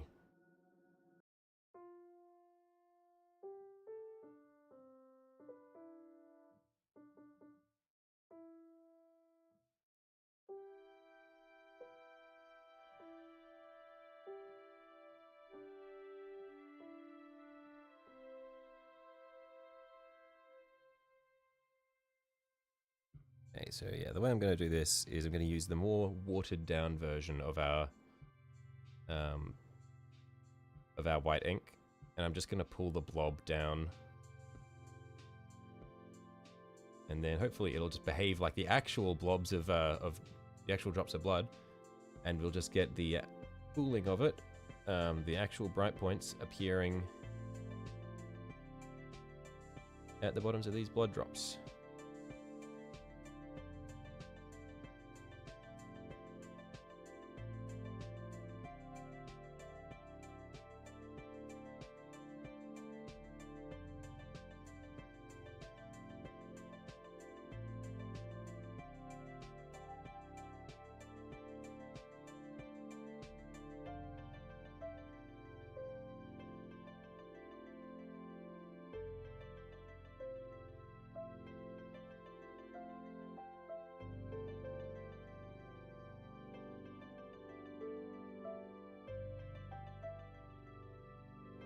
Yeah, I think this will work out nicely, actually.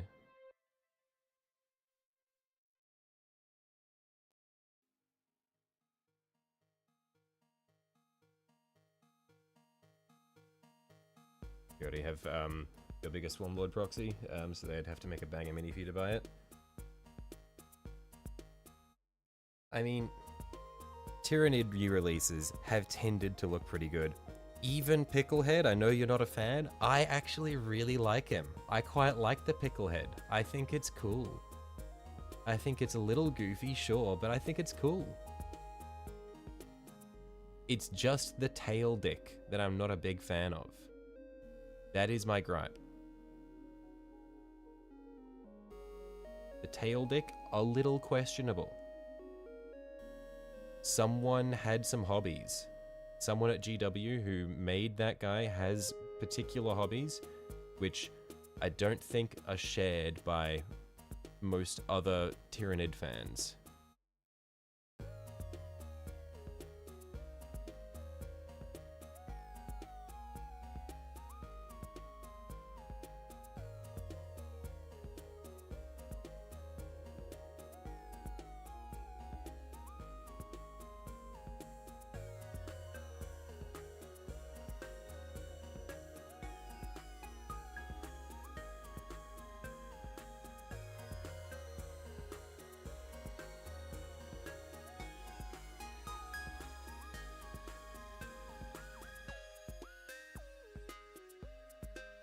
Real knight-sized Nid would be great, not an armature-sized one that has dogshit melee. True.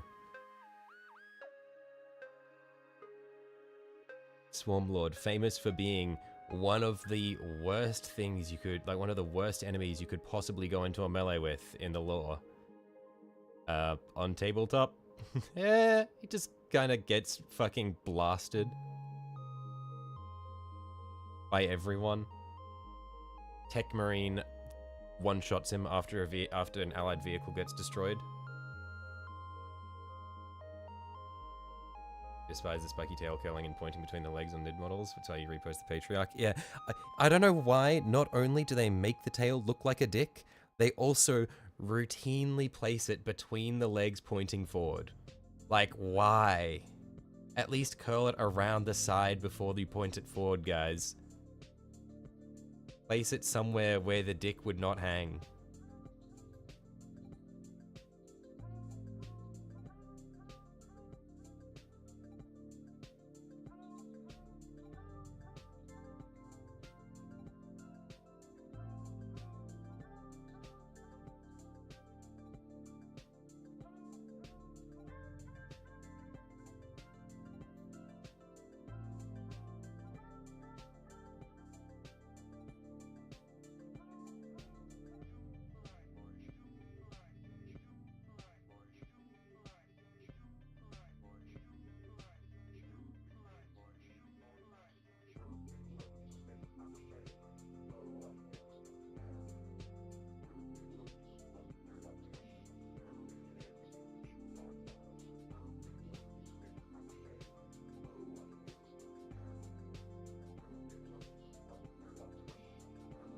Okay. Going pretty well for our blood drops. Once I'm done with the really liquid stuff, I'll come back with the less liquid stuff and just sketch some bright points onto the bits that I want to make sure are really picked out.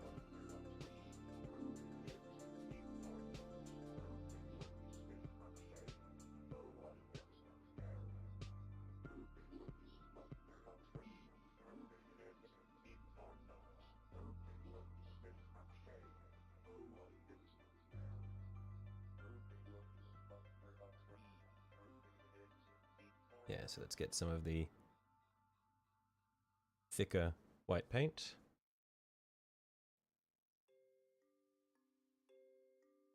I reckon that's pretty good down here already.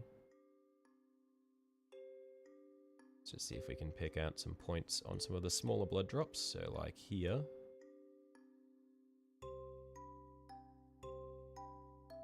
There. And it's going to be pretty splotchy, but I might just revisit it a little bit with the thinner stuff just to make sure we get a little bit more of a transition between the bits.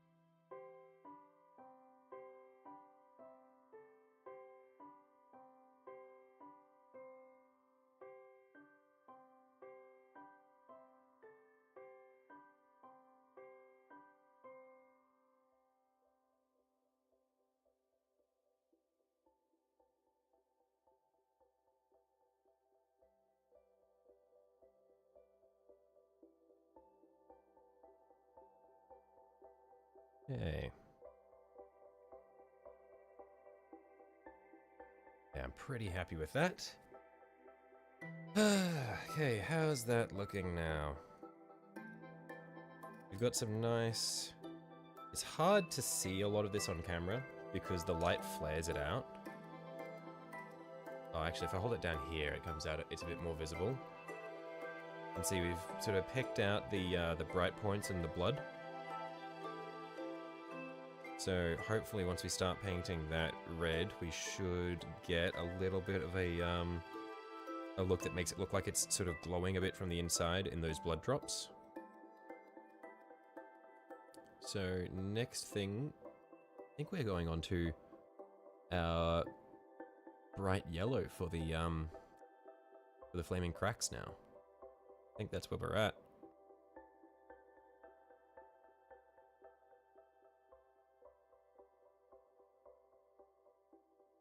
Now, as for which yellow we use, I haven't fully decided. However, I do know that for a lot of the lava tones that I did here, I used Eandan yellow contrast because it's yellow when thin, but orange when you apply more of it. So, I'm just going to make sure I shake this through. And in a relatively inconspicuous spot, I'm going to try just applying a little bit of it, and then I'll apply a bit more on top and see if we have the room to play around with the different tones of it.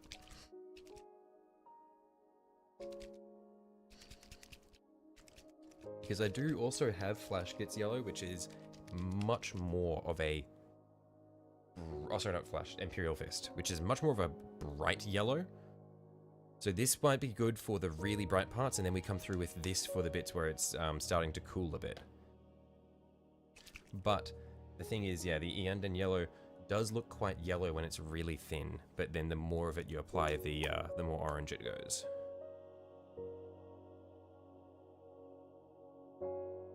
So like as an example,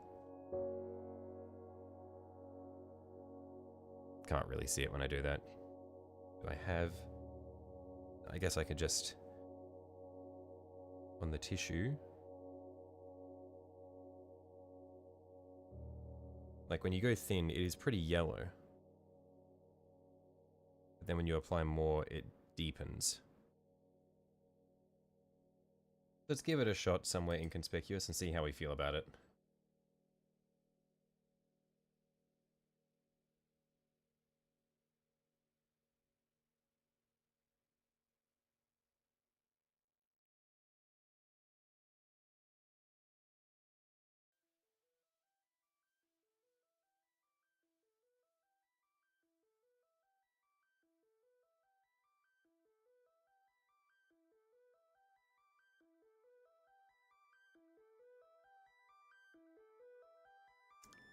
I think I like it. Yeah, I like it.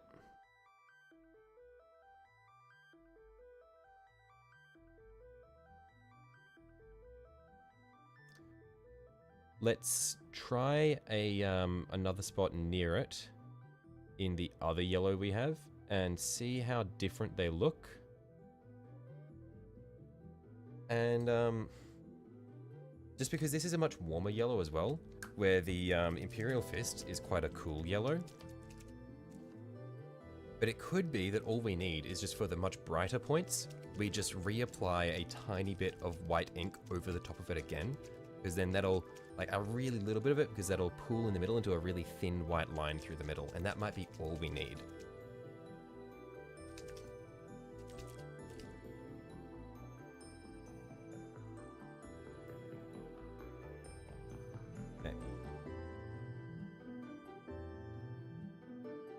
Let's try our other yellow and see which one we prefer.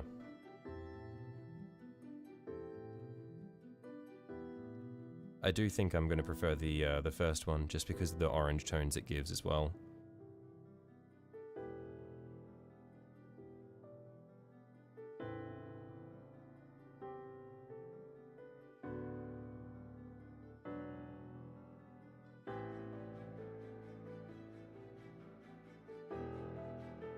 Yeah, I think it's just a little too cool, this one. It doesn't have, yeah, the lack of oranges and browns to it just doesn't quite do it for me. You get so much more depth out of the Eandon one.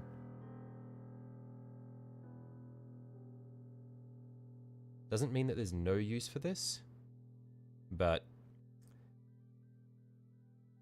at least for this split, this ain't it.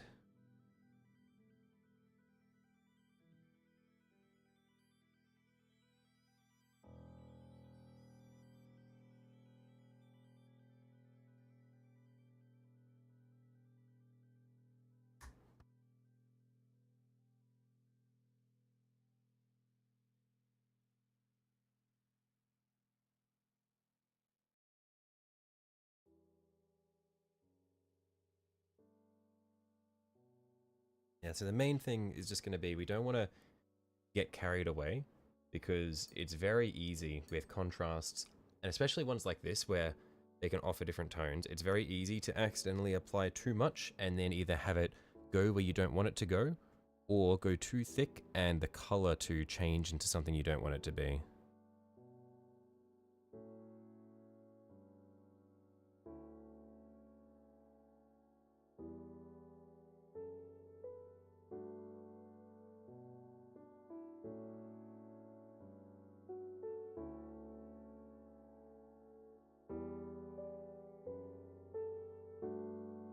You can see wherever this blob that I'm dragging around pools, it definitely goes orange.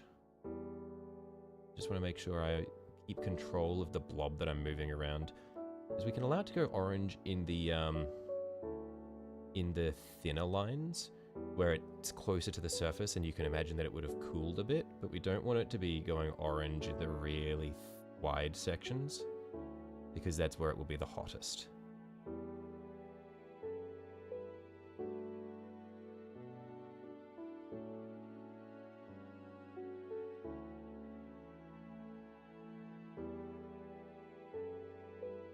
for example, these tiny little cracks here that we've got, probably going to need to give it 2 coats so that we can get it to go orange, because this is going to be a more cooled section.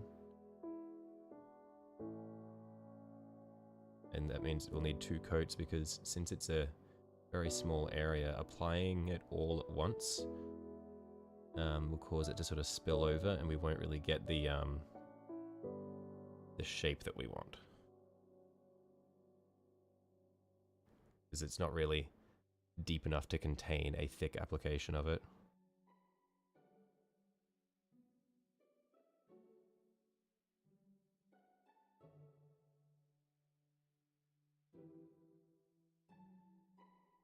I got a mini wish list? Not really, no. I've managed to resist a lot of new mini temptations. I'm pretty happy just focusing on the stuff that I've got, thankfully. Yeah, having a new mini wish list is dangerous business.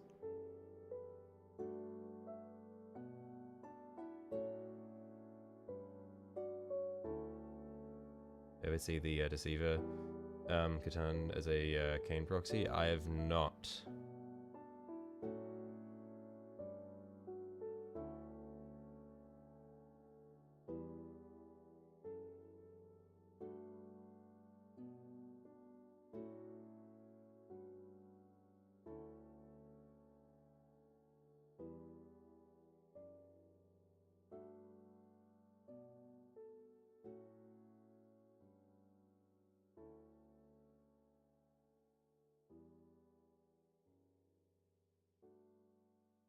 Need to pick up a little bit of the orange here. See if we can just pull it through and up into the thinner part here, because I reckon we want it to go orange as it goes up. So have it be yellow in the thicker section, and then really darken as we rise up towards the surface. An awkward angle to paint at. I think that's looking pretty good though.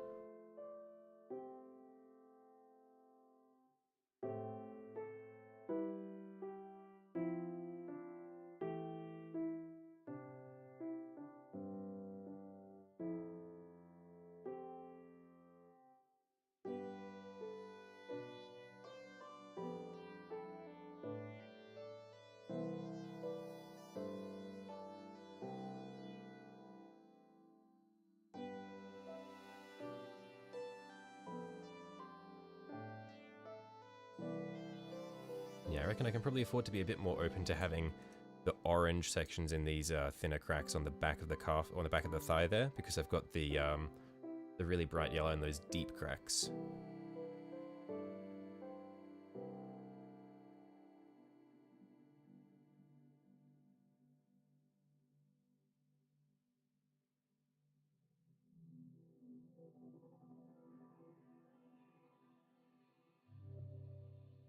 I think what we'll do, we'll get a slightly bigger blob, and we will dab that in here, and then just drag it up.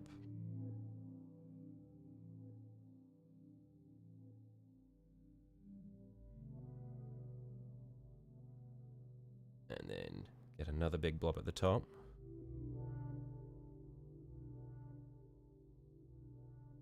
And drag it back down. Should end up with the orange in these sections here.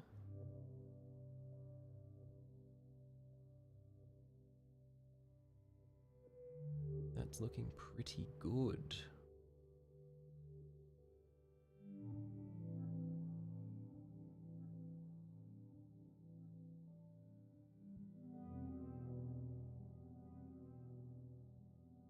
So next thing we'll want to do is see if we can turn these small cracks orange. When Tesseract Vault update. What does the Tesseract Vault even do? Like, on the tabletop. Like, what is it even used for?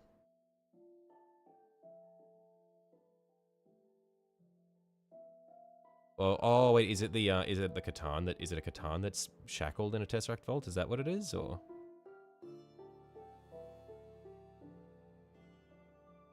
Is it the Transcendent Catan?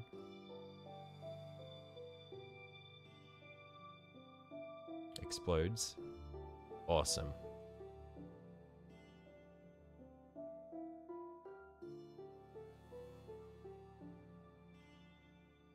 Deadly Demise, 66 plus 6.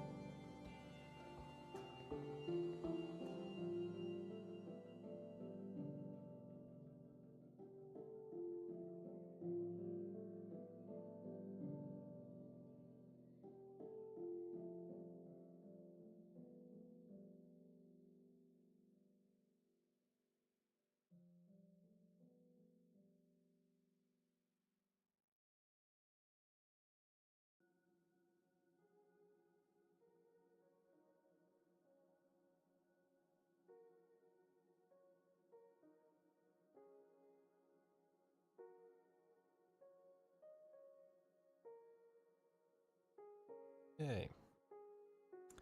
Yeah, I'm liking the way that color's coming around. And then we'll darken things as they get we'll darken sections as they get further away from the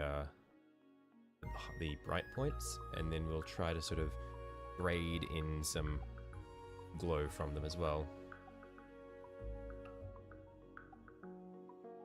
Honestly, only reason to buy the Destruct Vault is the Transcendent Catan. Wait, so there's a version of it that doesn't have the Transcendent Catan?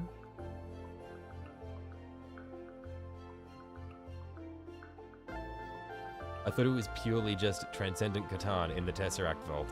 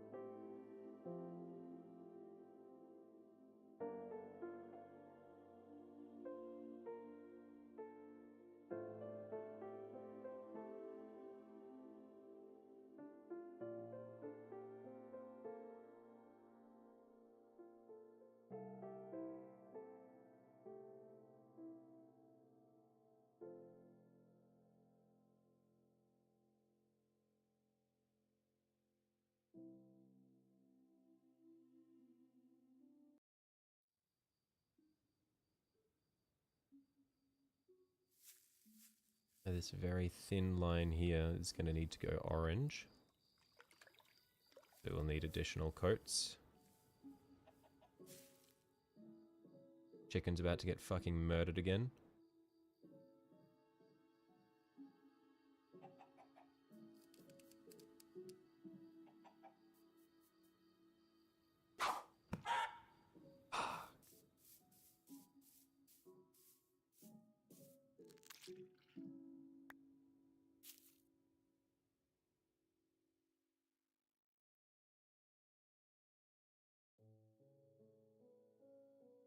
There's ones like with the one has the open Transcendent Catan in the center, and there's a closed version where you can have them in there, but it's a worse data sheet for less points. Not worth it. I see.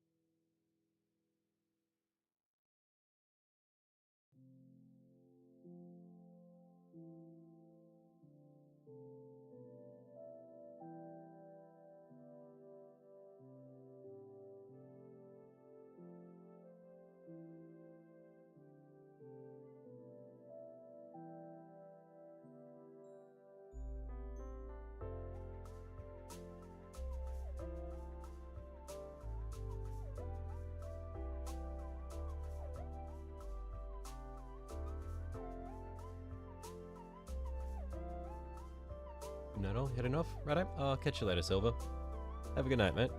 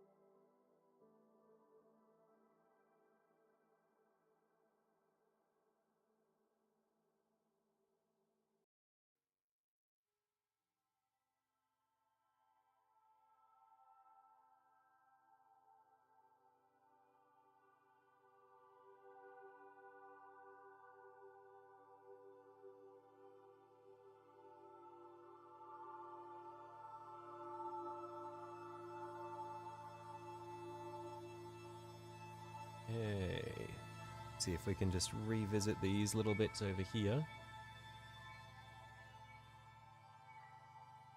Make sure they're nice and orange.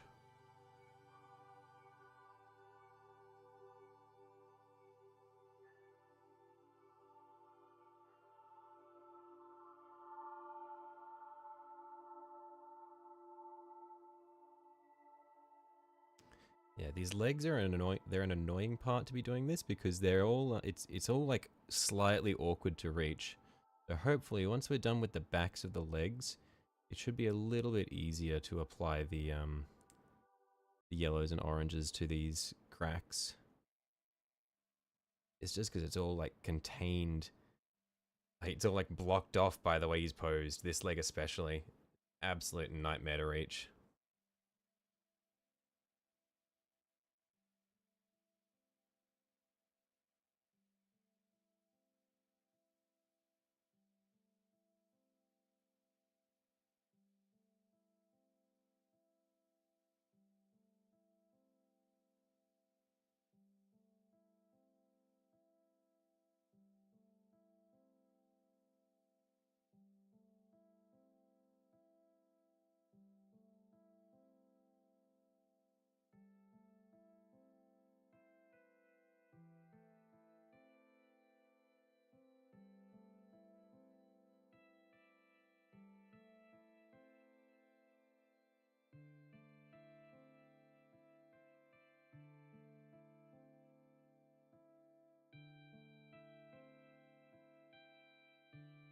But it's quite worth it.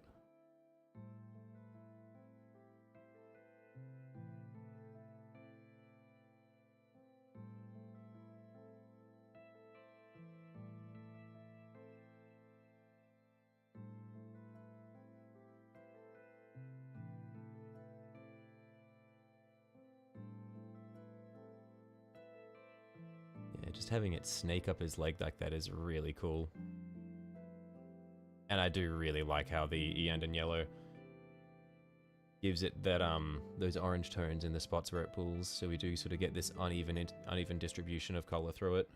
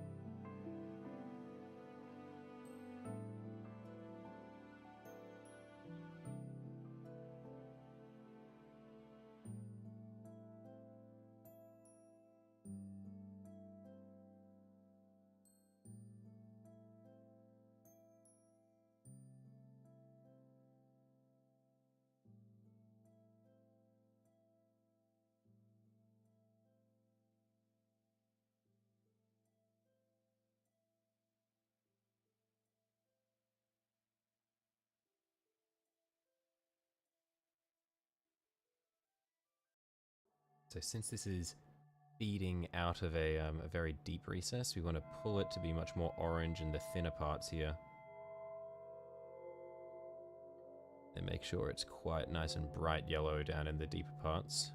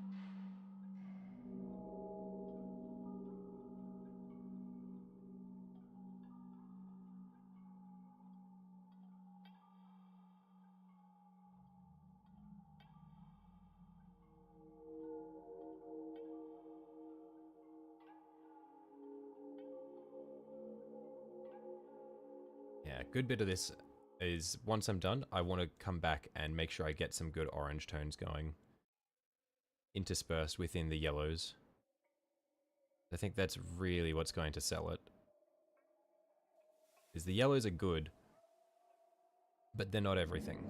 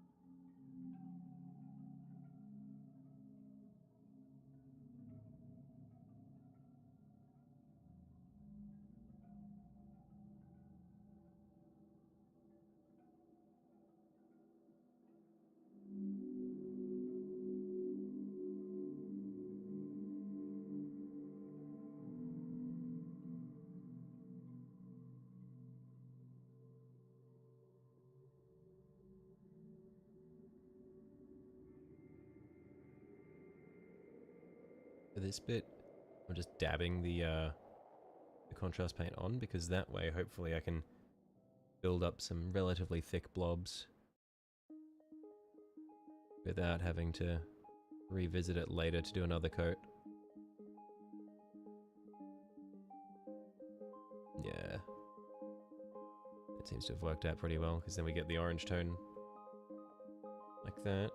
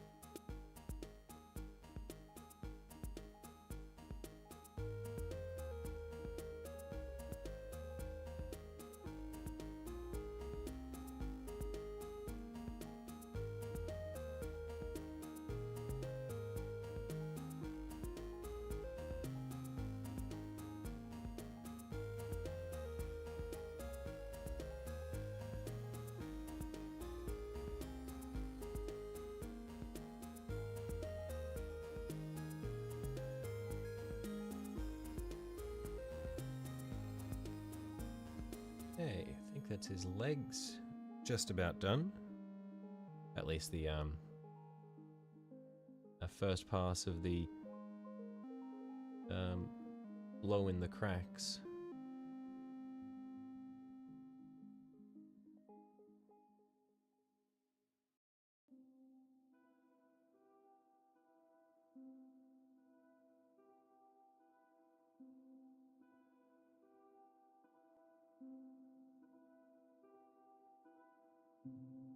There's a little bit on his ankles there. I'll just see if I can sneak that in. No one will notice this detail but me.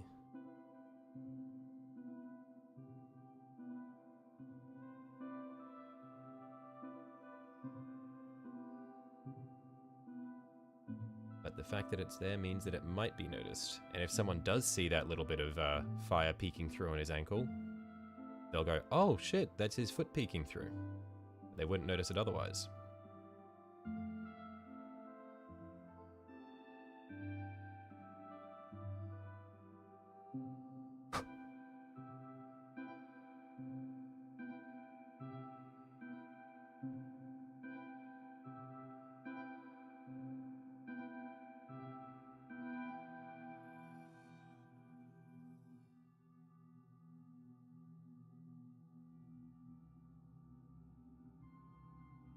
So for this bit, we want to... Oh, actually, honestly, that distribution of pigment right there is good. It's bright yellow in the middle, and then we've got the orange around the edges of it. That is what we want. As long as it dries like that, I'm happy.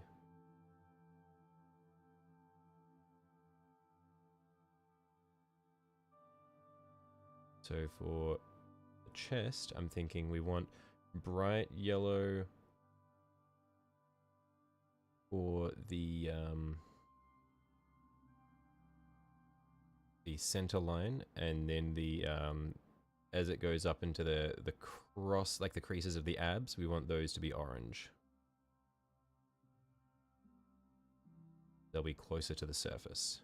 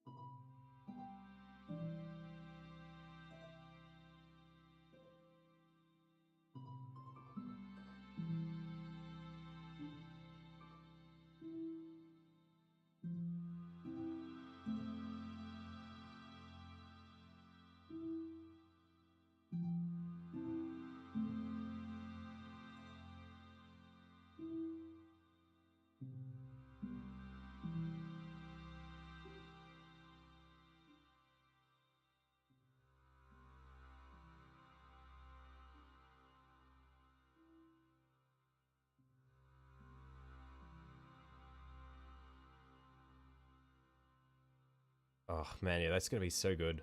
Man, I am surprised at how easy it is turning out to be to get this level of variance in the yellows and oranges.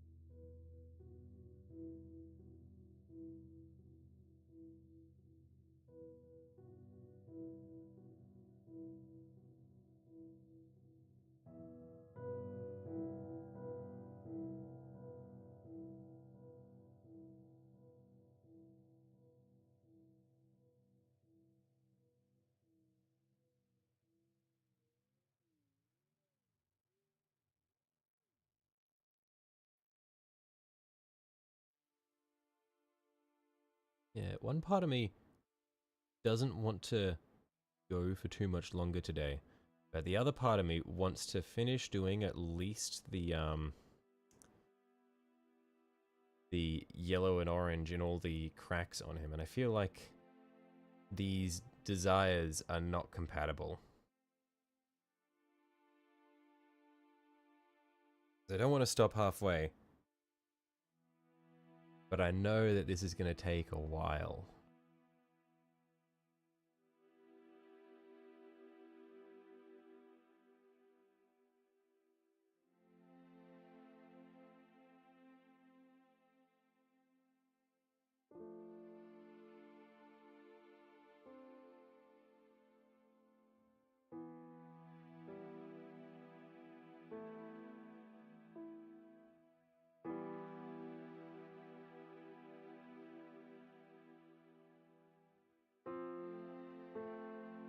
But the abs actually look so nice now.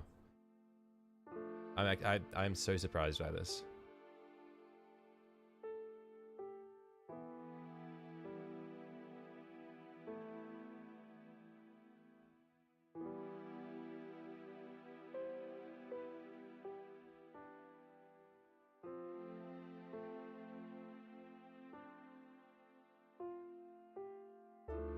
I'm not sure whether we want the ribs here to lean more orange or more yellow though. Like, they're really deep sections. I'm thinking they should probably lean more yellow, but I just feel like the orange tones would go so nicely here. Actually, oh, yeah, no, I guess what we'll do, we'll have it be yellow towards the center, and then as it goes out into these little tracks where it splits off, it can go more orange there. And all these little thinner runs.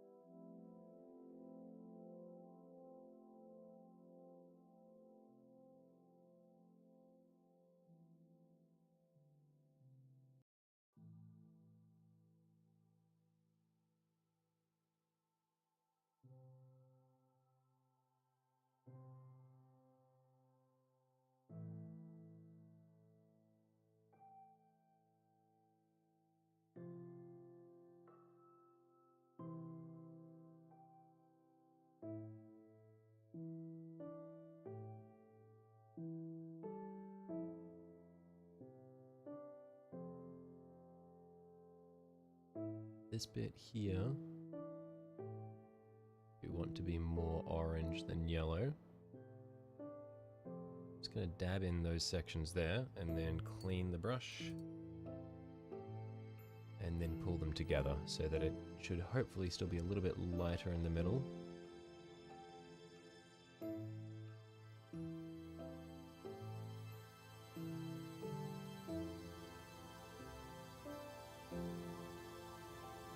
I might just need to introduce a tiny little bit of the orange just to the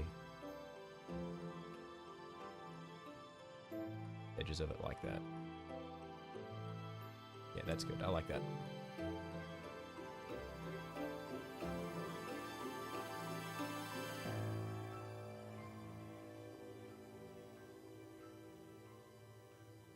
Yeah, it's a little bit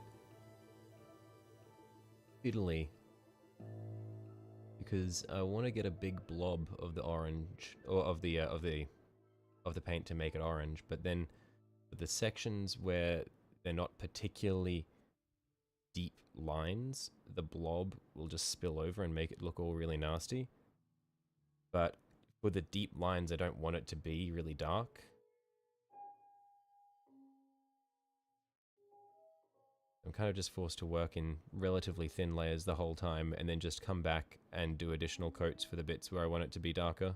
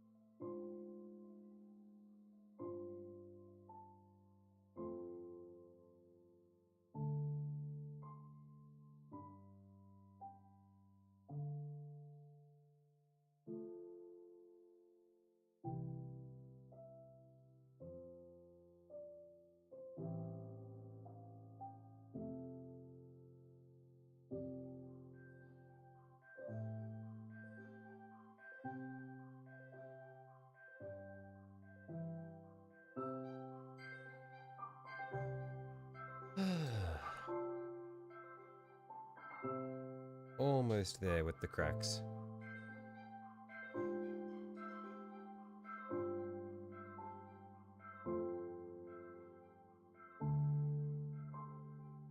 I feel like the chest has the highest density of these things that we need to work on. And we don't really have any of the super fiddly ones left like what we had with the backs of the legs. Just gonna be a matter of getting coverage on the chest area and then defining the more cooled sections to build out the oranges, and then the back and the arms.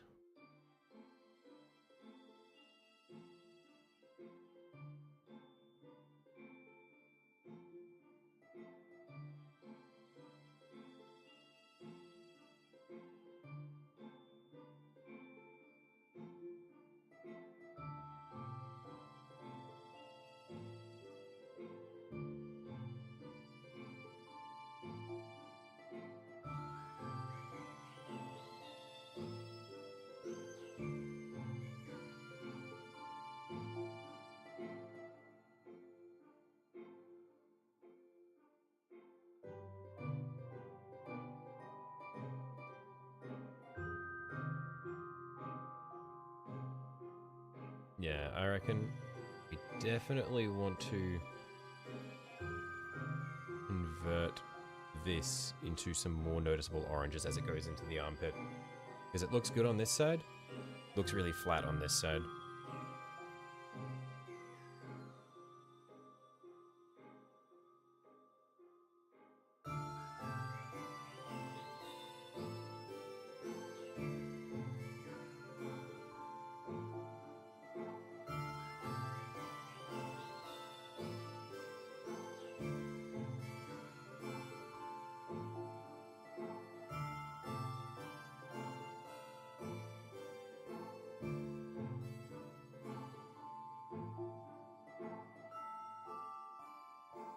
I reckon that'll be better.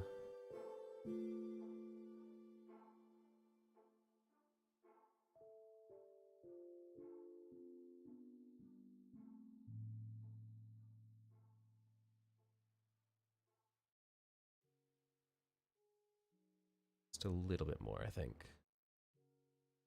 Just because of the angle, I think we need to pull it quite far in to make it noticeable.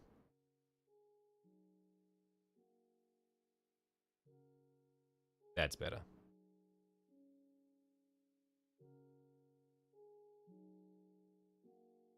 And that's all of the front of his chest done now.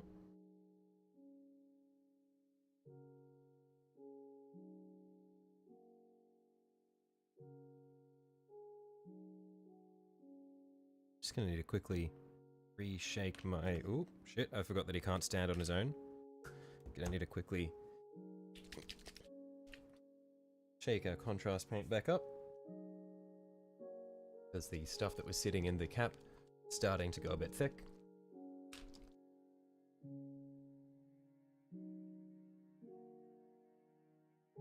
And back to it.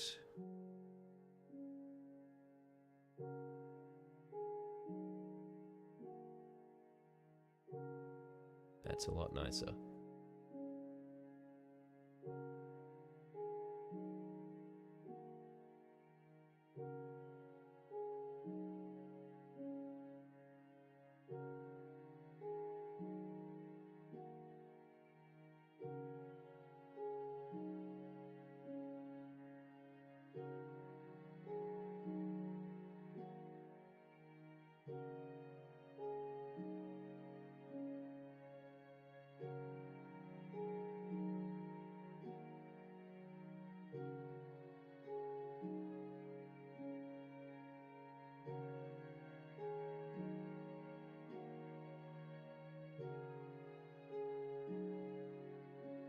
I want to try to avoid getting any of this on the blood drops because I've put a bit of effort into making sure the gradient on the blood drops is what I want it to be.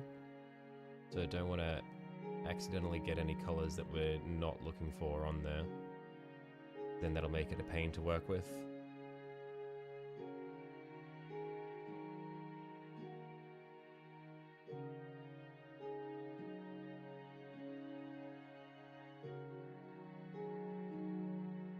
Still want to make sure we get a good amount of variation between the yellow and the orange, especially on his arm here where there's lots of thinner cracks there.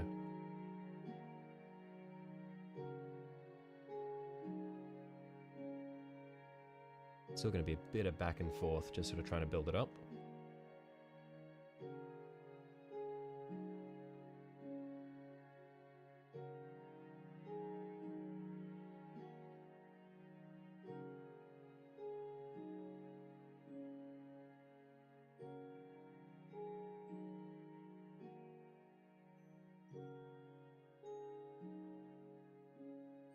Okay, now I can do his other forearm, and then we'll flip around to the back, and we'll do the neck and head last, I think. This other forearm is going to be an absolute pain to reach.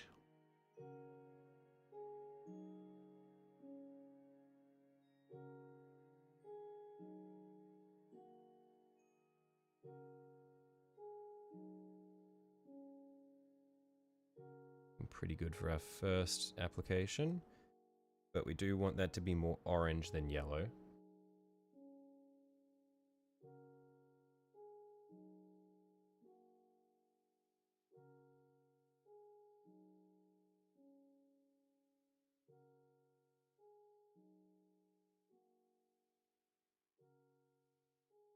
just see if we can drop some blobs in there and let it do its thing.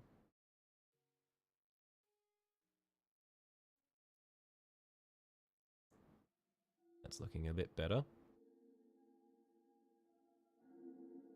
And then I'll just trace that through this side.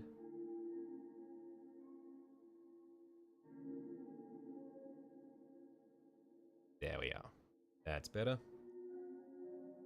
And yeah, we'll do the back now.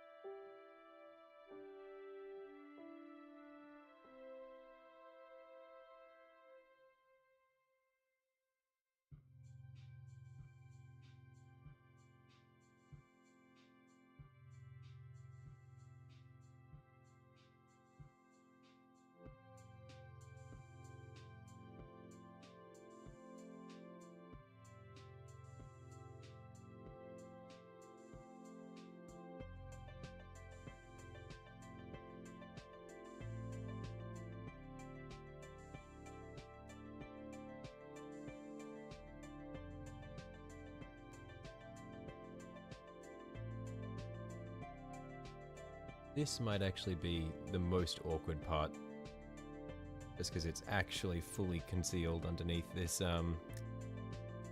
this gout of flame coming out of his back. But thankfully it's only a tiny bit that needs to be done.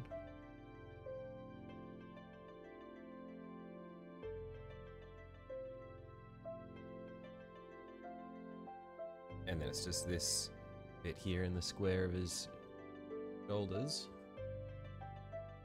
I should be able to just reach that from this angle here. Get rid of most of the paint there. My thumb, and then just apply this much should be nice and bright. Yeah. And then we pull it into the oranges as it gets into these thinner sections here.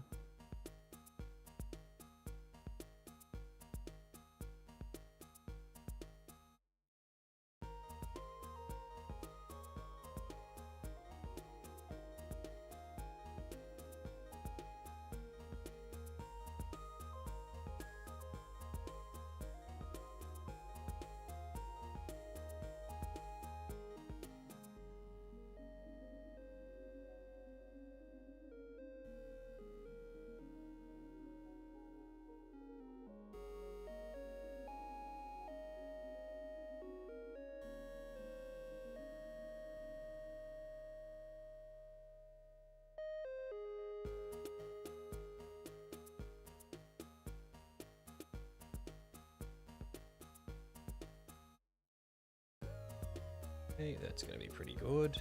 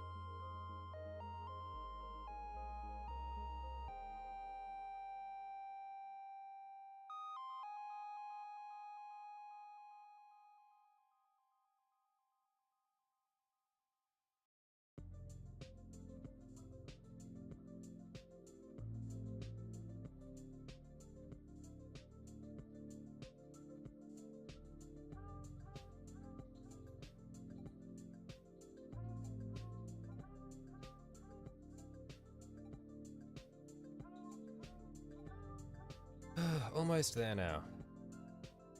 Been a pretty long one. I also haven't held him away. I haven't held him away from myself and had a look in a while. That's the best part. When you look at it from further away and just take it all in together, that's how you can tell if you're actually doing well. I have a feeling it's going to be pretty good when I do that.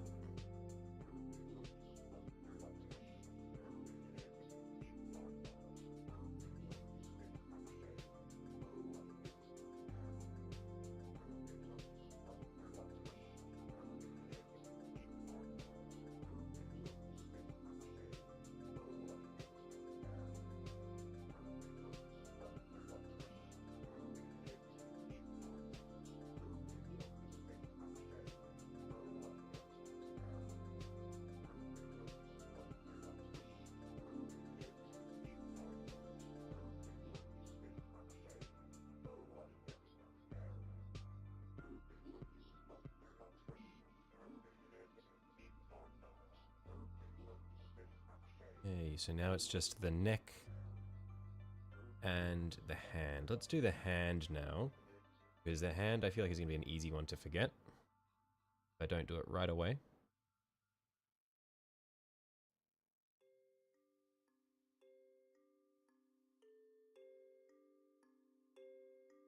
Put a pretty big blob in there. It's going to be quite orange. I don't want it to be super orange, so we're going to have to wick away some of it before it can dry. We want some bits of orange, but we want to have a decent bit of variation in here. Make sure we just pull it through all of the cracks first.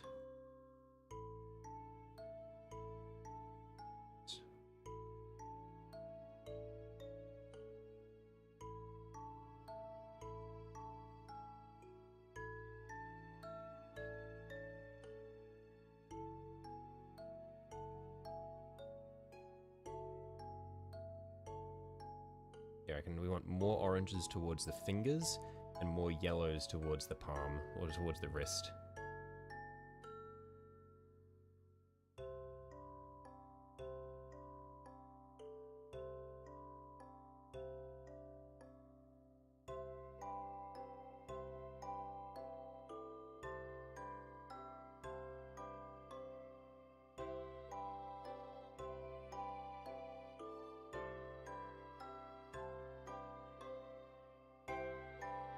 This one is an absolute pain to reach.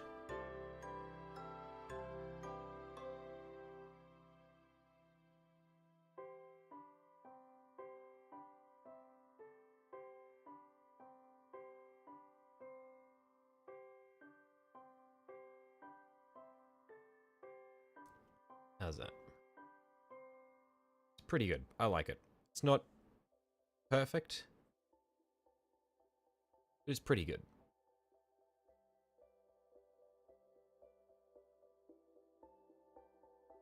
Okay, so now it's just the neck left, I think. That's it.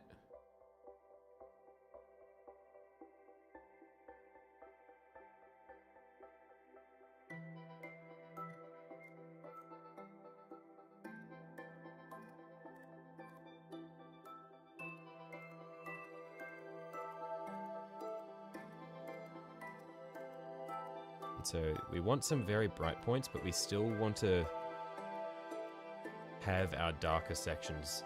This is going to be the most important thing to get some nice distribution, because this is a very it's the most top-facing part of the model, and there's a lot of there's going to be a lot of the color as well, so we need to make sure the distribution of it is correct.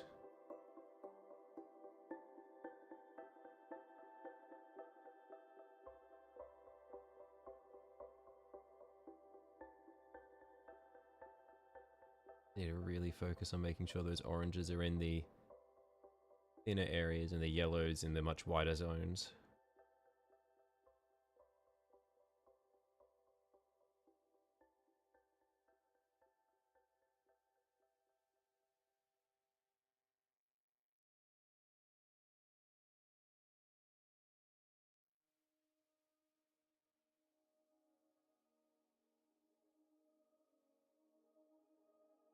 Not going to go to school tomorrow, but you're going to go to work? Nice. Corporate slave. Welcome to society. Get that bag.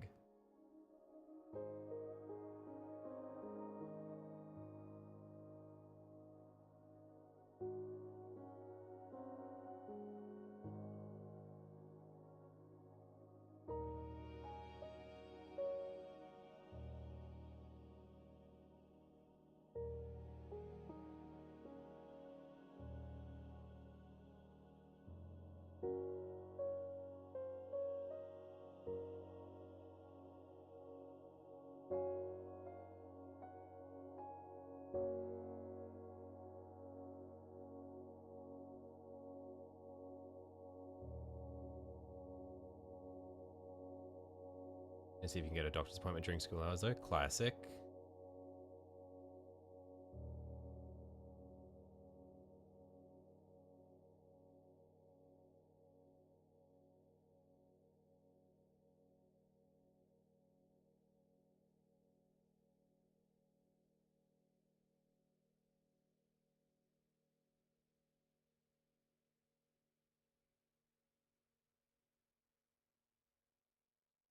Yeah, I've got the yellow over all of it, so now I just really want to push the orange in the places where it matters.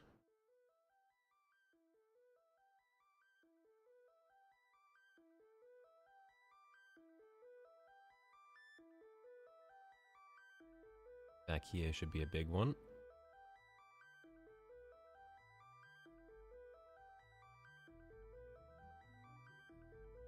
Here should also be a good one.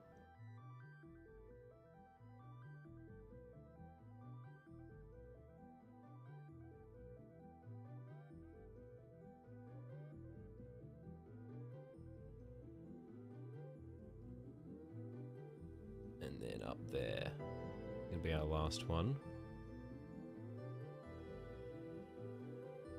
And then everything else we probably just want to leave with the bright yellow. Getting a bit close to white, so maybe just a little bit on there.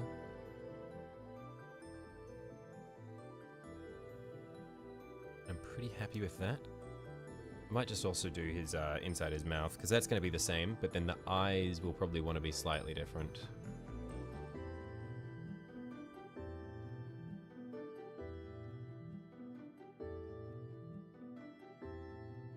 Mouth, you just want to avoid orange pooling in the middle of the mouth.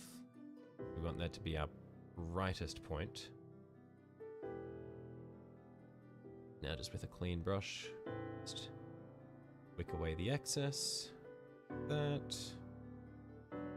and then just with a very small amount of the contrast paint, we'll just darken the edges of the mouth.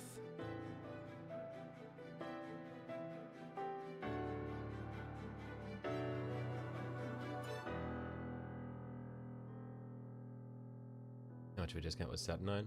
Not sure. A lot of places were discounting it. I didn't buy it.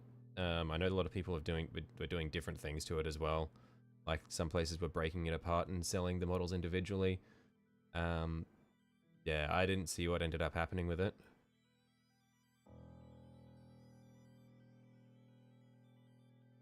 Let's just dab a drop of the really watered down contrast around the eyes here.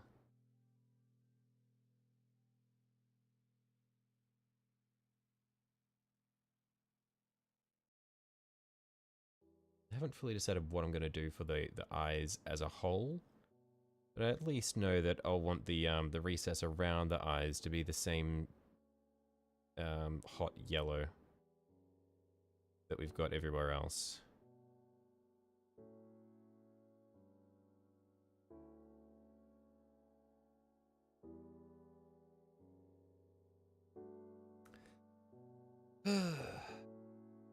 Hey ho all, looking nice so far. Yeah, thanks JJ. Unfortunately, I think you've probably showed up like right as I was about ready to wrap it up for the day. I was just about to actually have a look at how he's turned out so far. Oh, because it's been going for almost 5.5 hours now. But to at least make sure we've hit all the parts that we wanted to hit. Okay, yeah, I'm really happy with them so far. Honestly, not even, like, compared to the shit that I'm used to doing, it's been surprisingly easy goings as well. Like, I was expecting to really not enjoy the process of doing all, like, the, all the lava look and everything like that, but it actually wasn't that bad. Because it was essentially, you figured, still my time, well, yeah. No, it's, been slow goings, but essentially, yeah, all we did was just like a, red-brown, well, a thin red-brown paint over the, over our black and white base, or black and white base coat, just to get the color of the skin. And then, we just put some white ink through all the cracks, and then we've just come back through with Iandan yellow contrast, which is really nice because it's, when it's thin, it gives us those really nice hot yellows, but then when, you let it pool, or when you do additional layers, it gives you the oranges. But yeah, he'll be back. He looks cool so far. Righto, yeah. Thanks for popping by, JJ. But yeah, in any case, I'm probably gonna call the stream here. But I'm liking how he's turning out, and I think he's gonna tie in quite nicely with the base once we've got him all figured out. So yeah, that being said, I don't think there's anything else that I've wanted to do with him today. And I think it's a nice point to stop. So, yeah, thanks for popping by, guys. And, I will see you all next time. I think our next stream is actually tomorrow, so sooner rather than later in any case. Yeah, so thanks for popping by, everyone. And I hope you have a good day or night or whatever it is wherever you are. Bye-bye.